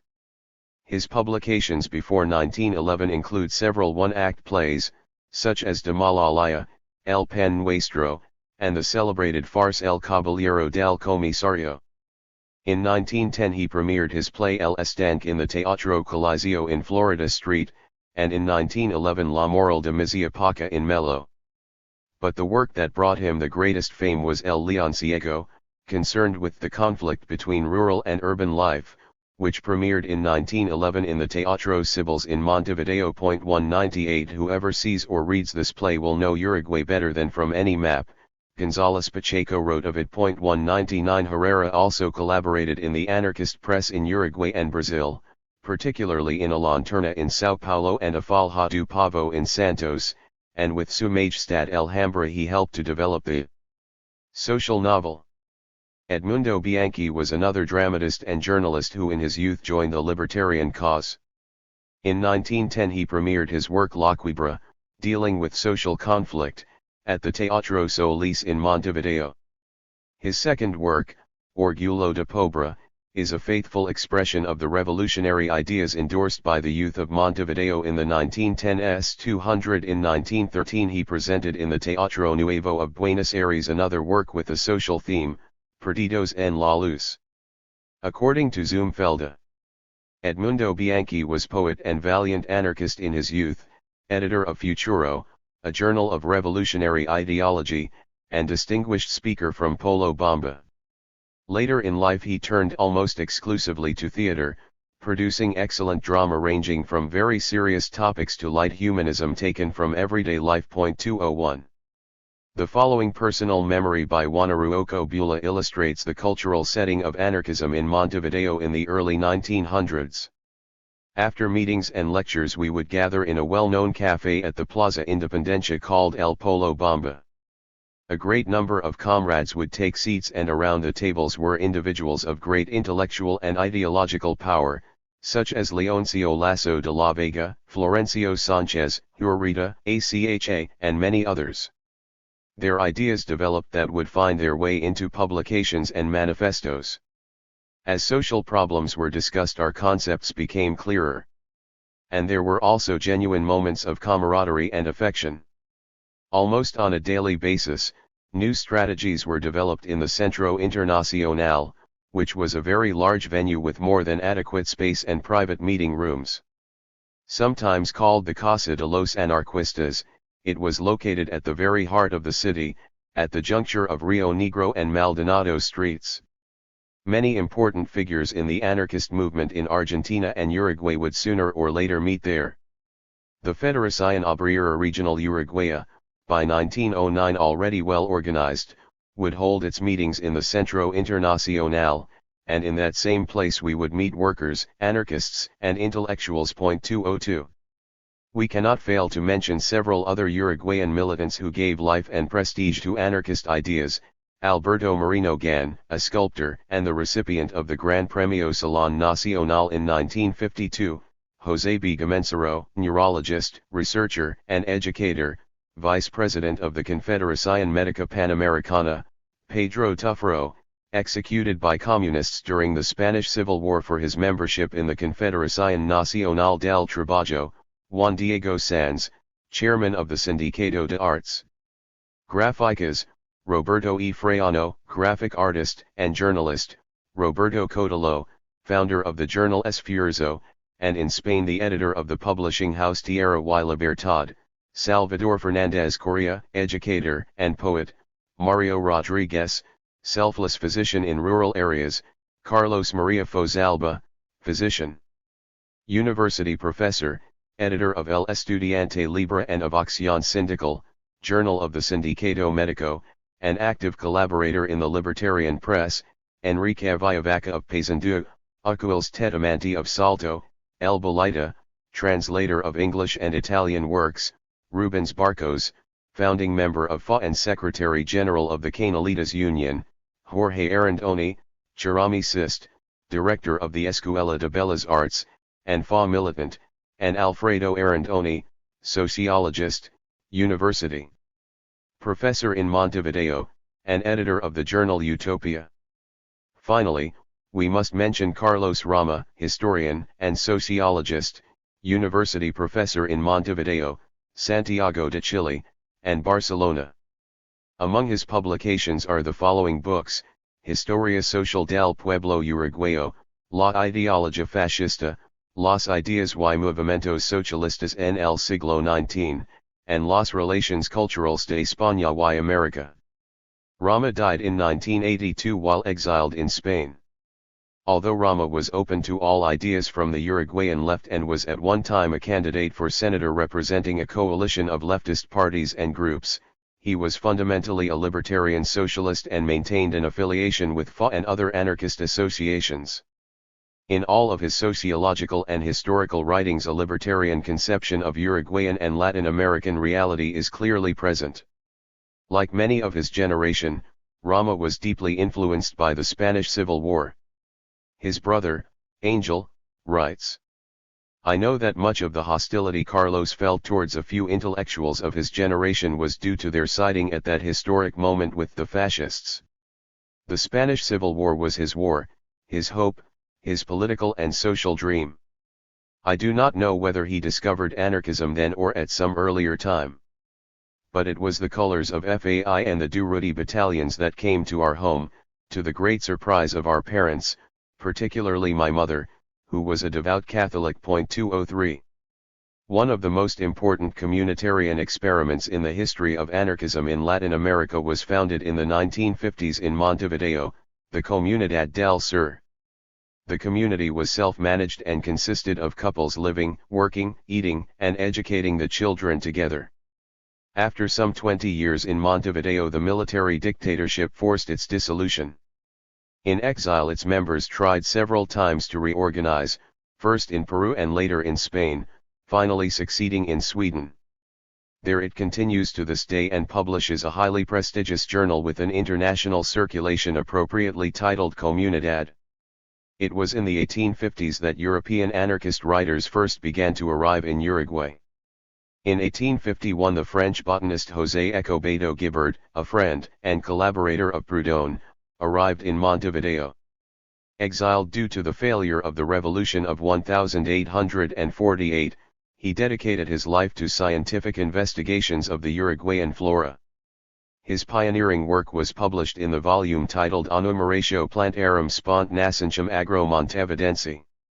The Italian Luigi Fabbri, born in 1877, a friend and biographer of Malatesta, educator and active promoter of anarchist ideas, fleeing fascism, relocated to Montevideo on May 18, 1929. The next year he founded the journal Studi Sociali, one of the strongest libertarian publications in Uruguay and Latin America. He died on June 25, 1935. His daughter, Luz Fabbri, continued his work and edited the journal until 1946. In 1956, she took part in the founding of FA. She also taught history and literature in middle schools and in the Universidad de la República, and participated in the local and international anarchist press, including Voluntad and Lucha Libre. In addition to her works on Italian literature, among which we can mention La Poesía de Leopardi, she published many books: Los Anarquistas y la Revolución Española, El Anticomunismo, El Imperialismo y la Paz, Camisas Negras, Bajo la Amenaza Totalitaria, Problemas de Hoy, El Totalitarismo entre dos guerras, La Libertad entre la Historia y la Utopía, and El Anarquismo más allá de la Democracia, and others. In 1947 the Romanian writer Eugen Rulgis arrived in Uruguay, having been persecuted first by the Nazis and then by the Bolsheviks.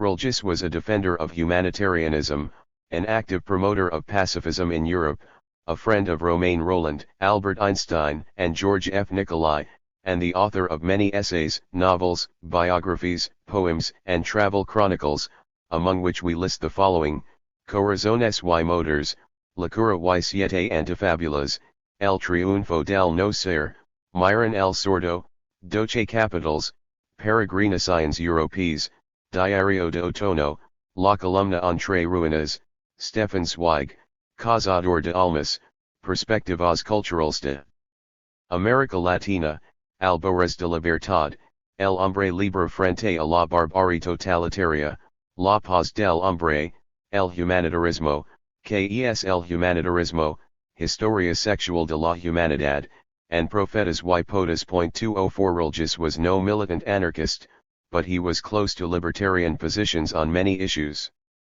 He died on March 22, 1987. Other foreign anarchists, among them writers, journalists, and active propagandists less known than those named above, lived and worked in Uruguay. Some of them were: Antonio Marzavalo, an Italian and lifelong enthusiastic militant, born in 1880 and died in 1959 in Montevideo; Cristobal de Otero, Galician, born in 1892 and died in the Uruguayan capital in 1966, tireless propagandist and author of an autobiographical novel, Siempre.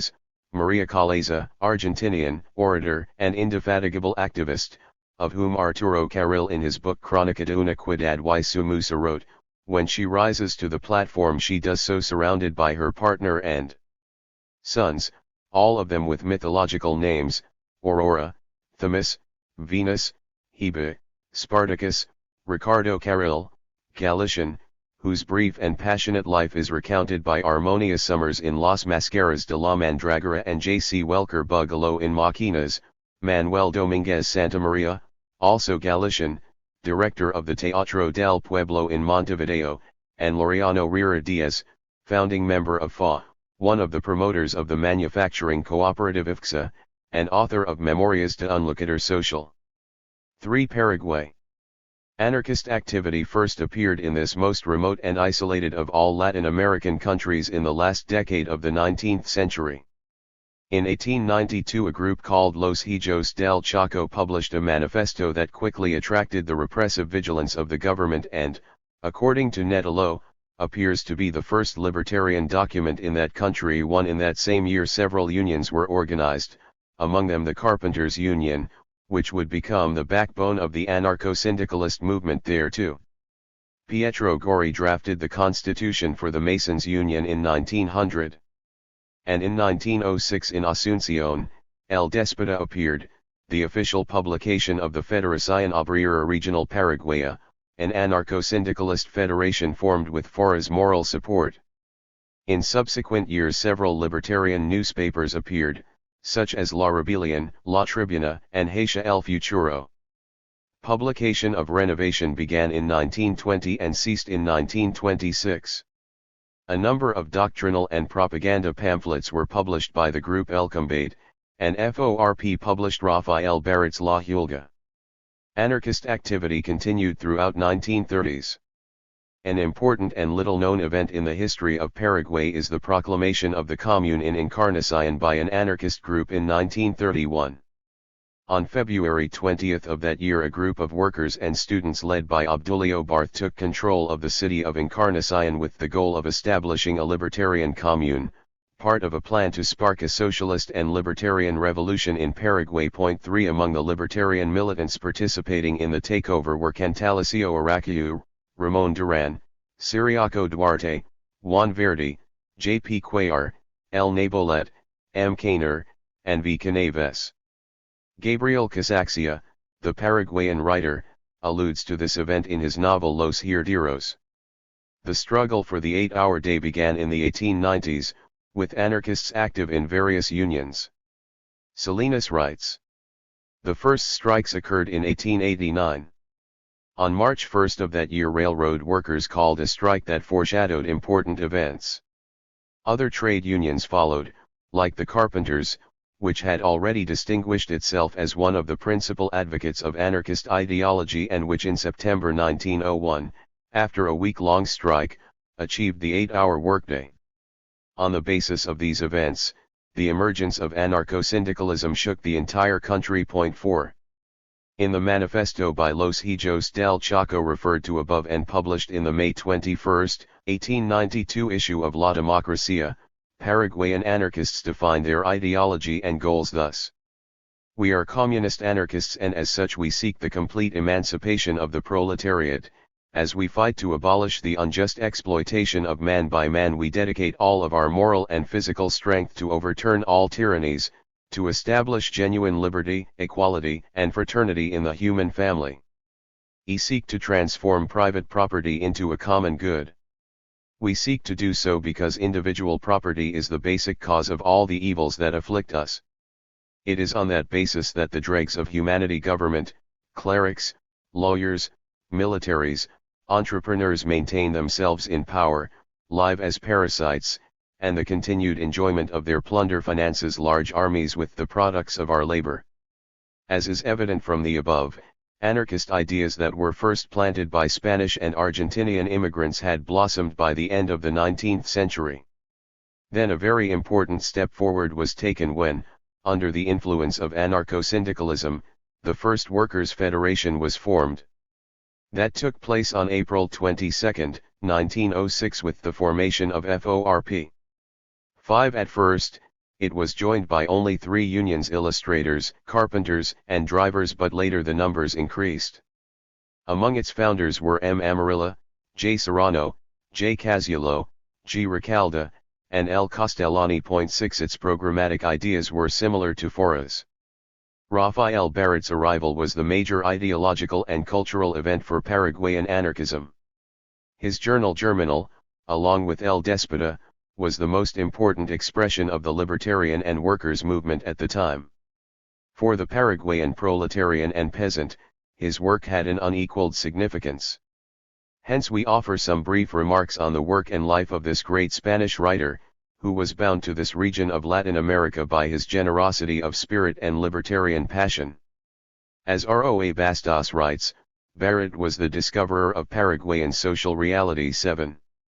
Barrett was born in Torrelavega, Santander on January 7, 1876, as Vladimiro Muñoz has established after careful review of various biographies 8 including those by Armando Donoso and Norma Suafit, who mistakenly identified Barrett's birthplace as Algeciras. 9 His father, Jorge Barrett, was Scottish, and his mother, Carmen Alvarez de Toledo, seems to have been related to the Dukes of Alba. We have no details of Rafael's youth other than he studied piano and languages, and took a degree in surveying engineering in Madrid. For a time he lived the life of a young, semi-intellectual gentleman and, as Hierro Gambardella speculated, published his first writings there, although they are unknown to us. At age 26 Barrett embarked for America, motivated perhaps by a desire for adventure, or by the wish to break with a frivolous past and orient his life, already driven by ideals of renewal and justice, towards human solidarity and assistance to those who struggle for the same ideals. He arrived in Buenos Aires in 1903, and not 1907 or 1908, as Jorge A. Worley has inexplicably claimed. 11 There he first earned his livelihood as a journalist for El Tiempo and El Diario Español. In the latter he published an article titled Buenos Aires, in which he views with disbelief and anger the disparity between opulence and misery in that city teeming with European immigrants. He wrote, "So, too, in America. I felt the infamy of the species in my guts. I felt an unrelenting wrath rise to my temples and chew my arms. I felt that the only way to be good is to be ferocious, that only fire and killing are true, that we have to change the blood of rotten hatreds. At that moment I understood the greatness of the anarchists' cause, and came to admire the magnificent joy with which dynamite thunders and cracks the vile human anthill." 12. Obviously, the article angered the paper's editor, a man intent on pleasing both government and bourgeoisie. He fired the discourteous young author who, after being embraced by this hospitable country, dared to criticize its institutions and curse its social customs. Surprisingly, this journalist of brilliant libertarian verse also had serious scientific interests.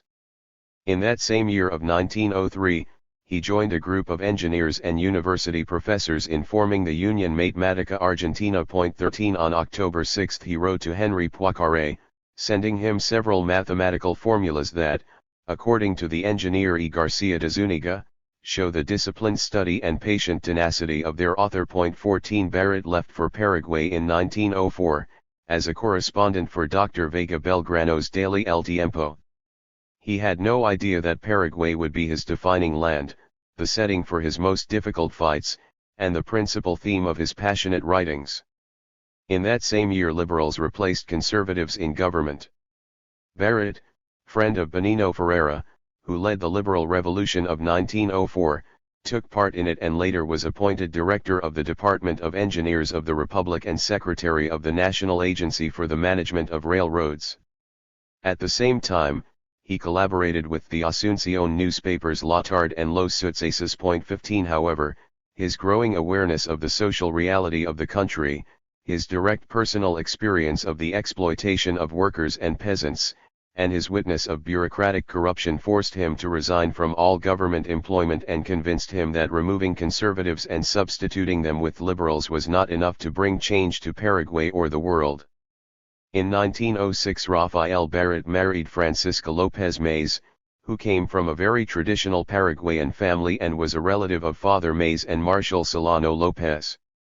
With an anarchist from Buenos Aires named José Guillermo Bertado he published the newspaper Germinal between August 2 and October 11, 1908, when he was forced to leave the country by order, as Fragoni puts it, of Jara, the petty brutal tyrant who had taken control of the government.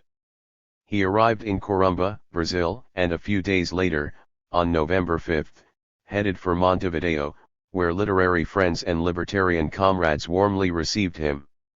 He wrote frequently for Samuel Blixen's La Raison. His articles for that paper were later compiled into a volume titled Moralidades Actuales, the only book he published during his lifetime. He also contributed to El Siglo and El Diario from Montevideo, and to Caras y Cartas from Buenos Aires. He enjoyed the affection and admiration of the most prominent figures of Uruguayan intellectual life, such as Vaz Ferreira, Emilio Fragoni, Angel Falco, and José E. Rodo, who devoted an essay to Las Moralidades de Barrett, later included in El Mirador de Prospero. But his health worsened as the tuberculosis advanced in the cold and humid climate of the Uruguayan capital. He left in early 1909 for the subtropical climate of Corrientes, and then again for Paraguay, without improvement, and by September of 1910, At about the same time that Florencio Sanchez departed for Europe, Barrett left for Paris seeking his last hope for a cure in science. On December 17, almost a month after Sanchez's death, Barrett passed away, a victim of the same disease, in Arcachon, Gironda. Barrett's writings, scattered through Argentinian, Paraguayan, and Uruguayan newspapers, were collected in several volumes. Orsini Bertani edited and published Moralidades Actuales in a small volume titled Lo que son los Yerbals in 1910, and the next year published El Dolor Paraguayo and Cuentos Breve.16 in 1912. 4 additional volumes of articles, notes, and essays by Barrett were published under the titles Mirando Vivir, Al Margen, Ideas y Critica, and Diálogos, Conversaciones y otros escritos. In 1923 the Montevidean editor Claudio Garcia published a volume titled Páginas Dispersas by Barrett. The publisher Proyección of Buenos Aires released El Terror Argentino and the essay Lo que son los Yerbals. Juan Guillarro published an anthology titled Barrett Sintético through Editorial Claridad of Buenos Aires. The publisher La Protesta proposed to publish Barrett's Obras Completas between 1931 and 1933, but the project only finally realized in 1943 with the assistance of Editorial Americali of Buenos Aires. In 1959, the latter published another edition in 3 volumes, along with several editions. 17 A planned collection of a number of Barrett's unpublished writings by the Comisión de Homenage a Rafael Barrett never went to press. 18. Barrett was a man of fine aesthetic sensibilities and broad culture, equally versed in the physical and mathematical sciences as well as in economics and politics. He was a close friend of Valle-Inclán, Ramiro de Maeztu, and Garcia Lorca, and he seemed destined to achieve a prominent place in Spanish letters. Historical and biographical fate prevented him from fully developing his talent and denied him the illustriousness in life that was achieved by his comrades and friends. But what he did leave us is sufficient to secure him a prominent place among the great prose writers of Latin American during this period, alongside Rodo, who admired him, and González Prada, his colleague. In a letter to Barrett, Rodo wrote, "You have exalted the Chronicle without excising its inherent interest and simplicity. You have dignified it with thought, sensibility, and style. Your critical work is accurate and forceful, your skepticism is effective, getting at the foundation of things, and nonetheless, the reading of those pages comforts and ennobles, and in their irony there is a deep affirmation, a nostalgic idealism, a yearning dream of love, justice, and piety that is more effective in its simple and ironic melancholy than our emphases of enthusiasm or tragic protest. Your stance as detached observer in the theater of life has all the nobility of stoicism, but it also carries with it a profound sense of charity." In his Lecciones de Pedagogia y Cuestiones de Enseñanza, the Uruguayan philosopher Vaz Ferreira wrote, "Rafael Barrett has been one of our most sympathetic and noble literary figures. A good, honorable, and heroic man, as a guest in a foreign country, he adopted its suffering and protest, and he recognized that at the time he could not offer hopes or expectations of glory. He was a man of reflection, of feeling, and of action. He has proved that it is possible to avoid dogmatism, to entertain doubt, to be skeptical and, at the same time, to be a man of action, noble and valuable action, quite likely more effective than those who are dogmatic. And as a writer, working in the saddest and most implausible conditions, in the whirlwind of journalism, without sufficient time or adequate health, he was able to produce work of great intellectual rigor and humanity, bringing together intelligence and sentiment." In his book La Literatura en la Argentina, Alvaro Yunque considered Barrett the most illustrious representative of anarchist literature in this region of South America. Barrett was not a militant anarchist during his youth, although he did sympathize with libertarian ideas that were widespread at the time in the Iberian Peninsula. When he arrived in Buenos Aires he expressed his admiration for direct action against intolerable injustice. But it was in Paraguay that he truly became a militant. There he not only published Germinal, but also participated in the first conference of Paraguayan workers, organized by FORP. At that conference he developed the initial guidelines for the problem of land and addressed one of the central points of the national economic process, the agrarian question. 19 His anarchism was never dogmatic.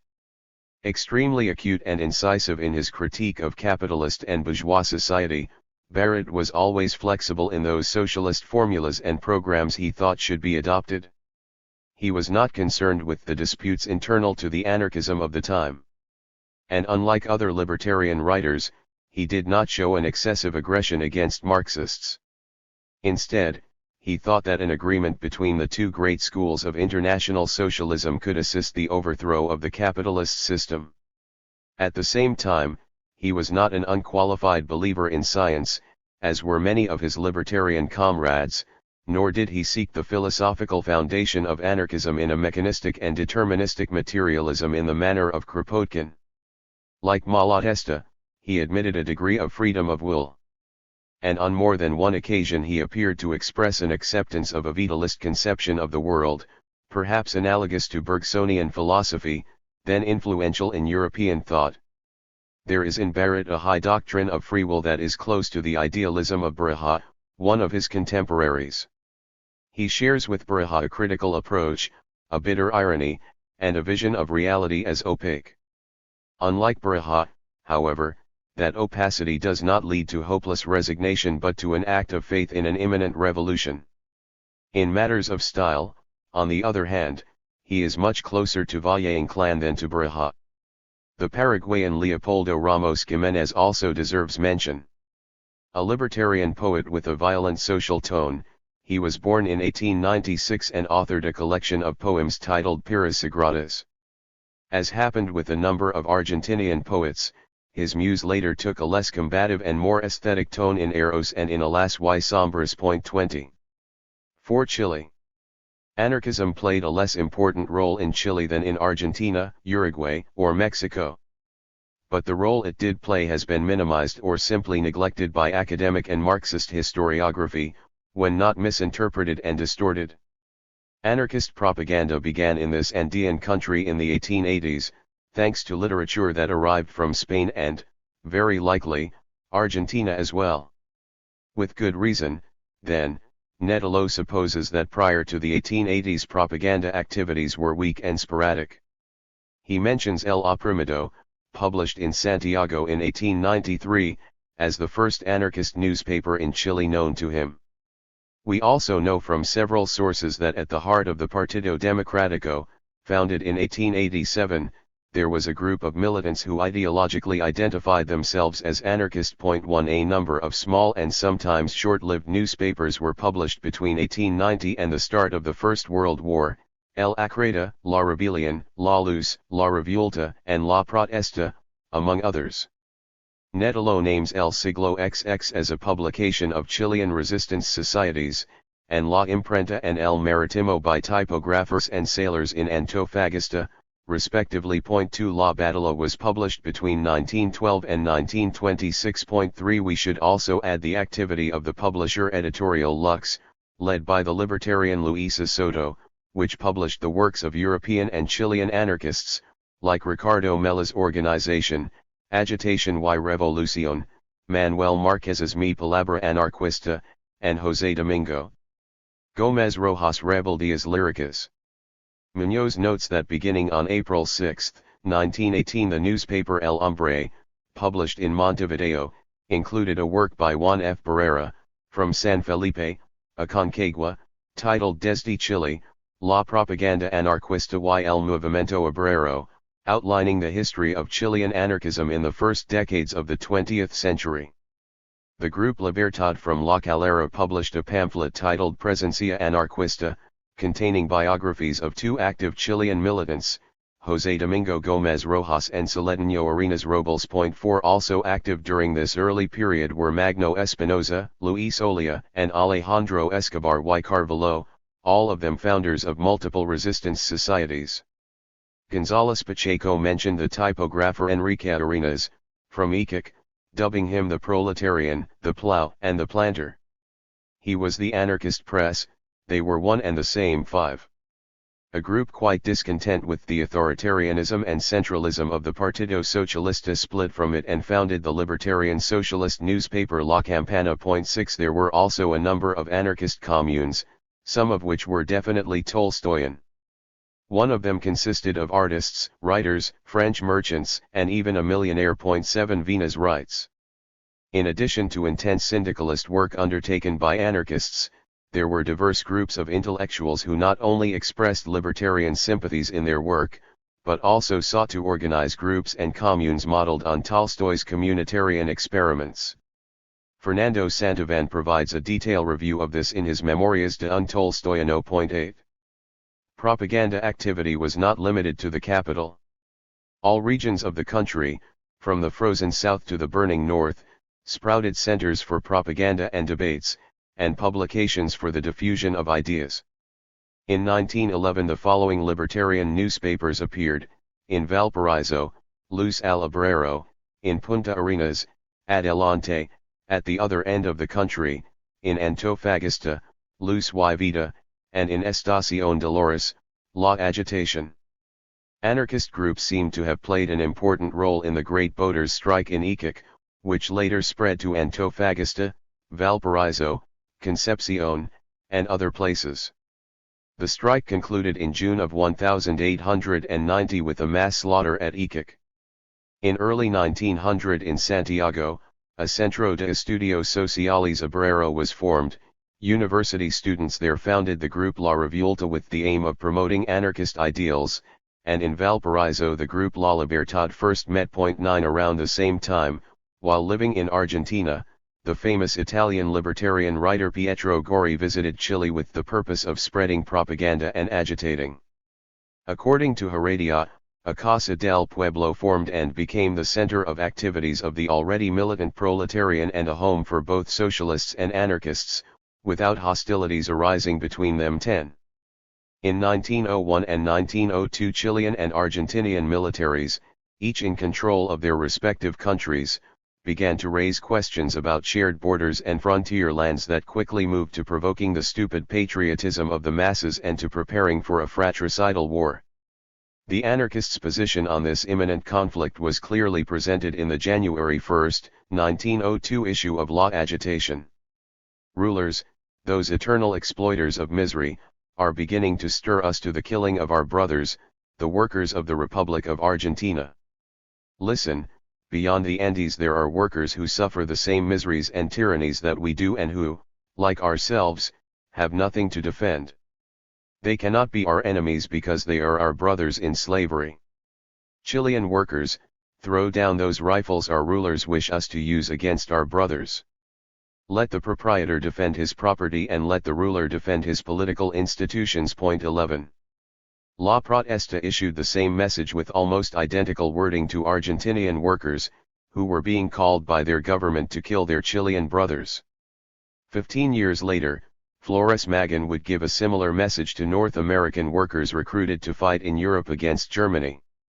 In 1903 workers at the steam plant Compañía Sudamérica struck for better wages. The arrogant attitude of management prolonged the strike and turned it violent. Bloodily repressed, workers set the main offices of the Compañía ablaze and tried to do the same to the newspaper El Mercurio, already an ardent champion of employers and enemy of proletarians. The role of anarchists in this strike was decisive. In 1905 the Semana Roja erupted in Santiago, a spontaneous movement of the masses stimulated by anarchists.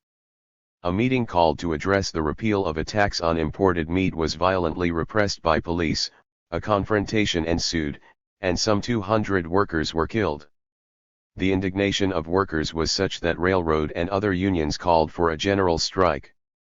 The government prepared to defend itself, called a state of emergency, and appealed to the armed forces. Led by anarchists, workers nonetheless attempted to occupy the government palace, and the city briefly came under their control. But the state was not slow to respond. Confronted by a proletariat that is enthusiastic and heroic but totally lacking weapons and tactical skills, the state was soon able to impose bourgeois order. According to Heredia, This strike was the general revolutionary strike recommended by anarchists and revolutionary syndicalists. It met all the conditions necessary to overthrow governmental powers, but the lack of experience and knowledge of subversive doctrines helped the government triumph over popular aspirations. Point 12. In spite of this bloody repression and subsequent persecutions, the workers' and anarchist movement maintained its combativeness in all regions of the country. In February 1906, in response to a relatively minor demand by railroad workers, a general strike was called in Antofagasta. In December 1907 another strike demanding better wages was called among mine workers in Iquique. Anarchists were at the forefront of these actions.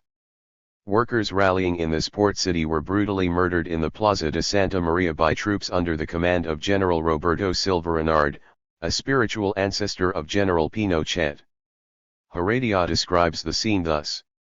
Some 2,000 workers were mowed down by machine gun fire, including women and children.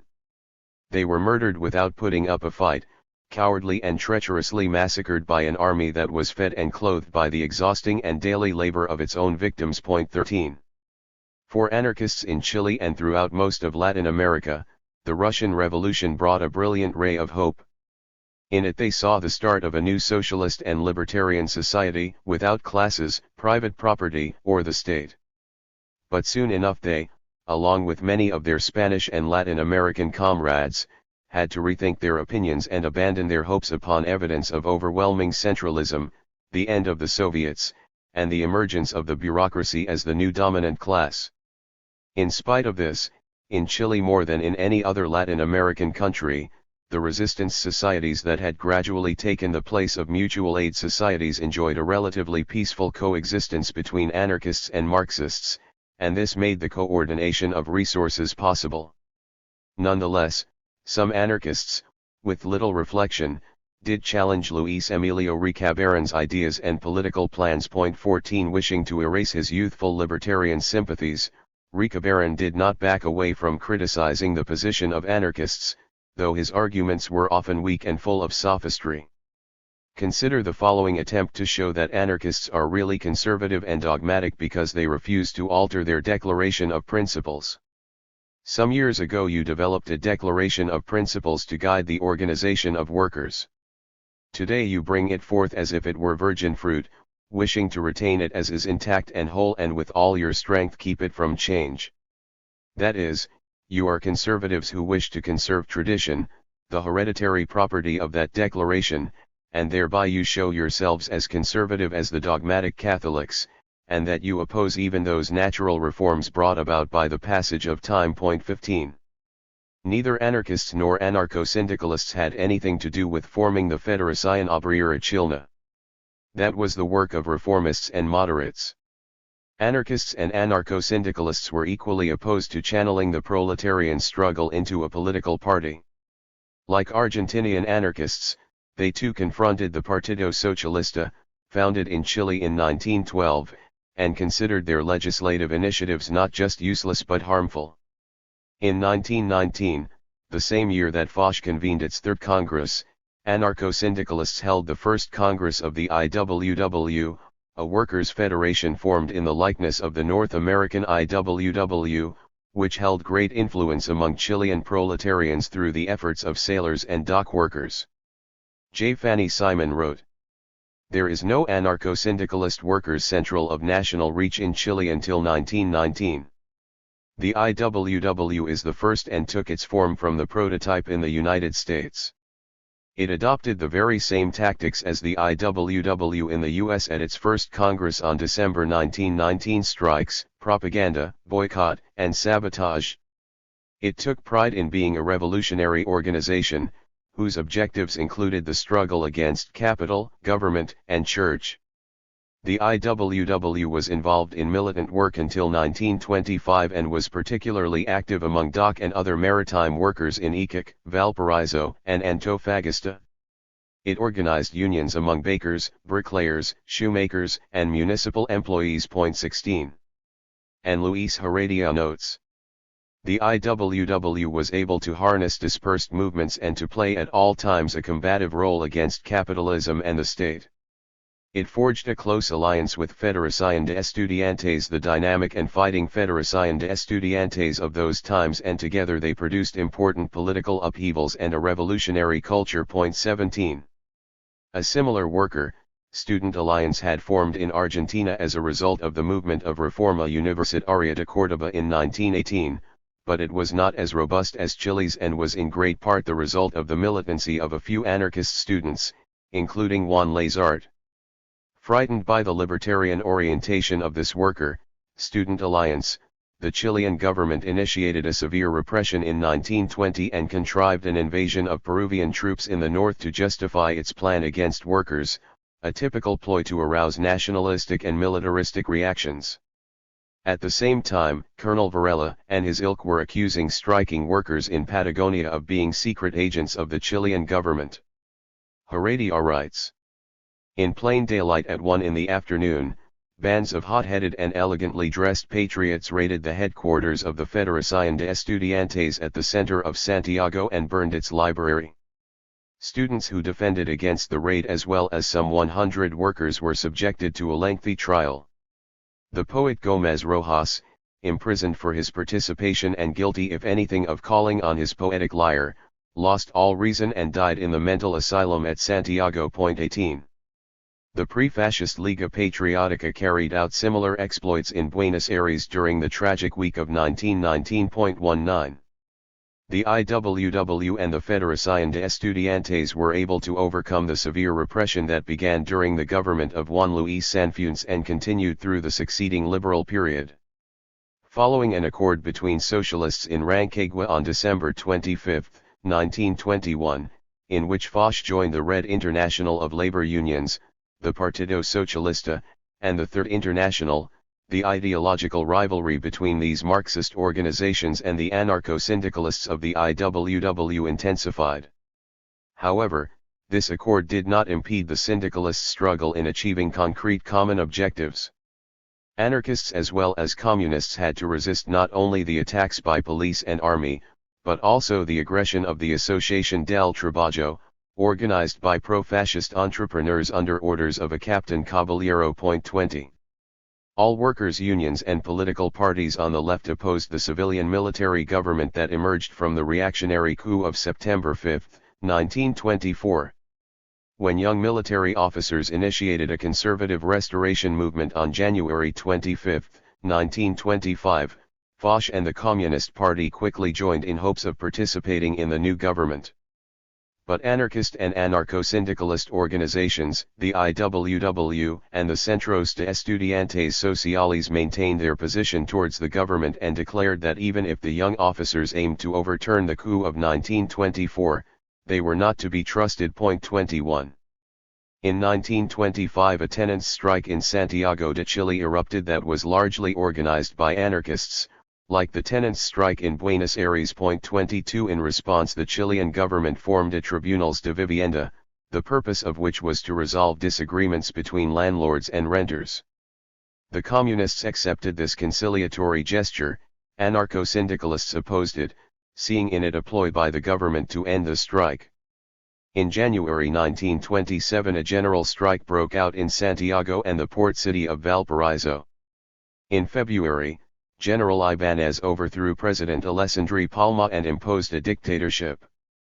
The already deteriorating economic situation worsened, especially as the economic crisis of 1929 had profoundly negative effects on government and society.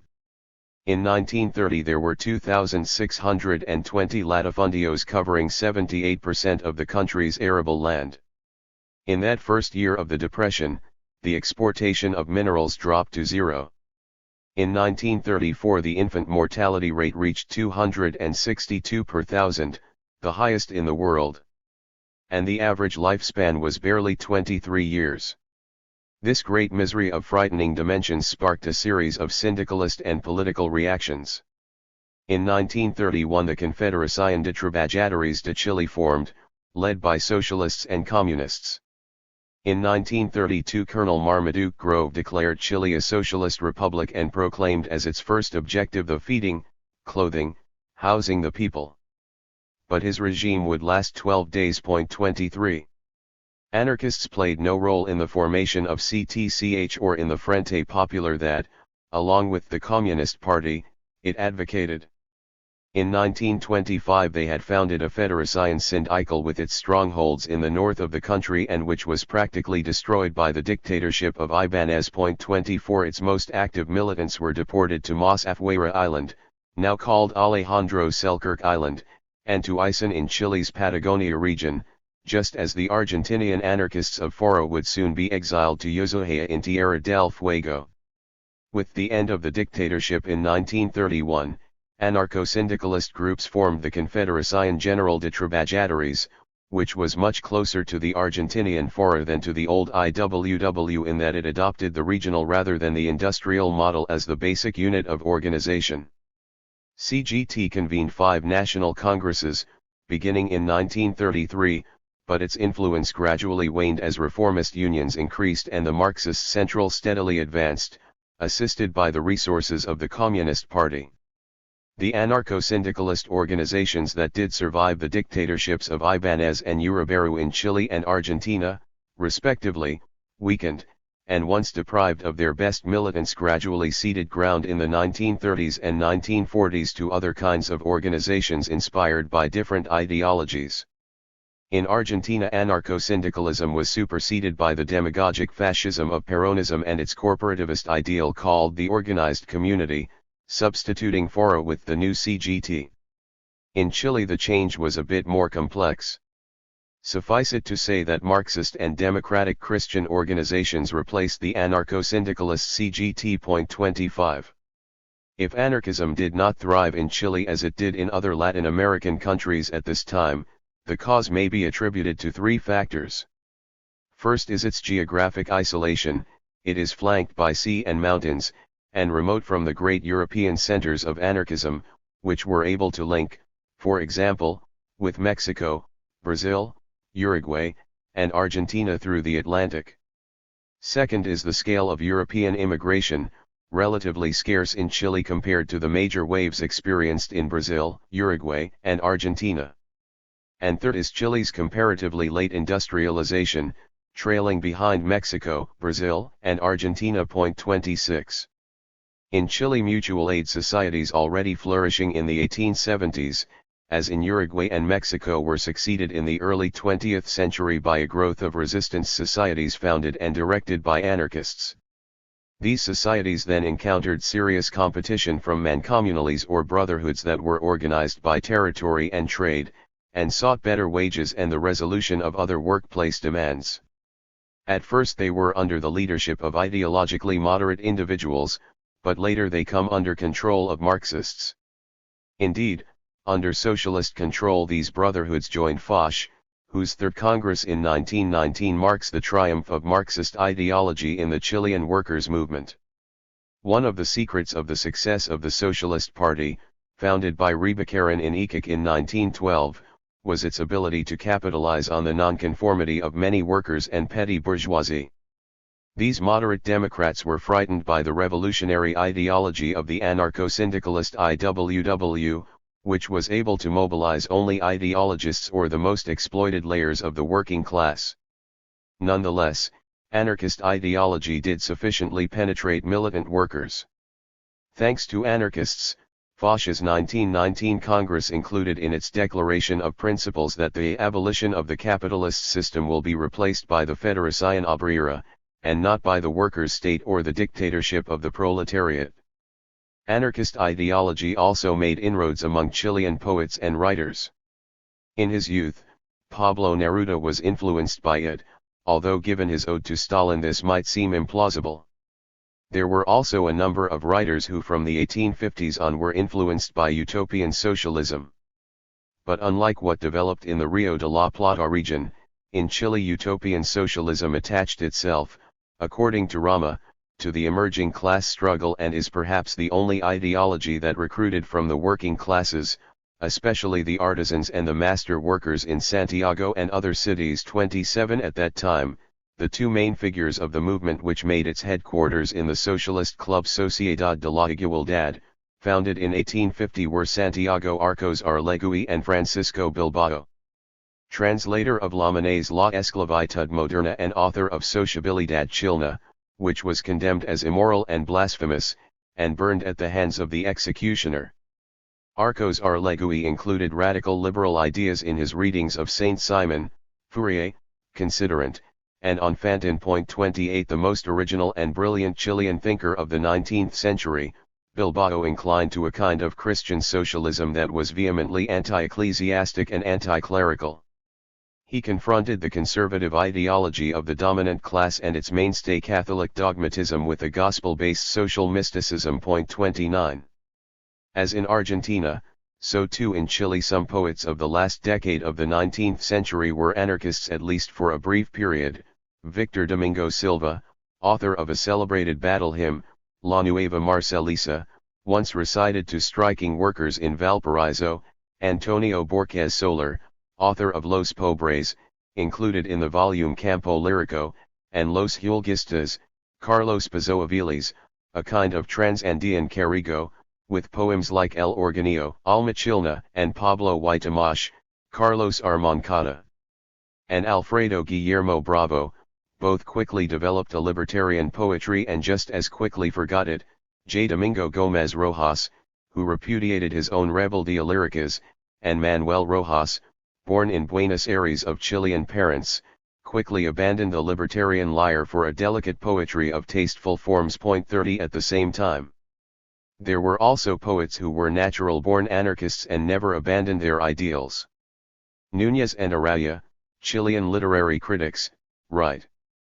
These men generally wear the proletarian's shirt and work now in the northern pampas, now in the southern coal mines, now in the factories, now in the printing presses of the metropolitan dailies or in the offices of some obscure rural newspaper. Some wear disheveled hair and red scarves. They are studious and aware. They stir and draw the popular masses when it concerns the progress of the social climbing bourgeoisie, the inhuman exploitation of capital, or the excesses of oligarchic powers. In meetings their aggressive and forceful verses they tend to provoke sordid accusations and stormy eruptions. 31.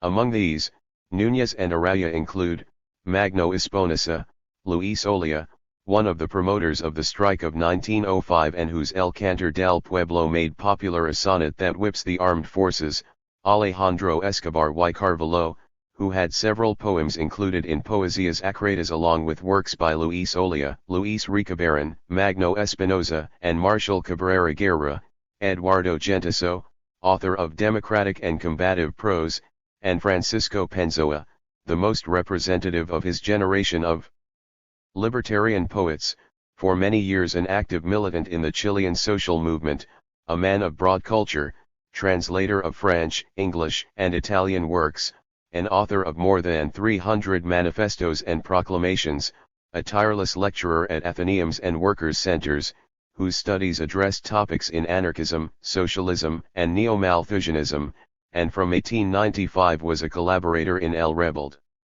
La Protesta, El Productor, Luz y Vida, and other Chilean anarchist newspapers. 32. Again, Núñez and Araya. In Iquique someone edited a Cancionero Revolucionario with selected verses by Pessoa. In it one can see that red poetry is a feature of popular poetry. Pessoa's verses are adapted and sung to popular music. His best poetic compositions are El Ladrón, Anarcos, De Vuelta del Maidán, and Canto de Venganza. The latter has been widely distributed under the title La Pampa, and with musical accompaniment as La Ausencia. It was popular to the point of being sung by workers not only in Chile but also Argentina and Uruguay. In the Argentinian pampas, in Bolivian mines, and in the building of the Panama Canal the lyrics of La Ausencia have been sung by voices that quiver with profound suffering, proving Pessoa an ideological poet and songwriter. In the novels and poetry of Pedro Prado in La Casa Abandonada and La Reina de Rapa Nui, among others one can find a kind of Toslotoyan anarchism. 33. Acevedo Hernandez, libertarian dramatist, is author of agrarian dramas such as En el Rancho, La Punalada, El Inquilino, ideological plays like El Dueno and El Salmo de la Vida, suburban theater including Almas Perdidas, Carcoma, Maria Luisa, and others, and the impassioned anti-war work Por la Patria. We should also mention the refutation of anarchism by positivists, who published a pamphlet by Juan Enrique Legarregui titled Breve Observaciones a los Anarquistas in Santiago on December 15, 1903. Fernando Santivan, whose real surname was Santabene, is the author of stories like Palpitaciones de Vida and novels like La Hechizada and Confesiones de Enrique Samaniego. He also wrote Memorias de un Tolstoyano, relating his personal experiences in an attempt, along with Prado, D. Halmar, and Magallanes More, at forming a Tolstoyan community. 5. Bolivia. A number of labor unions and resistance societies assembled in Bolivia in 1908 with the objective of forming the Federación Obrera Local, and then 4 years later they formed the Federación Obrera Internacional. Anarchist ideology was abundant in the latter, as we can infer from the simple fact that it adopted the red and black flag as its symbol. The Federación Obrera Local published the newspaper Luz y Verdad, while FOI published Defensa Obrera. In the first decades of the 20th century a number of anarchist or semi-anarchist publications appeared in the interior of the country. By 1906 La Aurora Social was available in the streets of Tupiza, Furbo Rojo in Potosí, El Proletario in Cochabamba, and La Federación in Santa Clara de la Sierra. 1. According to Herbert Klein. On May 1, 1912 workers' unions and artisans' brotherhoods of La Paz were successful in organizing the first Dia del Trabajo parade and a short time later replaced the defunct Federación Obrera de La Paz with a new kind of modern syndicate that emphasized the perspective of class and avoided party politics.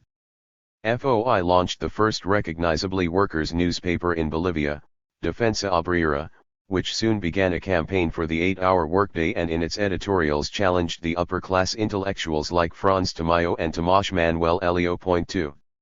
Then in 1918 FOI grew into a new organization, the Federación Obrera del Trabajo.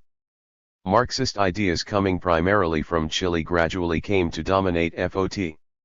In 1918 the first of a series of strikes erupted. After sustained struggles against Simon Patino, called the Tin Baron, miners from Huanani achieved the 8-hour workday. They were encouraged in their struggles primarily by anarcho-syndicalists or similar groups. But in 1920 general strikes broke out among railroad workers and telegraphers without anarchist involvement. In 1923, after a demonstration in support of those jailed at a May Day parade, miners from Unchia were massacred by government troops. This massacre was, as Labet Tavolaro put it, the first link of what would become an impressive chain of sacrifice and death among the mining proletariat. 3. Anarcho-syndicalism proved the weight of its influence on the workers' movement in Bolivia in 1927, when anarchists were able to defeat a proposal by communist members of the Tercer Congreso Nacional de Trabajadores to join the Third International. The first specifically anarchist group had formed a few years earlier, in 1923 in La Paz. It took the name La Anarca and, according to Lame and Rivera, was led by Luis Cusacanqui, Jacinto Centellas, and Domingo Pareja. Together with other workers they comprised an active nucleus of propagandists that made enormous contributions to the promotion of anarchist thought in the city of La Paz. 4. In his Historia del Movimiento Obrero Boliviano, Guillermo Lora writes: after the breakup of the Centro Obrero Libertario in 1923, one faction formed the anarchist group called Despota, led by Cusacanqui, Desiderio Osuna, the Spaniard Nicolas Mantilla, Carlos Calderón Centellas, Guillermo Palacios, and the always combative Angelica Domitila Pareja, who, according to anarchists, was their equivalent to the Marxist Angelica Escui. Nicolas Mantilla was doubtless the brain behind La Anarca. The vast majority of remaining members ended up in opposing trenches. Desiderio Osuna, for example, had no qualms about being chief of the urban police during the counter-revolution of July 21, 1946. Others, however, gave their energies to and sacrificed their lives for their ideals. We have known and admired Cusacanqui. He lived in a small apartment and in spite of his advanced age fed his humble family by his work as a mechanic. This honest militant from the high Andean plateau, dark-skinned and short-legged, massive, with a torso like a bull's, kept the faith that had nourished him since his youth. Some Marxists, for example Santiago Osuna, did remain associated with the group Despota. They were individuals of broad sentiment and tolerance, and sympathetic to anarcho-syndicalism. La T was being circulated at that time, edited by Desiderio Osuna and printed in Argentina, but did not go beyond a third issue. 5. And Lame and Rivera note. By 1926 the sources for anarchist propaganda had grown in number and geographical reach. Active in La Paz, in addition to Despota, Redención, and La Anarca, was the Agrupación Comunista Anarquica, also called Sembrando Ideas, and the group Brazo y Cerebro, in Oruro, the Centro Obrero Internacional, and in Sucre, the Ferrer Guardia School. 6. Surveying the development of the Federación Obrero Local de La Paz, Laura observes. In 1926 anarchists decided to form the Federación Obrero Local de La Paz to oppose FOT, and later rejected the conclusions of the Tercer Congreso de Oruro, which was almost entirely controlled by Marxists. There is no doubt that FOL thought of itself as a national federation. But anarchist ideology was able to control completely only two large organizations, FOL in La Paz and FOT in Oruro. In the rest of the country, anarchism was present only among small circles and its militants were active in different organizations, and in those organizations they represented opposition groups. FOL was structured around 39 groups, including Despota. La Anarca never joined. Among the founding groups were, Unión de Trabajadores in Madeira, which played an important role in the actions leading to the 8-hour workday, the Sindicato de Albañiles, Sindicato de Sastres, workers at the phosphorus factory, and the group Despota. Later, unions from the cardboard and textile factories joined. These facts show that FOL was an organization of the highest importance and at one time enjoyed a membership larger than that of the FOL from La Paz. Desiderio Osuna was its first general secretary, after defeating Ferneriquez in the elections held in a small venue on Sahama Street. Ferneriquez was an Argentinian anarchist who worked in the phosphorus factory. Later, when membership grew, FOL headquarters moved to Pando Avenue. During this period of growth lasting until 1932, FOL attracted the attention of international organizations. In large measure, anarchist organizations were the work of foreigners, and among them the following deserve mention: Ferneriquez, for a militant who arrived as an exile, the Chilean cobbler Armando Trevino, an IWW member, the Peruvians Francisco Gamarra and Navarro and Paulino Aguilar, the Spaniard Mantilla, whose nom de guerre was Rosenal, the Mexican Renegel, who was around in 1928, and the Argentinian Huerta. According to Laura, on July 29, 1929 Cusicanqui was detained, causing an immediate protest that was violently repressed. FOL reported to ACAT, the anarcho-syndicalist Latin American federation to which it was joined, that several comrades who had written the Manifesto La Voz del Campesino were on the run from authorities, that FOL headquarters was under constant police surveillance, and that the anarchist groups La Anarca and Luz y Verdad had ceased their activities. Cusicanqui, for a time confined with his partner Ricardo Dollens in Comi, in the province of Murillo, was able to return to La Paz in 1930.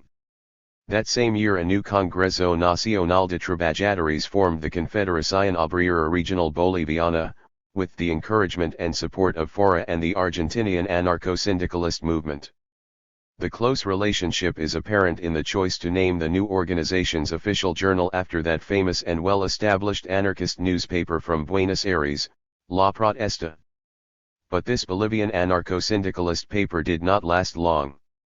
It ceased publication in July 1932, perhaps, Netelo speculates, due to the war in the Chaco 7 the year before.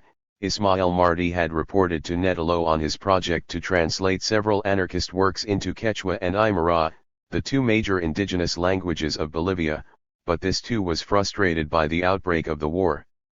Other anarchist militants that, like Cusicanqui, were fluent in the various native languages, did write some essays intended for indigenous populations who either were unable or disinclined to read Spanish. In 1940 there was an attempt to reorganize FOL, with Cusicanqui as Secretary General, and in 1946 several peasant organizations and a Núcleo de Capacitación Sindical Libertario were formed. 8. When the revolution of 1952 led by the Movimiento Nacionalista Revolucionario succeeded, there were still a few anarcho-syndicalist groups left. Two of those groups, La Federación Sindical Local and the Federación Agraria Local de La Paz, resisted forced integration into the Central Obrera Boliviana, as it was very closely allied to the government and the ruling party, but were eventually absorbed. 9 Anarchism. Since the national revolution has lacked any institutional expression in Bolivia, yet it is important to note that among miners, who are the most combative sector of the proletariat, there is a vigorous current, immune to the seduction from any leftist party, whose strategy and ideology, sometimes referred to as a revolutionary syndicalism, is very close to anarcho-syndicalism. Finally, among Bolivian writers who are anarchist or who show some inclination toward libertarian ideas, we include the following: Jorge Moises, Nicolas Mantilla, Luciano Vertés Blanco, Rigoberto Rivera, and the collaborators in the weekly Humanidad, the official publication of FOL, Celestiano Lafuente, Guillermo Maceda, Arturo Borda, Santiago Osuna, Luis Salvatierra, Desiderio Osuna, and Ramon Idari Jurado. 10. 6. Peru. In Peru, utopian socialism, Marxism, and anarchism are each associated with one of three major literary figures, Flora Tristan, José Carlos Mariátegui, and Manuel González Prada, respectively. Before addressing the latter, a few general remarks on Tristan and Mariátegui as well as the anarchist movement in Peru are important.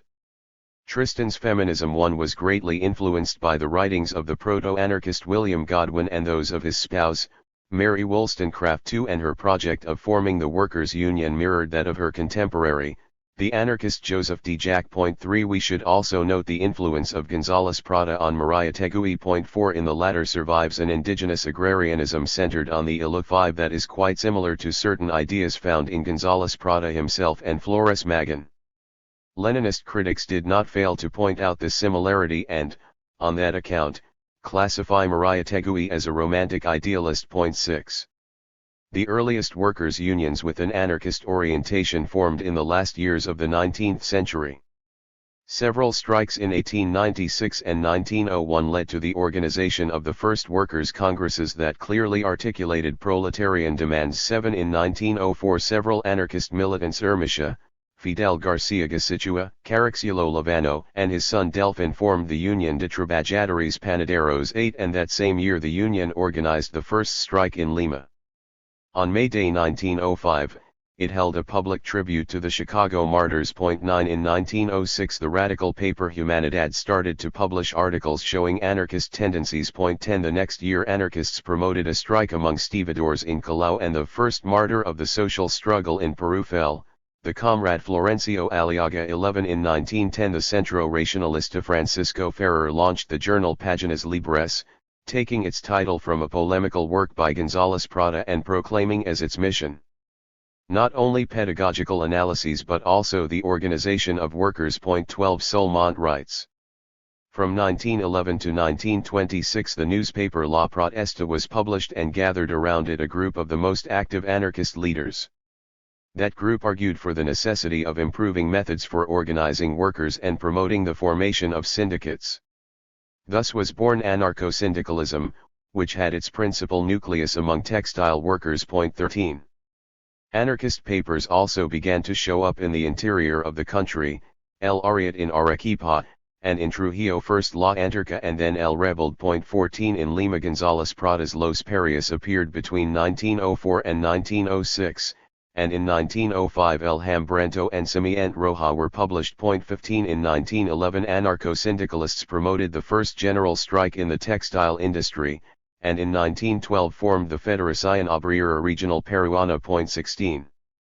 The campaign for the 8-hour workday was initiated by the Federación Obrera Regional del Perú, consisting of the Sociedad de Resistencia of bakery workers and such allied unions as the Federación de Electricistas, Federación de Obreros Panaderos, the Unification Textile of Vitart, the Federación Proletaria of Santa Catalina, and other unions in which anarchists played important roles.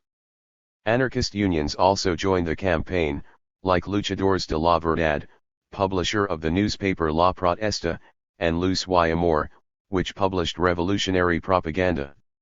In late November 1912, meetings were held at the Union General de Jornaleros local in Callao, and in the Teatro Municipal the first General Assembly was convened to discuss their demands. Among those in attendance were not only members of Federación Obrera Regional del Perú and various libertarian groups, but also representatives of a well-known pro-management entity called the Confederación de Artesanos Union Universal, which opposed the projected direct action and instead promoted the worn-out path of petitions to those in power. At the Second General Assembly on December 15, convened at the Carpa de Mota, anarchists introduced a motion on behalf of the 8-hour workday that was unanimously approved. Then, on the 28th of the same month, during the Third Assembly, workers developed a list of specific demands. 17 and with that the campaign for the 8-hour workday was set. The enthusiasm, the solidarity, the awakening of a proletarian consciousness all answered the Chicago Martyrs' clarion call to struggle and collective defense. Widespread publication of libertarian and syndicalist propaganda in newspapers and pamphlets completed the work, together with numerous conversations and conferences by the anarchist group of La Protesta and the Federación Obrera Regional del Perú. On January 5, 1913 the Union de Jornaleros demanded the 8-hour workday, an increase in salaries, and medical benefits for workplace accidents. They gave 24 hours for their demands to be met upon threat of strike. On the next day, the Assembly rejected management's counter-proposal, and on January 7 there was a general strike. Typesetters, bakers, steel workers, millers, and gas fitters from Callao all joined the journeymen in solidarity. 18. On January 9 the President of the Republic urged striking workers to return to work by appealing to their patriotism, and stressed the damage caused to emerging national industries whose capital was of course foreign. But the strike committee rejected the President's call and, undeterred by government threats backed by infantry and artillery forces brought in from the capital, stayed its course. This firm attitude brought triumph. All port and dock businesses accepted the reduction of the workday to 8 hours, conceded a 10% wage increase, and organized a medical program for injured workers. The victory encouraged other unions to follow suit and issue their own demands, among them the millers, typesetters, gas fitters, and others. Anarchists, almost the sole promoters of these struggles, used the opportunity to test their method of direct action. On January 12 the Federación Obrera Regional del Perú and the La Protesta group held a meeting to celebrate their triumph and to encourage further action.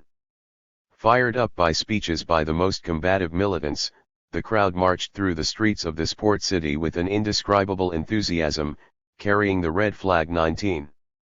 The ideological influence of the vigorous Argentinian anarchists was evident in those strikes. For example, they were initiated by FORP, analogous to the Argentinian Fora, and the newspaper La Protesta was named after the anarchist daily in Buenos Aires.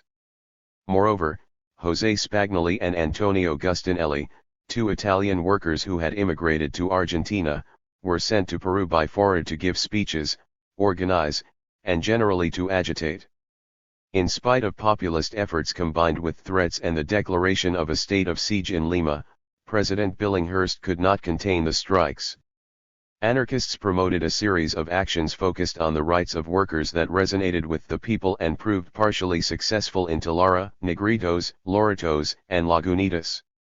FORP called for a boycott of Duncan Fox y Compañía, forcing it to rehire 60 workers it had fired. 20 By 1919 the workers' movement led by anarchists had achieved the 8-hour workday across the entire country. 21. The great demand for tropical produce like sugar and cotton during the First World War significantly increased the wealth of Peruvian landowners. But the wages of both urban and rural workers remained low, while the cost of living increased as a result of wartime speculation and lower production of grains like rice and wheat. In April 1919, anarchists promoted a campaign to reduce the cost of living, popularly known as the unemployment of hunger. In a public gathering at Neptuno Park on April 13, several libertarian activists D. Lavano, Conde, Cespedes, and others released a manifesto demanding a reduction in food prices, public transit fares, tax rates on basic goods, and rents. 22 On May 1, after Pardo's government rejected these demands, the various unions that signed the manifesto declared a general strike. Weavers, bricklayers, shoemakers, bakers, and other groups in which anarchist ideology exerted an important influence. In Lima, a demonstration protesting the government's intransigence was violently repressed on May 4.23. No less stunning was the strike in Callao, where work was suspended in the docks, beaches, factories, and custom houses. Businesses in Playa del Mercado were looted, leaving many wounded and several dead. Ships scheduled to sail were detained, and army troops joined naval forces in a clash with workers. The principal organizers were arrested, all of them anarchists, including Guterra, Foncan, and Barba.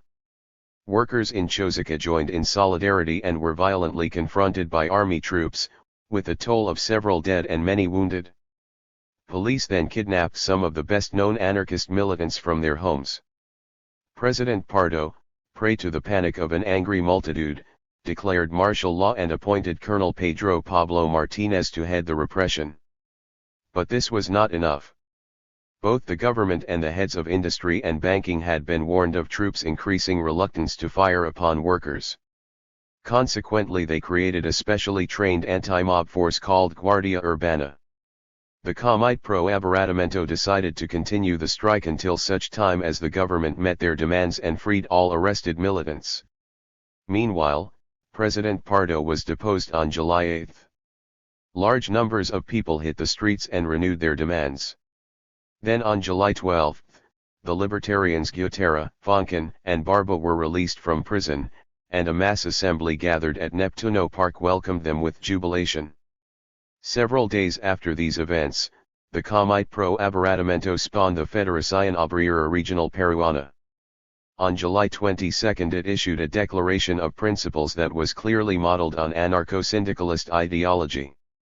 The Federación Anarquista del Perú commented, "The strike of May 1919 reached epic proportions by the mettle of its dynamic organizers. It directed the destiny of the working class to the straight path of truth and justice, and stressed the indispensable necessity of solidarity as the way to bring the mass of workers together into a single powerful movement." 24. Anarchist activity was not limited to the urban setting. In 1915 anarchists took part in a sugar workers' strike in the Chicama Valley that, like earlier strikes, was violently repressed by the armed forces.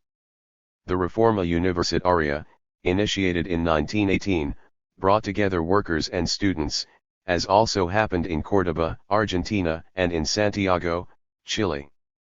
Most workers and students who joined this association were anarchists. 25 In 1923 an anarcho-syndicalist group attempted to organize a Federación Regional de Obreros Indios, and was immediately and violently repressed by the government, which declared it a special danger. 26. In 1920 a workers' university was formed under the name of Manuel González Prada, with Victor Haya de la Torre as rector. At least at first, Prada's ideas, in contrast to those of the rector, attracted many anarchist workers. In the same year, a National Workers' Congress adopted anarchist ideology as its guide to action and published its resolutions in El Proletariado. In his second term as president, Augusto B. Leguía sought to reinvigorate capitalism in Peru and to overturn the old oligarchy. At first he gave the impression of a progressive leader, insofar as he freed political prisoners and left unions undisturbed. Yet he did cause quarreling in the workers' movement, and the support he received from some of its sectors was short-lived. Soon enough he adopted a series of policies contrary to the interests of the working class and unions, and syndicalist organizations. 27 Anarcho-syndicalists were harshly repressed. Ermisha, editor of El Proletariado, was exiled along with a group of militants. When Leguía was overthrown in 1930 by Sánchez Cerro, a new workers' organization was formed called Confederación General de Trabajadores de Perú. Marxists and their sympathizers dominated the Confederación. Only remnants of the old anarcho-syndicalist militancy remained. As we have already noted, anarchist ideology in Peru was intimately associated with one of its great national literary figures, Manuel González Prada. Nettolo observes that in González Prada one sees an old liberal who gradually assimilates anarchist ideas, and characterized his work, from the point of view of the historian of anarchism, thus. He was unequivocal in his rejection of the concept of authority, and, in my opinion, was quite persuasive.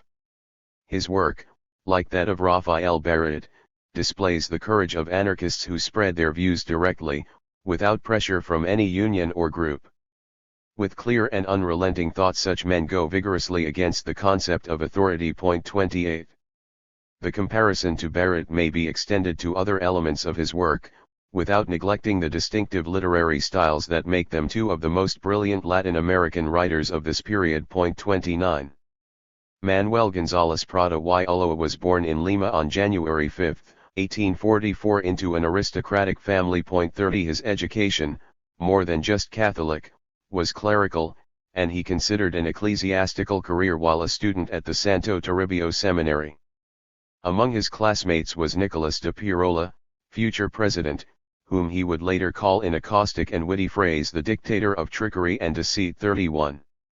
His first ideological formation came from his religious education. But his later liberalism was staunchly anti-clerical. His liberal ideas were notably influenced during youth by his brief but passionate contact with Anglo-Saxon literature in the Colegio Inglés in Valparaiso. Perhaps his study of Roman law in the Convictorio de San Carlos de Lima provided the basis for his unwavering critique of the state, which he conceived as the guarantor of all social inequalities. After leaving the Convictorio and rejecting a legal career, he became, as Luis Alberto Sanchez put it, a dynastic outlaw. 32.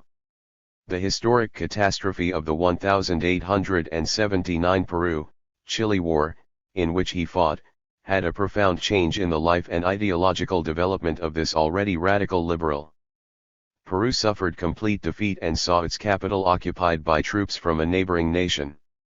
This was an exceptional, unique event in the history of independent Latin America.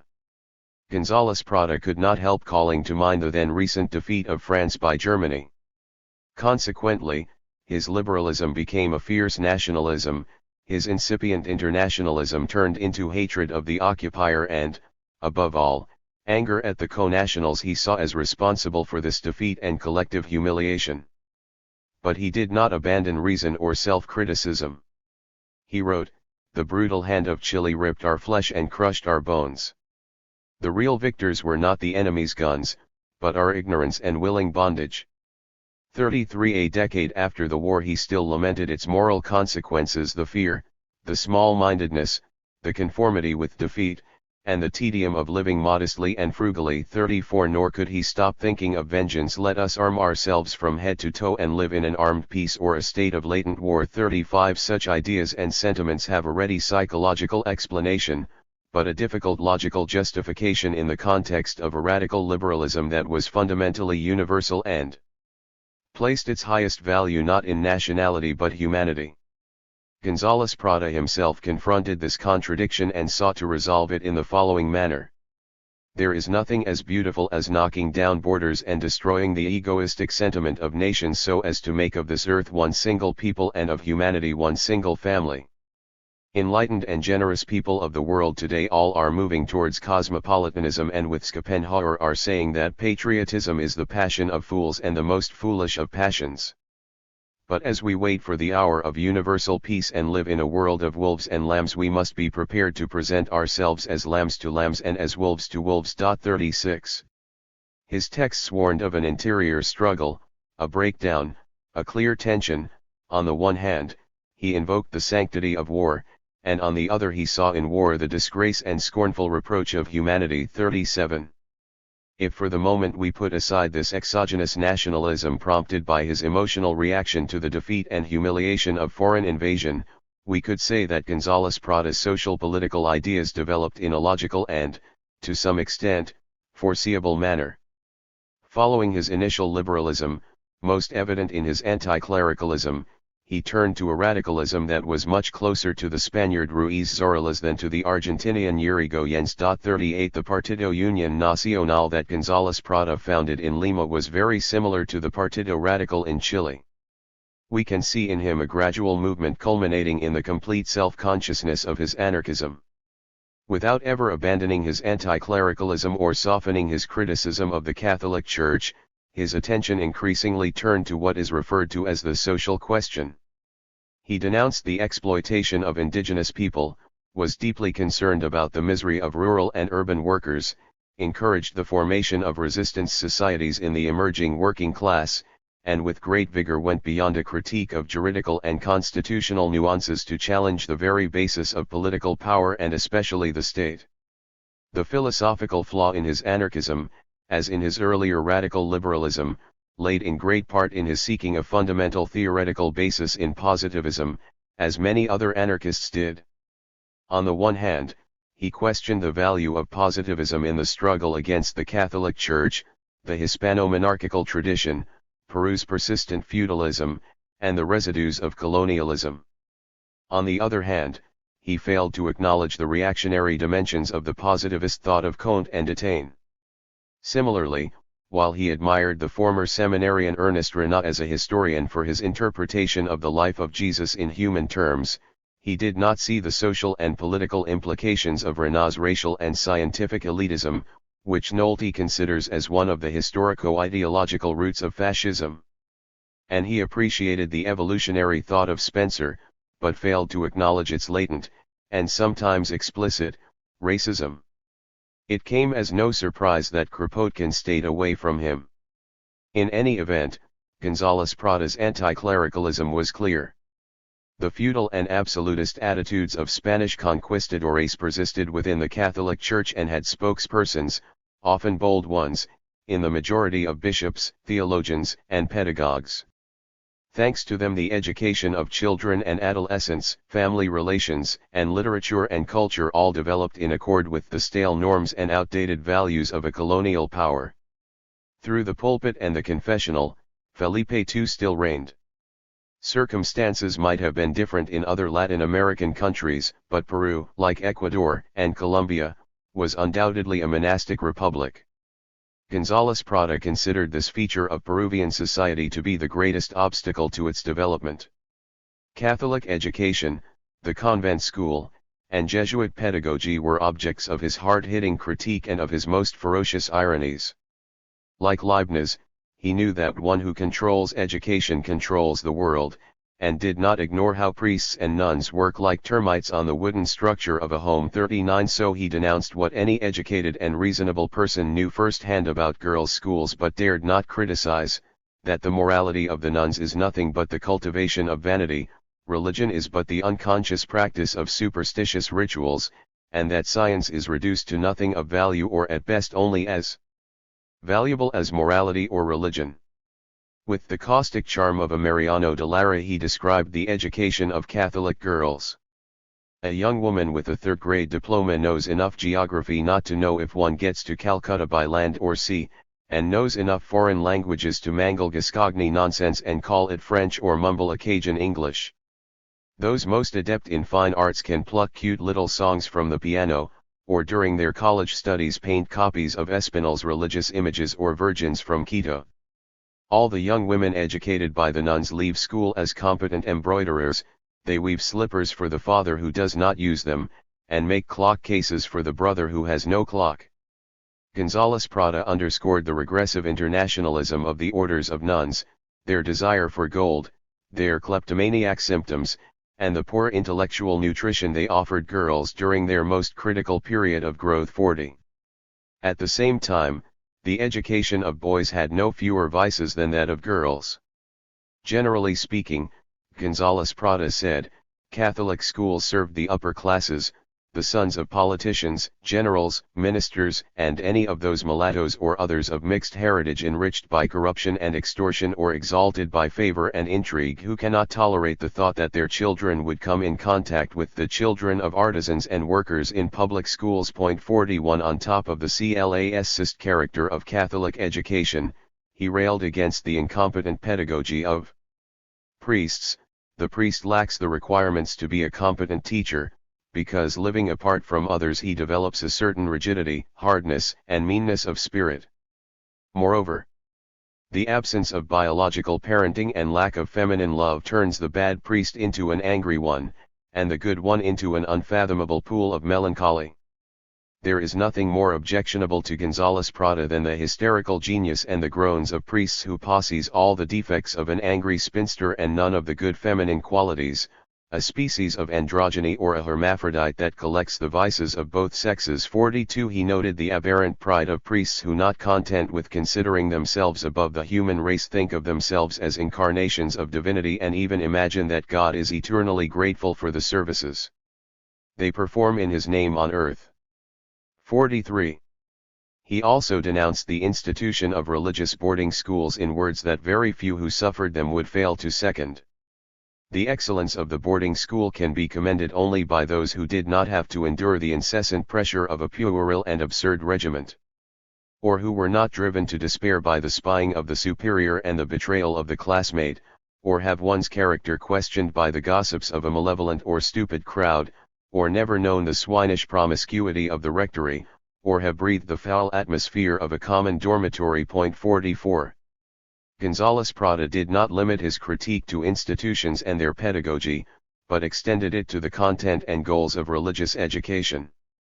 He rejected the subordination of science to dogma, which he took as an attack on all rationalist conceptions and above everything on all philosophy, especially Greek philosophy, which still resonates throughout the world as the triumphal hymn of reason. His critique was straightforward. Young people were first removed from the world that is ruled by immutable laws and then taken to a phantasmagoric realm in which arbitrary wills prevailed. 45 As his critique ranged from the boarding school to the family, he again denounced the oppressive influence of the clergy, especially on women. On September 25, 1904, Gonzales Prada presented a lecture at the Masonic Lodge Stella d'Italia titled Las Esclavas de la Iglesia. While the Church loathes woman, he argued, declaring her a door to hell, an arrow of Satan, daughter of the devil, a basilisk's venom, a finicky mule, or a scorpion ready to strike, it knows how to manipulate and turn her into its best instrument of domination over the family and society. 46 Women, he argued, should reject the religion which oppresses them and keeps them in lasting infancy or indefinite tutelage. And yet this call never fully succeeds. With indignation and astonishment, Gonzales Prada showed that the unredeemed stands against her redeemers, and the victim blesses the weapons and fights on behalf of the victimizer. He knew by experience that women do not compromise with libertarian thought and reject as their enemy the reformer who aims to spare them both reproach and disgrace, and proclaims the nullification of the matrimonial union not only by mutual dissent but by the will of one party, thereby siding with the priest who curses free unions and blesses the legal prostitution of marriage. 47. Gonzales Prada's ideas on women and their relation to the clergy can be traced to many Iberian radical works of the period, for example, Benito Pérez Galdos's Dona Perfecta and Eca de Queiroz o Crime do Padre Amaro. For him those works formed part of the struggle for sexual equality and, like Horkheimer in our day. 48 He identified the family as a sphere of oppression that is at least as powerful as the state, if not more so, and maintained that in a truly human marriage there is no absolute boss but two partners with equal rights. 49 Moreover, with a liberal if not libertarian audacity he denounced the basic corruption of sex by the bourgeoisie, saying that wives who surrender themselves to their husband without any love are prostitutes, their children conceived between pendency and a snore are illegitimate. But adulterers who publicly leave their hateful husbands and form a new family blessed by love, noble and legitimate are their offspring conceived in a rapture of passion or in the serene tenderness of a generous love. 50. In moving from the sphere of the family to the political, he made it clear that the brutal and grotesque dictatorships in Latin America are the product of the Catholic Church and their religious schools. Whenever one can acquire the consciousness of one's own dignity, and wherever belief in infallible authorities and passive obedience are rejected, no rulers like Francia, Rosas, Garcia Moreno, or Melgarejo shall emerge. 51. In those places, like Turkey and England, where the Catholic Church was in the minority, it demanded freedom of worship, González Prada said, yet it rejected that same freedom when it was in the majority.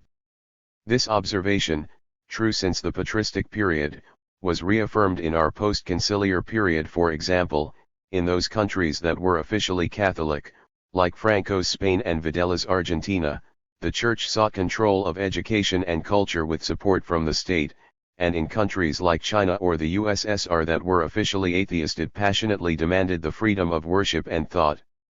González Prada's polemic was not limited to a critique of the clergy, religious education, and government policies and attitudes that restrict or deny freedoms. In a lecture he presented on August 28, 1898, later censored by the government, he criticized and lampooned those who reduced freedom of thought to anti-clericalism, and the lay inquisitors who were stuck in their anti-clerical obsessions and lived totally devoted to hunting cassocks in nuns' cells or catching petticoats in the rectory's bedrooms. Freedom of thought means much more than that and presupposes an inquiry into social questions, he claimed. It is in this concern that we can observe the transition from radical liberalism to anarchism. González Prada wrote, "While freethinkers are faithful to their doctrine and mean what they say, they do deserve to be censored when they fail to address the social questions and, in a kind of theophobia, limit themselves to an intransigent attack on religion. How can we not laugh at those who act like the inquisitors Torquemada and Domingo de Guzman, or the lay inquisitors who are easily disposed to spark a debate and parody acts of faith?" 52. A few years later, in a lecture presented on May 1, 1905 at the Federación de Panaderos that addressed the topic of the relations between the intellectual and the worker, or between mental and manual labor, González Prada advanced a clearly Kropotkin thesis in affirming that there is no difference between the thinker who labors with his intelligence and the worker who labors with his hands, and moreover that there is no labor that is purely cerebral and other that is exclusively manual. Rather, all wealth is the product of the joined labor of muscle and mind. 53 sections of this lecture titled "The Intellectual and the Worker" are glosses of Kropotkin's conquest of bread. For example, González Prada wrote, "Human labor lives from our muscular and nervous energy. Imagine that in a railroad line each cross tie represents the life of a single worker. As we travel, our train moves along rails nailed to a series of cadavers. So too when we visit museums or libraries, imagine that we are walking through a sort of cemetery in which paintings, statues, and books contain not only the thought but also the life of their authors." 54. For González Prada, the cooperation of mind and muscle in the production of all goods establishes the socio-economic equality of the intellectual and the worker. We owe the caste system, he noted, to the very idea that mind performs a function nobler than muscle. Instead of Spencer's evolutionary thought, González Prada looked to revolution of the masses and believed it simplified the issues, the highs and lows, directing them to the practical realm. His chosen method, like Alexander's, would not untie but cut the Gordian knot. Like Bakunin, he knew that while the revolutionary seeks to awaken the masses and lead them into action, once removed from their lethargy they are not content with following the initial movement and tend to go much beyond the original intention. 55. A few years prior to the Bolshevik Revolution, he wrote the following prophetic words: "Every revolution tends to become a government based on force, every triumphant revolutionary degenerates into a conservative." And so, he proposed that once the initial movement begins, true revolutionaries should follow through with it in all its evolutions. Even though this might be objectionable to many and to their self-identity as revealers of ultimate truth. It must be stressed that when González Prada spoke of revolution he did not have in mind what is often understood by that term in the history of his country or Latin America, that is, a mere change of government or political party. Nor did he have in mind the establishment of a new socialist state or the control of the means of production by the producers themselves. His was instead the cry of social demands to humanity and is not moved by secondary questions but demands radical change. And if there is any doubt about his anarchist concept of revolution, he added, no one expects that the happiness of the unfortunate will be decreed by Parliament, or that from a government manna will come as rain from the sky and satisfy the hunger of so many. Parliament enacts laws with loopholes and passes taxes that burden most those who have the least. The governmental apparatus does not function for the benefit of the people, but for the benefit of the dominant classes. 56. The proletariat will resolve the great social question by the only efficient means, revolution. But we must be clear that it will not be a local revolution that overthrows a president or czar and turns a republic into a monarchy or an autocracy into a representative government, but a world revolution that erases national borders, suppresses nationalities, and calls humanity to a common and beneficial possession of all the earth. 57. As we have already observed, revolution is not the conquest of power or government but is the direct control of the means of production and of the earth, because the monopolizers will hardly concede them to us out of good faith or a spontaneous change of heart. This conception of revolution had its origins in Kropotkin and shares a great deal with Proudhon's idea of property as theft and murder. 58. The latter held that property, after having been robbed from the worker by usury, murders him by exhaustion, such that without plundering and crime property is nothing. 59. In a style different from Proudhon's but no less vigorous and combative, González Prada expressed the same thesis. The ancient Romans chose a most meaningful symbol for property, the lance. We should interpret it thus: possession of a thing is based not on justice but power, the possessor does not reason or debate, he strikes and wounds. The heart of the proprietor comprises the same two qualities of iron, strength, and coldness.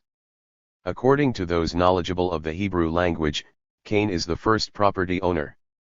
It does not surprise us to see a socialist from the 19th century, in looking at Cain as the first owner of earth and the first fratricide, avail himself of that coincidence and reach a powerful conclusion: property is murder. 60.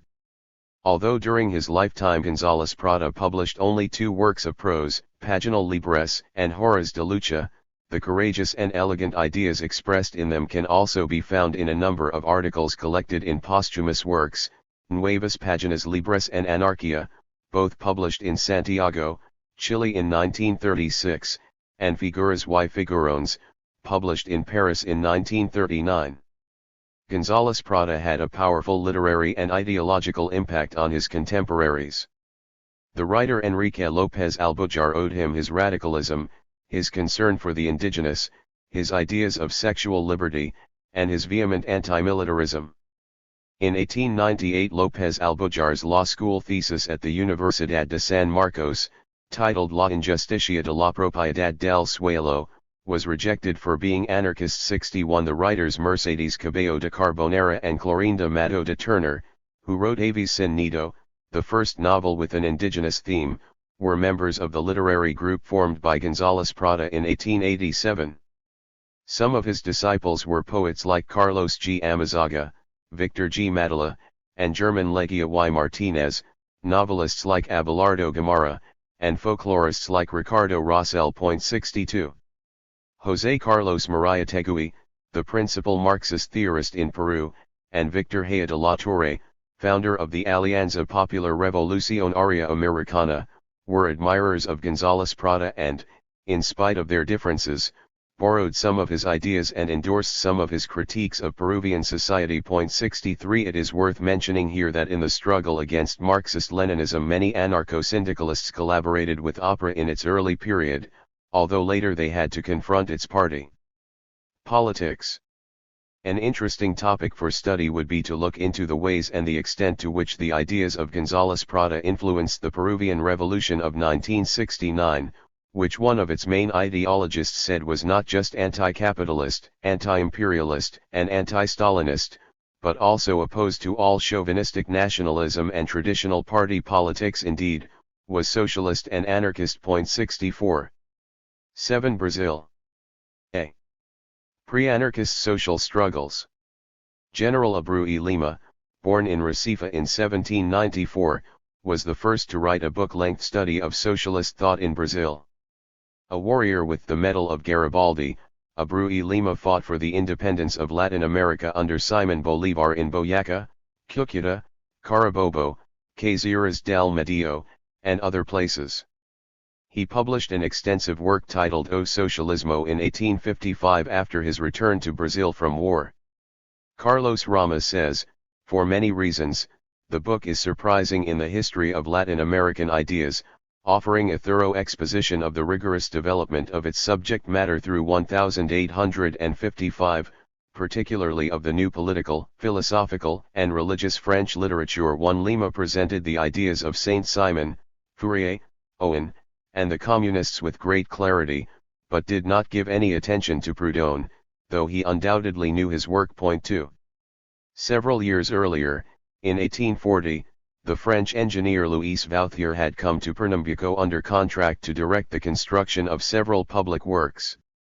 He supervised the building of railroads and sugar mills, the drawing of regional maps, the development of labor laws, and introduced the ideas of Saint-Simon. He was not a revolutionary, and it is known that, like Louis Blanc, he was opposed to the Paris Commune. He later influenced the thought of Antonio Pedro de Figueiredo and collaborated with his journal O Progresso. Point 3. Antonio Borges de Fonseca, a Brazilian pamphleteer, started promoting a socialism based on Fourier as early as 1844 in Pernambuco. Point 4. Before him, in 1841, the French Fourierist Juan Benito Mur, a homeopath and close associate of Victor Considerant, had arrived in Santa Catarina. He later formed a utopian community in Palmaterra and, beginning in 1845, edited the newspaper O Socialista da Província de Rio de Janeiro.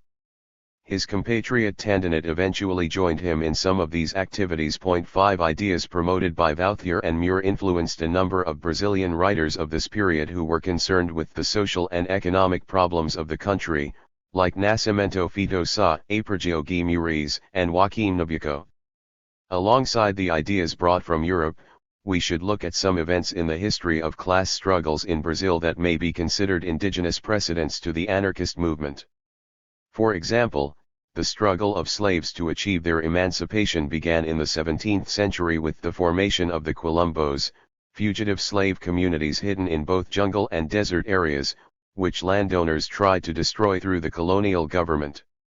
The most famous of these was the Quilombo dos Palmares, a community that in some sense was socialist and self-managed. Over a period of nearly 100 years the Portuguese and Dutch made no less than 18 attempts to destroy it. Point 6. In the 18th and 19th centuries, social struggles between classes erupted all over Brazil. In 1798 there was some agitation among tailors in Salvador, Bahia, and an uprising of the poor in Cabanata that Eliseu Reclus characterized as a social war of slaves against their masters. In 1832 in Pernambuco and Alagoas small farmers and fugitive slaves stood up against landowners and sugar mill owners, and in Para indigenous people and blacks rebelled. Landless peasants played a leading role in the 1838 Balada social revolt in Maranhão. In 1874 the northeast of the country was the setting for the revolt of the Quebra-Quilos, which led to the liberation of slaves. And while the insurrection known as Insurreição Praeira was primarily motivated by political interests, it also had a social background and a hidden class struggle, so it was no wonder that landowners and the government proclaimed the great necessity to get rid of the anarchists from Agua Prieta. 7. In 1893, hardly 5 years after the abolition of slavery, Antonio Conselheiro and a group of peasants occupied the abandoned Canudos hacienda and there established a community of workers based to some degree on self-management, beyond the exploitation of landowners and the laws of the Republican state. The swift arrival of a large number of slaves left without work or means of livelihood by manumission is no surprise, nor is the fact that in a few months the community numbered over 25,000, with all dedicated to agricultural and livestock work. The orientation was undoubtedly communist. The community was founded, as Euclides de Cunha says, in the appropriation of homes and their furnishings, and in the absolute community of the land, pastures, flocks and herds, and all farm products. 8. Cancel promoted a strain of Christian communism, fought against the consumption of alcohol as much as against clerical influence, did not recognize the state or any constitutional authorities, refused to pay taxes, held no respect for the military, permitted divorce and free love, and, above all, opposed private property. Years before the founding of Canudos, on May 6, 1887, the conservative Jornal do Comércio of Rio de Janeiro wrote, Antonio Cancel was promoting subversive doctrines among the masses, causing great prejudice against religion and the state to the point of distracting people from their occupations. And earlier still, in 1882, the Archbishop of Bahia had sent a letter to the parishes of his archdiocese urging that the faithful be absolutely prohibited from listening to Cancel. 9. Neither church nor state can tolerate a community that does not recognize their authority, even one in which crime is rare, and punishment takes the form of expulsion and not imprisonment or death. Rui Facco recalls that in Canudos burglary and theft were rigorously prohibited and obedience to the prohibitions went to the extreme of not even touching goods that fell from their convoys. Meats, flour, wheat, and even money would be left where they fell. 10. It is no surprise that the Baron of Garamoba referred to a communist sect whose high priest was Cancel. 11. 4 successive military expeditions were sent to suppress Canudos. The first 3 failed and left behind more than 5,000 dead. The Minister of War himself, Marshal Carlos Macada Bittencourt, went against Canudos until it was beaten and annihilated. B. The anarchist movement until the First World War. This long history of struggles and popular insurrections is the broad background for anarchism in Brazil, which does not really emerge until the phenomenon of massive European immigration in the late 19th and early 20th centuries, the period wherein the beginning of industrialization and the development of the workers' movement coincide. Along with Argentina, Brazil received a large migratory flow. It included small numbers of Germans, Arabs, and Japanese, but the main sources of immigration were Italy, Portugal, and Spain. In those 3 countries anarchism was the predominant ideology among workers and peasants. That explains why until the 1920s the workers' movement in Brazil was anarchist, as it was in Argentina. Vinas writes, the ideas of Proudhon, Bakunin, and Kropotkin took root in Brazil, while social democracy was never able to communicate its message to the working masses, thereby restricting itself to small groups mainly of intellectuals and workers of Italian origin. 12. Just as in Argentina anarcho-syndicalism had been mortally wounded by the direct intervention of Perón's government in workers' organizations, so too in Brazil it suffered under Getúlio Vargas's intrusions. Both presidents shared a corporativist conception of society and believed that the only way to avoid a social revolution in their respective countries was to take over the unions, domesticate them, and use whatever means necessary to exclude all the anarchists and other revolutionaries who had founded and led the workers' movement. But in Brazil, unlike Argentina, the Partido Comunista do Brasil was formed in 1921 as an offshoot of the anarchist movement, under the leadership of a well-known anarchist militant, Astrogildo Pereira. 13 John W. F. Dulles notes that the majority of Brazilian anarchists embraced the Bolshevik Revolution with considerable enthusiasm from its beginning. They predicted that with anarchist influence the authoritarian socialism of the Bolsheviks would become a libertarian one, and could in some cases tolerate the dictatorship of the proletariat as a necessary, though transitional, instrument to strengthen the revolution. 14.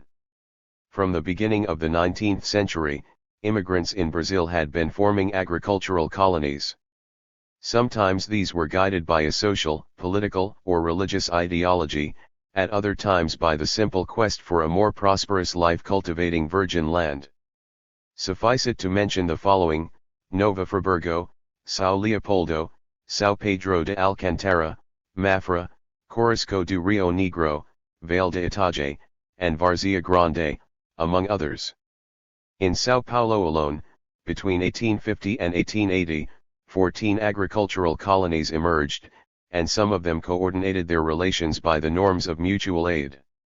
In Mato Grosso, the residents of the city of Miranda, fleeing the army of Paraguayan President Solano Lopez, settled in Maracaju and, in this totally isolated environment, founded a socialist colony with a covenant guaranteeing the equality of all, but without the standard political relations of a legal or parliamentary state. 15 The first experiments in forming an anarchist colony were conducted in the southern states by Italian immigrants.